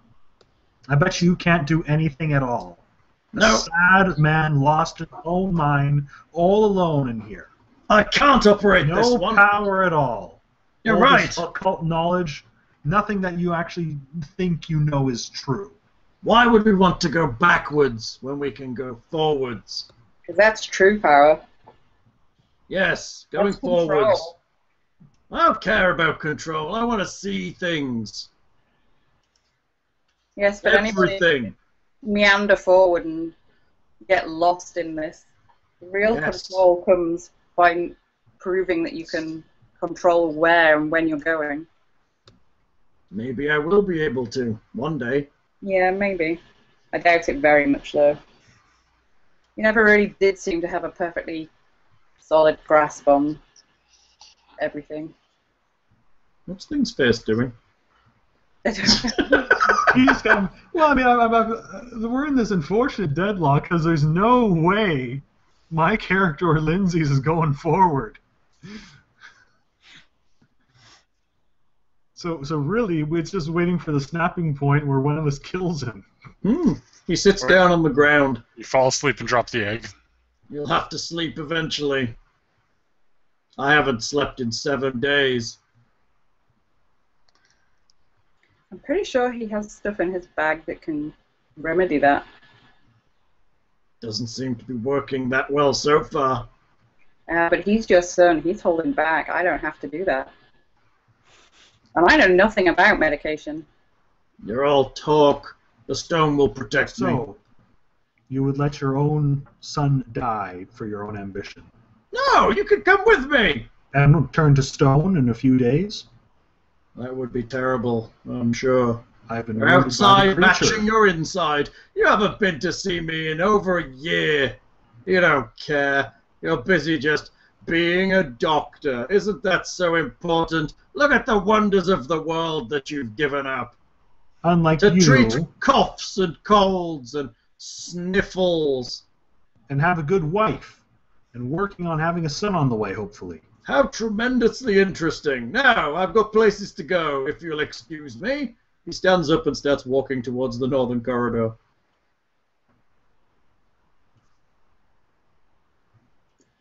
I really Oh, dislike. He's frozen. Oh, you froze. I'm here. you froze. What did Me you and say? Thing were fine. I said that I really disliked his father. I continue to lay on the ground. That's good. At least you're not bleeding to death. You may wish you were in a minute. Are you stopping him?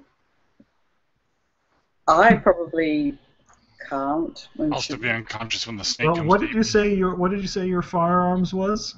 Oh, my firearm's pretty good. 10. I think there's a gun lying on the ground quite near to There you. is a gun lying on the ground. Stop encouraging me to shoot your father because not too much of a win. If you want your father dead, you kill him. I am Baker, not Baker, your you two should murderer. marry. You want him dead, you kill him. He carries on walking up the I north don't passage. have good. I have no firearms Find another. You've got a bag full of drugs. that aren't working on Throw me. scalpels. Open a vein, let him bleed out. He continues walking up the northern corridor. No, Better go and stop him. I'll go up and again try and grab him again. You aren't going anywhere until you send us back. He punches you. Oh. Don't separate from the egg. Sorry, I can't Yeah, say I'm that. gonna- I'm No, unconscious. I was already about to say I'm gonna not let him get too far away. A 6 will hit you. And I have picked up the pistol. For 1 point of damage. A solid punch to the nose. Let me go. More of a really girl slap at that kind of damage, I guess. Thomas Fell, if you lay one more finger on your son, I'm going to shoot you in the head. He's mine to discipline, woman. He's not a child. Yes, he is. He's my child. Scuffling back. Scuffle away. I'll just no points. Just I Okay. cock the pistol. They're now fighting. Like girls. That's a hit, Doctor. I punch pretty good, all things considered, Yeah, really. 2 points of damage. It's a solid hit. Ha! He staggers back a little. Send Fine. us back. No, you don't care about me. You only care about yourself and your pathetic life. You're the one who's only caring about himself. I was fine. You came here. You're putting yourself over the lives of 4 other people, I first of all, didn't and now ask your you own to come son. here. You asked them to come with you, and look what you did to them. What did I do? You killed them. 2 of them. Ah, The other ones you left for that monster to find. It's not a monster. It's beautiful. It's twisted your mind. You know what we're going to do when we do get home, don't you? He carries on walking slightly up the Going to corridor. I'm not letting him walk. And we're Okay. going to kill He's it. attempting to pull away from you up the corridor. We're going to kill it and chop it up and burn it. Can't see much success in that so far. Oh, we'll be back with enough people. I'm gonna that if don't he's not fail. fighting back, I'm gonna pull him, punch him again. Go for it. You hit him. Oh. You bounce off his very manly chin. He punches you back. If he raises his hand to Roger again, I am going He to hits you threaten him Unique punch. pretty good with the pistol. for 3 damage. That's a solid hit. Roger, you need to stand back. He's not your father anymore. You hit like your mother. Where is your mother? I don't know. Presumably died at some age. Maybe your mother's the snake. Yeah. That would make this one of your, like, siblings. Siblings. He's No, half I'll keep the scuffle up. Roger, stand back. There's He's scuffling occurring. You can not still your father. We need You to hit just him. get out of his misery and move on. You do no Not very damage. well. He punches you back. I turned ripe. He hits you.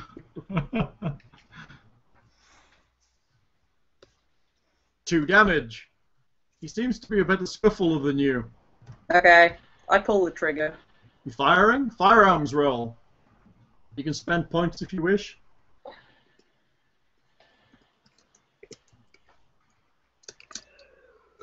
Are you spending anything? Yes. What are you spending? 4. 4! You hit him. I do. It's a +1 to damage. I'll actually find it pretty odd that a gun is not instantly lethal. How do you do damage? You can shoot D6. people in a lot of places that it's A going to kill them. D6 plus 1. Yeah, you Yes. can shoot them in the legs and what have you. It actually, there is a bit of a discussion in it about guns and lethality. Actually, there's an optional rule where they can be more lethal. I see. 1d6 plus 1, did you say? Yes. He staggers a little backwards. Kind of glares at you. Do you like me Counts to do off that his again? stone. It's the only way you'll get this stone, woman. Very well. He starts to wander up the corridor. He's bleeding quite a bit. He's not wandering up the corridor. He's not wandering. He's trying to. He can try, but he's He'll not scuff- going to. He scuffles you again if you're holding him back. I Yeah. shoot again. 4 hits. Hang on. 1 point of damage. What have you got left? You must be pretty healthy. I healed myself up to full from He's been whittling away. What you got left? 3 out of 10. Not bad. You shooting again, Lens? Yep. Firearms.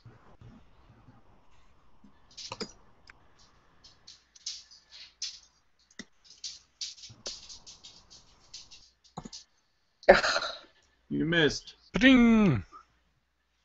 Scuffle! No, you hit. He doesn't have the athletics. Hey! You hit. Damage.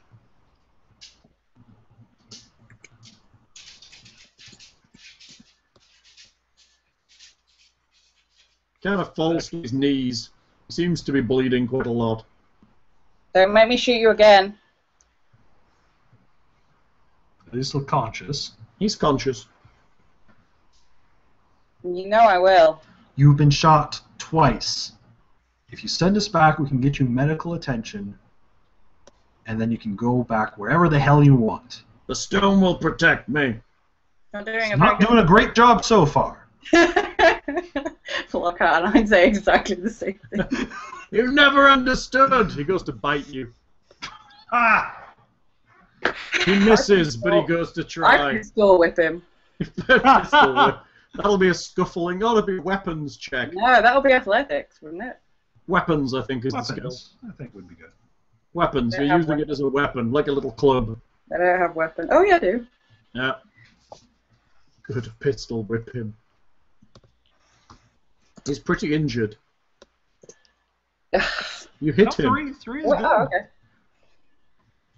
How much does that do then? D6 minus 1. We'll call it an improvised weapon.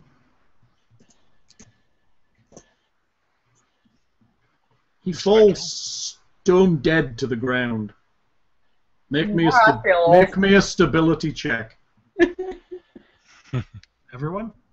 No, well, yes, actually everyone, because you've just seen your father murdered before your eyes, and Lindsay's just killed a man. I was doing it to protect him. He I should- understand that, There you but go. still, you know, you've just killed a guy. What are we calling this? A potential loss. My stability is at -5 currently. Do I have to add anything or minus? You actually it makes it harder. Everything's harder. So what do You I can do? spend stability in order to try to pass this test.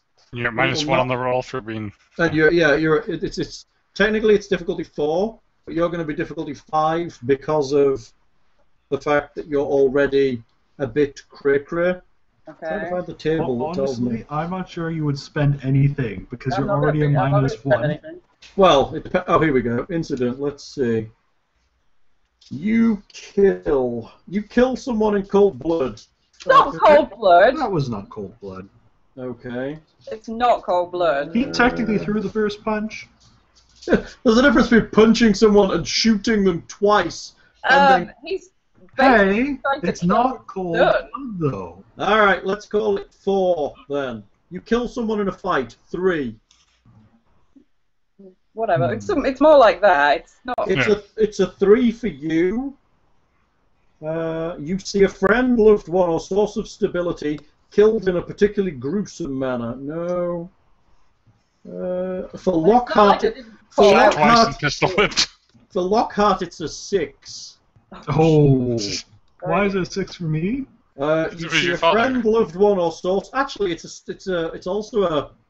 actually a 6 for Lindsay too. I was gonna say, yeah, it would be a 6 for both of us Because he's a source of stability. Friends, loved one, or source of stability killed is a 6. I think you should knock one off that though, because we've both just spent the last 5 minutes discussing how we're going to have to. He's kill still him. a source of stability for you. He was. Okay, so what am I rolling? Is all I want to know. Yeah, you're rolling against a 5 for you. 'Cause you're No. already What do I have to? That's a D6. Minus 1 for No. you. Do I add or minus anything? Minus No, 1. it's not minus 1, it just makes the difficulty harder. Oh, okay. You fail, you lose 6 stability. That was happening anyway. Lockhart, Okay, so I am permanently gaga. are you actually what you down to? So it's a 4. I'm down to minus 12. Lindsay goes permanently insane. She beat me to it. But I did technically save Lockhart's life first. Well, Weren't you? Didn't you say you were at a minus 5? Yes, but then so how many? I got So 6. that should put you at minus 11. Oh yeah, minus 11. Ha! Hey, you're only Okay. blasted. Yes, minus 11. I don't know how my. perfect shape to fish that stone out now. All right. So then, just to avoid it all, I'm just going to spend 3 points of stability. Mm-hmm. So that'll automatically make my minimum of 4, Right. which will put me at minus 3. Huh? What are we doing? Oh, you're going down to minus 3 on purpose. As opposed to risking minus 6. Yeah, do it. Yeah. Come on. Okay. Yeah. Well, do I even need to roll? There's No, auto you don't. fail, so. You do not fail. You're just down. You're also a little bit. You're shaken too.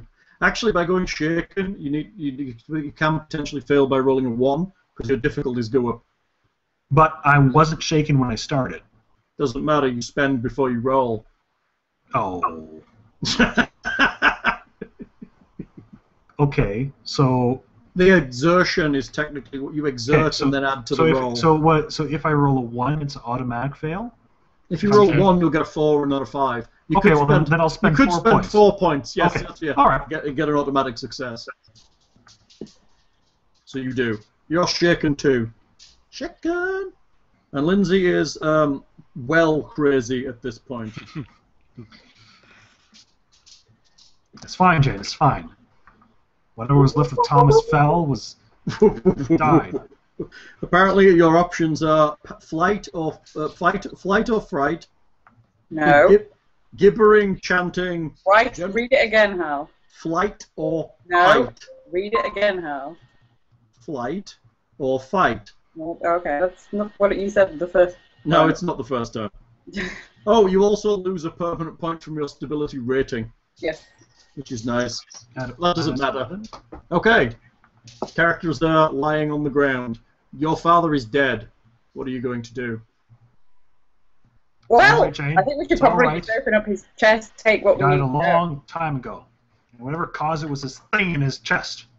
I agree. Let's take the stone and go. Going over, Go. twitching, blinking madly, going over to the professors, grabbing the knife. It's going to take a stability test to cut your father's corpse apart. You know that, right? Yeah, just give me the knife. I can do it fine. Or doing it will, Wow, doing it will come result on, I'm in... a doctor. I appreciate that, but there's a difference between doing surgery and tearing out a piece of stone from your dead father that you just witnessed die. I take the knife from him. I think my damage from that is already from the before I'm suffering, though, no? This True, stone but this is a the only slightly way I different... This is Hello, corpse mutilation. Oh, Huh? I was kind of talking. Sorry, sweetie.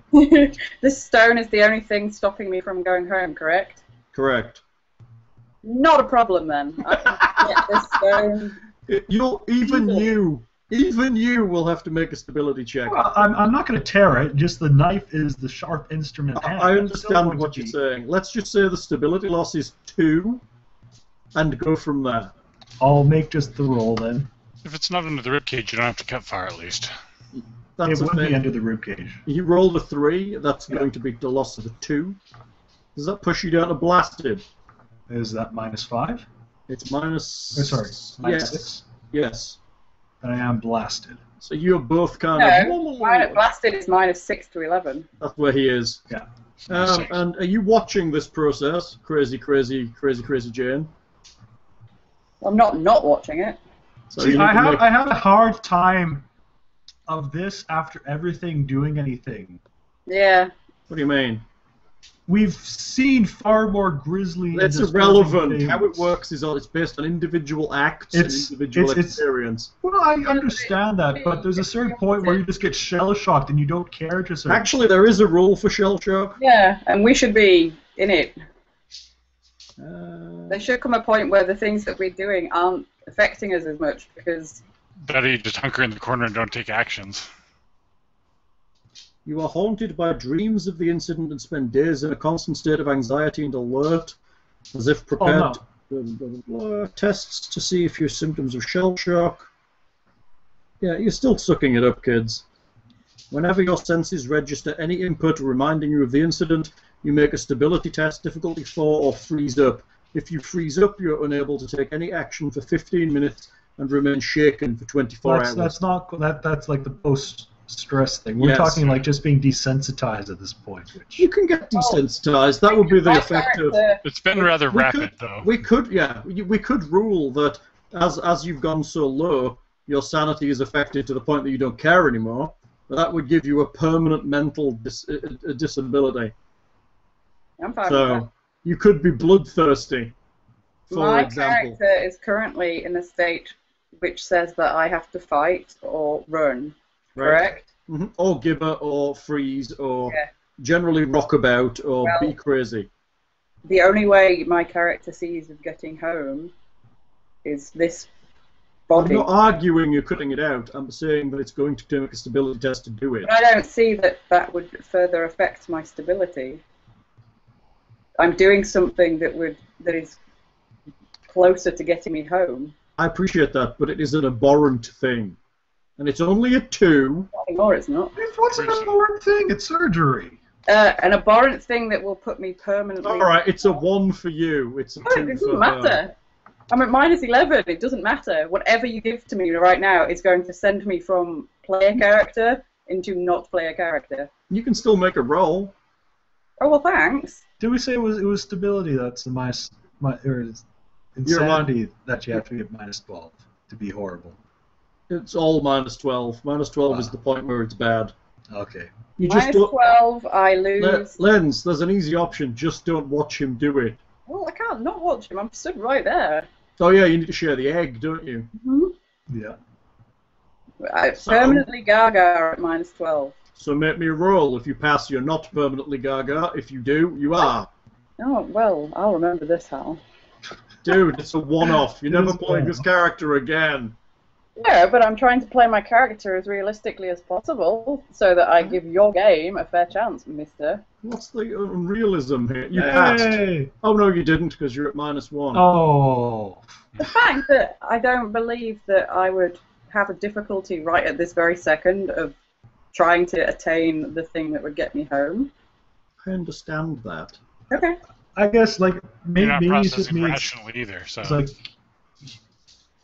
okay. I could understand a person fully in tip-top shape finding a surgery or something like that slightly disturbing. But I mean, even so, like I've seen things like butchering animals and stuff on a farm and stuff for food and participate in it.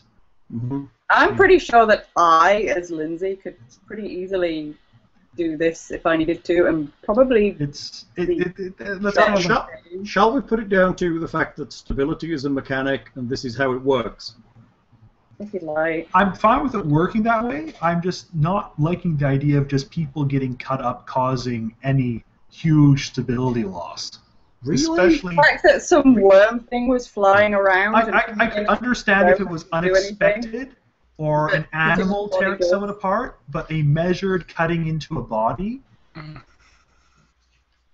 I can understand because otherwise all first-year medical students would be gibbering and low stability at the end of the day. I can understand doctors not having a problem with it, but gentrified women from the 1930s are not going to be happy. So you deliberately made a character for me that couldn't survive then? That's a bit mean. I didn't make this character. Okay. Well, you allowed me to play a character that wouldn't survive. I think that's a little anti-feminist that women can't. But it's also handle seeing a raw body the same. It would have been the same if it was Jan instead of Jan. It's a fairly standard trope of Cthulhu, and I it's appreciate the Cthulhu 1930s Victoriana women bullshit, but if you give a character like mine athletics at 12, firearms at 10, health at 10, preparedness at 12, riding, sanity, stability, weapons, intimidation, outdoorsman, and reassurance, and I'm sorry, but I call bullshit on the fact that I'm going to lose sanity when he cuts something. Sorry, I am it's true. Honestly, she sounds like the type of person that probably goes out, hunts deer, cuts them up right there. I call bullshit on that. All right. You could. It is the most capable character I've ever seen in a Cthulhu. Fine. Thank you. Anyway, I don't care about losing them. I'm not going to lose them in a bullshit way. Fine. So you cut it out. You come back, find my half a corpse. 30 seconds. Maybe. So yeah, cutting open the chest, trying to remove where I believe it is. It's very easy to see. It's where the runes are glowing in his chest. Yeah. You pull out the piece of stone from your dead, murdered father. If you get pissy because I made a good point that you couldn't dispute, and you get like this, I am going to kick your ass. I am not pissy here. Mm-hmm. Do not think it was an unreasonable call. Well, 3/4 of the room did. I think half the room did, one quarter abstained from this discussion. And is getting drunk quietly. So, you have the piece of stone. Yes. Are you taking your dead, murdered father back with you? No. No, you're leaving your dead, murdered father on a mountain in Peru. I think we might be leaving the dead, murdered... He said I was the bad son. You are the bad son. Now. You're the one that let him get murdered. Oh, fuck you! How?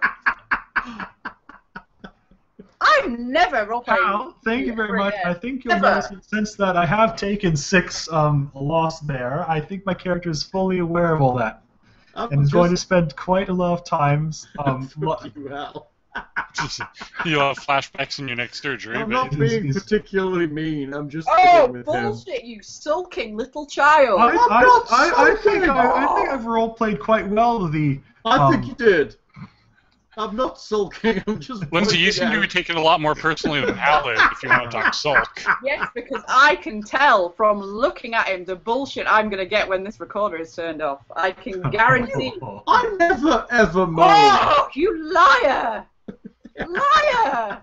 Alright, so... To be quite frank, I think you've done pretty well. Yes, I know. We're certainly playing the not the pulp way. To be honest, you actually did exactly what you were supposed to do. There is no way to get out of here without either killing him or letting him go. Or going through the next world? Letting him go is a way out. No, it's not. Basically, It's what happens not. is he teleports forward and leaves you here. Yeah.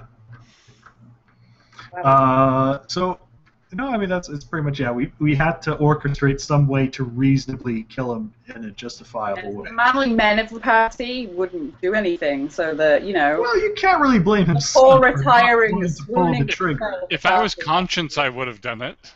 Oh yeah, you would have done actually. If I was conscious, you did try to get the gun. This is true. But you would have murdered him before we got here, so. Well, yeah. Yeah, well, we needed Things character to stay alive. That would have solved all the problems. Yeah, because he would have just done it, and that would have been fine. Yeah. Because he has no conscience. Yeah, if somebody hadn't stolen my egg. It actually says in his description that he's immoral, doesn't it? Pretty much. Yeah. Yeah. He doesn't mind if the antiquities are a little bit shady, as long as he gets to play with them. So he's already pretty immoral. That's awesome. So you teleport back to his house. Yes. Various items come with you, including a number of corpses and pieces of furniture. I bits of think we should rock. leave the corpses where they are and pretend. But they're considered items. You don't get to choose what comes back. Okay. It teleports living things and then stuff from around the environment. So you probably get like one or two of the bodies coming back with you, Yay. along with a bunch of other things from around here. I'd rather we didn't have evidence of my murderous ability brought back with us, but. You probably got the stone body that you dragged over, although it seems now that it may have been clawed out. Oh, lovely. Am I there? And let's say Mr. Wu.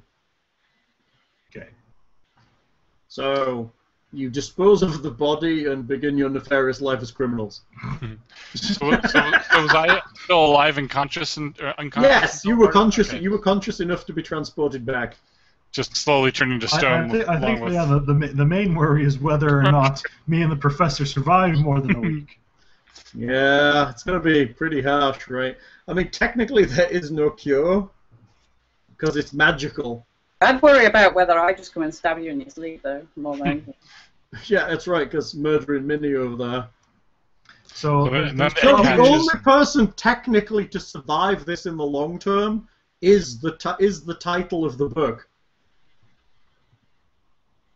Because Lockhart and Things characters are both going to end up calcified. Whoa. I know exactly what to do. Get it chopped off quick as can be. That's true, actually. Or amputated. One or the other.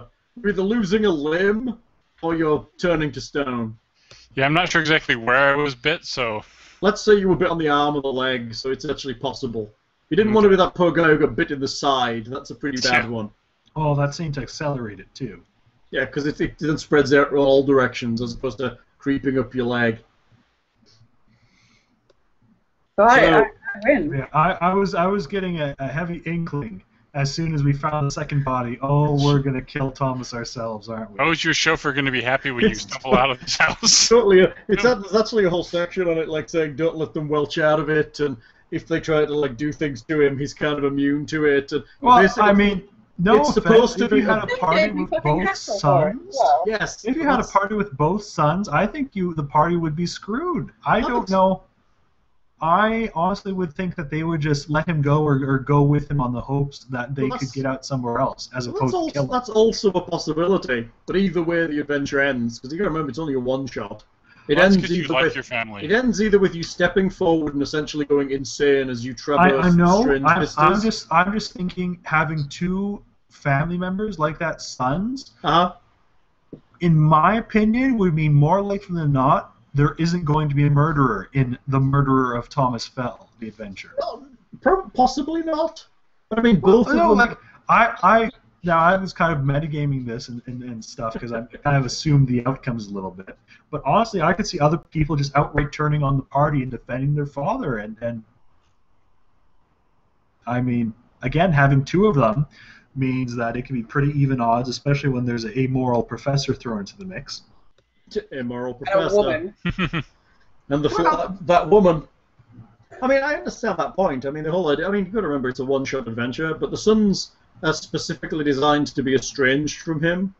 So it sets up a kind of interesting role-playing situation where they're kind of, yes, it's my dad. They don't outright say it. No, it doesn't. I mean, like, it says months, not year or something. Yeah, you're right. It's Yeah. but And I mean, in fairness, a month is not necessarily estranged. It's no, it's not. But I mean, I think the idea is you don't really give a toss about him. You're more wrapped up in your own life. So the idea is, do you care? He's not going to come back with you. Do you care enough to kill him there, take what you need, and return home and leave him dead on a mountain? That's kind of the idea. Is I think that it's one thing to not care about him, but it's quite another to ask any child to murder their parents. Your But I parent think- that is also And in an adventure people with and- two of them, it's going to unbalance things quite a bit. I think it sets up an interesting. Yeah, but then if you also throw in the police detective, they're outnumbered 3-2. And I Well, don't think necessarily. Why would the police detective be in favor of murder? because he wants to get home. But you don't know for sure. I mean, honestly, quite convincing. I was thinking 50-50 that it's a secret. The other one will have you go back, too. Hmm. I thought it was a 50-50 chance that the other active pillar allows you to go back anyway. You never know. The idea was, I think, that he wants to go forward. But now, I think the whole implication, it never really explains what the stones do, other than the one he's broken it off will take you back home. Yeah. And the assumption is the other one will take you somewhere else, but now he's embedded with it, he can almost choose where he wants to go between the stones. I don't have a problem with that. I'm just, for an adventure called The Murder of Thomas Fell, I mean, again, I'm getting at the point where I think it's very, very likely to be convinced by him if he's played right and just go forward and not kill him at all. That is actually one of the options. You don't have to kill him. It's just one of those things. Then it becomes an irony that nobody murdered him. The murderer was himself. There's lots of ways it could end. It's like in the... Where are we? Thomas Fell... Okay, potential endings other than killing him. Thomas Fell teleports without them, leaving them stranded on the mountaintop to die. Thomas Fell teleports them all into the ruins of some vast and impossibly alien city, perhaps on an alien world. The characters all teleport away with Thomas Fell into a deferred climax where their destination never revealed unless you choose to bring these characters back. And then there's other stuff about aftermath. The stones themselves become a subject about following up and taking the adventure forward. But essentially, you could teleport out. It's a valid ending.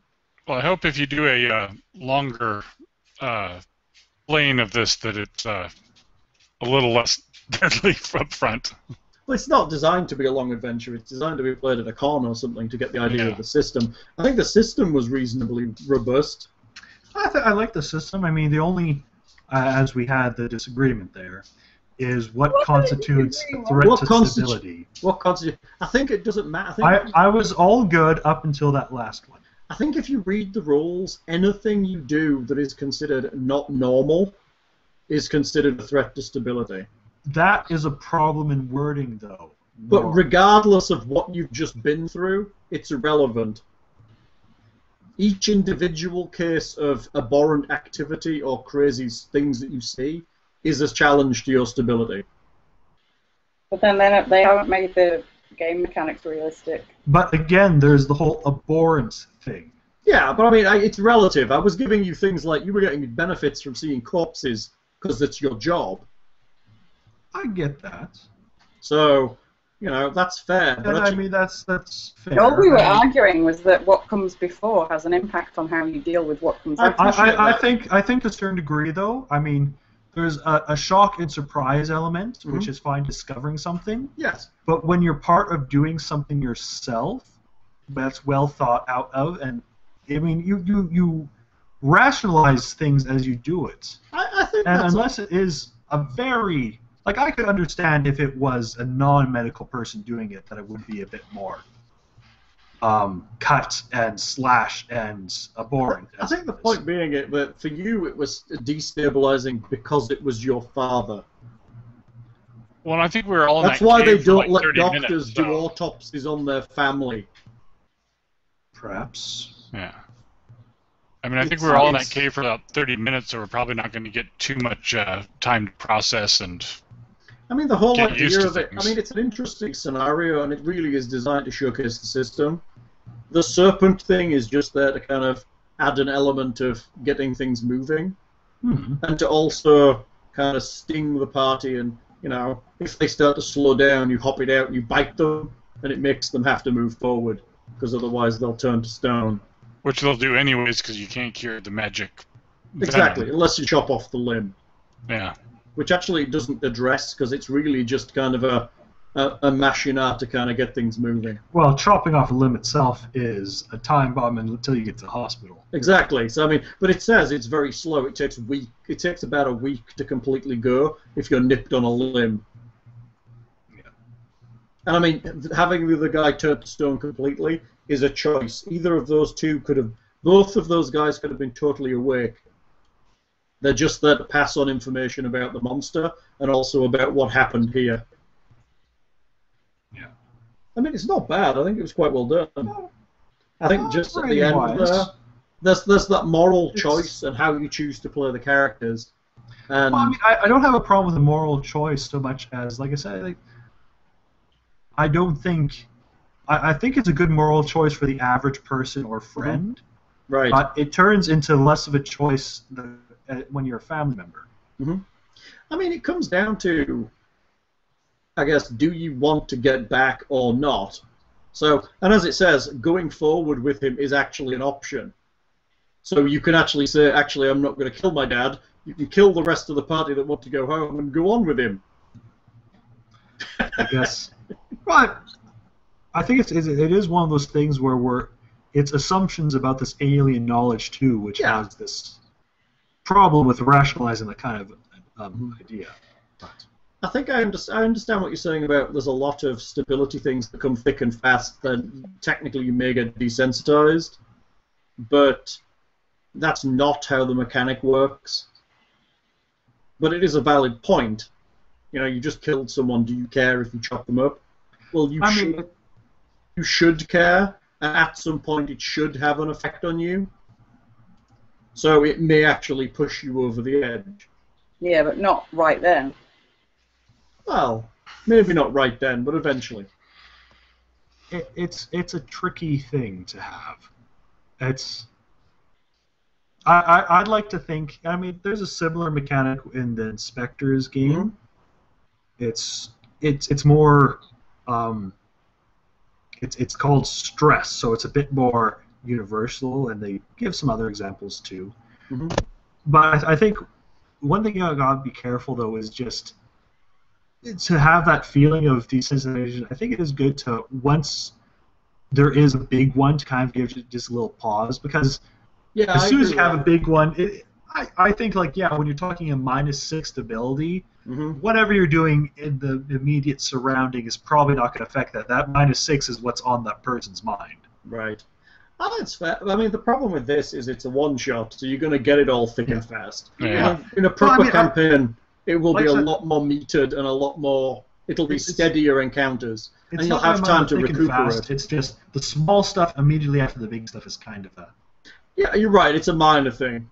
And, I mean, at the same time, it's one of those things where, I mean, there's the whole blackout concept, which I think needs to come into that as well. It's like we have that -6 thing. Yes. You're having the little blackouts of anything else slightly around it too, possibly. That's probably true. I mean, you could easily house rule it that if you take a big hit, you could probably get a certain amount of time where you're gribbly mental, but smaller things don't seem to phase you.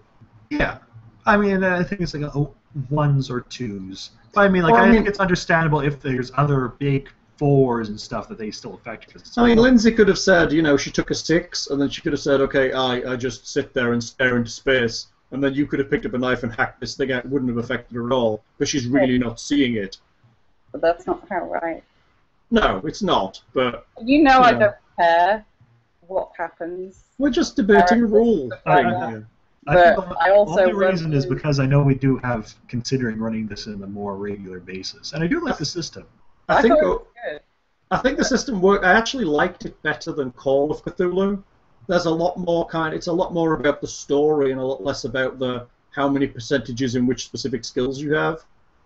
I don't like losing things for what I perceive to be inconsistent reasons. I understand what you're saying. I don't. I mean, you can kill a character of mine for apart from Lockout. You're not allowed to kill my characters. Like, I don't care. I'm quite happy to go batshit insane, and I can play that just fine. But at the same time, I won't sit and allow you to do that if I don't think it's fair, and that wasn't fair. It's fine. Sorry. I understand your point. I mean, you just killed a guy. Who cares if you chop him up? Yeah. Who cares if his son, who is a doctor, chops him up to get to the thing that we both need to get home? I understand that, but that's rationalizing. That's still you. I mean, Within the system, Why what you're is it doing is wrong? rationalizing the act that causes the loss of stability. Yeah.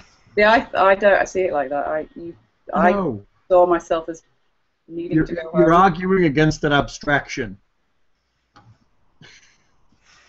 It's just a mechanic that attempts its level best to kind of be simple enough to use, while also attempting to kind of... This is what house rules and Exactly, and this kind of situation is... adjudication is for. I think that's fair. I think it's fair to say that if you do a big loss of something, you could kind of wrap up that experience in the continued act of mutilating the corpse.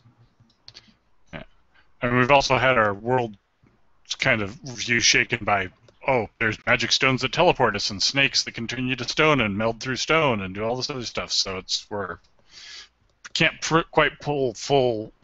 In the real world, I would do X because none of us are in those situations. True. I think the whole point of it, obviously you're referring back to the original kind of literature, which has specific kind of touch points. Yeah, And the degeneration of sanity is very much one of those. I hope none of this stuff happens to me in real life, because I'm pretty sure I could do most of that stuff. You could. I mean, the point is, you're not playing yourself. You're playing a character in Lovecraft. You're meant to go insane. Yeah. I must be really heartless in real life, because I'm pretty sure I could do quite a lot of. I think a lot of people in the 1930s would probably read it and go, "People don't do that." It's not the point. The point is you're playing. It's like playing fantasy. You're not a wizard, really. How? I know you understand. I do understand the concept of role-playing. I'm just pointing out that you should probably not be anywhere near me if anything like this happens. I think the reason why you're going to cut the stone out of my chest, dear. Oh boy, I'll cut your chest open even if I don't think there's one in there. I think the reason is it all boils down to that old difficult to adjudicate thing of players wanting to have some more control over how their characters react, especially when it can feel how you would react in real life to situations, regardless of mechanics. Yeah, you're right. I think mechanics like this can kind of railroad a little, and I think that's essentially the nature of it, especially with the insanity and stability mechanics, because the whole idea is you're supposed to be losing control. Which I took very well for the other 24 points I lost. You did lose quite a lot of sanity, actually. You rolled badly on those checks. It was that 1 point that I refused to lose for a stupid reason. I actually it's really one of those like things where the more unrealistic it is, a player can argue. Like a being teleported. Yeah, sure, shocking. I can't argue. Yeah, that's fine. Oh, yeah, you're right. I mean, the whole idea of spending points, I think that's a great one. I think the mechanic is really nice. Well, I mean, it's a tricky thing because at the same time, I had I had medicine 4, never had to spend it. Right. Yeah. So it's kind of medicine's an investigative skill, right? Yes. And there was no need for a spend on medicine. Yeah. Because there was nothing to investigate that was applied to medicine. It's kind of one of those things where it almost seems like mechanic-wise, you don't bunch up in a thing unless you're sure it's going to get used a whole lot. I guess it's also themic for your character as well. You wouldn't have a doctor with medicine of 1. It's true. true. You could, but you'd be a terrible doctor. Well, but I mean, it's just a simple fact that doctors are the ones that get access to medicine. But actually, even having a medicine of 1, it means you're still as good a doctor as every other doctor. It just means you don't make those mental leaps as often, because all you do is spending those points to get the extra benefit. Exactly. So you're okay doctor. You're just not a very insightful or potentially tangentially thinking one. Yeah. So my character's best skill. It's not a system I would want to homebrew for, because it seems like you would have to write too many individual little clues in each room. It's actually and opportunity to spend points for. I think- But I I think can we see it for written adventures being good. I don't think it's necessarily. I mean, the whole idea of it is kind of interesting. It can. I think I could probably freeform it pretty well. The whole idea of the extra stuff that you get with spends is you get kind of extra clues that kind of shortcut the story, or they make you look kind of cool, or they're kind of flavorful to the actual story itself. I think it's giving up that kind of, I've got this many hit points and I'm going to survive, and the whole idea is, rather than that, the focus is on telling a good story. You know how many people you just offended with that? No, I'm not going to disagree, but mechanic-wise, it's not really that. Because, well, I mean, no, it's like, for example, it would be possible for us to not have any anthropology. I mean, and in which case we would miss a few clues here and there and stuff. But if you actually read, there's a certain point where, I mean, it has to be written where you have multiple skills and different clues that all lead to the same goal, which is quite a lot of writing for a homebrew thing. The actual thing is there's some crossover and common skills that a lot of the character classes have. And if you read it, it recommends when you're writing that these are the skills to use for the core clues. And there are things in the adventure that say core clue, and often they don't require anything at all. They're just something that you notice. You didn't have to find that secret room. If you hadn't spent, it wouldn't have changed the story. Okay. But by doing it, you then were able to recognize the guys that you found and understand what was going on a little better. Well, as thrilling as this is, I'm going to have to call it a night, I think. All right. I haven't stopped the recorder yet, so say goodbye. Bye. Bye.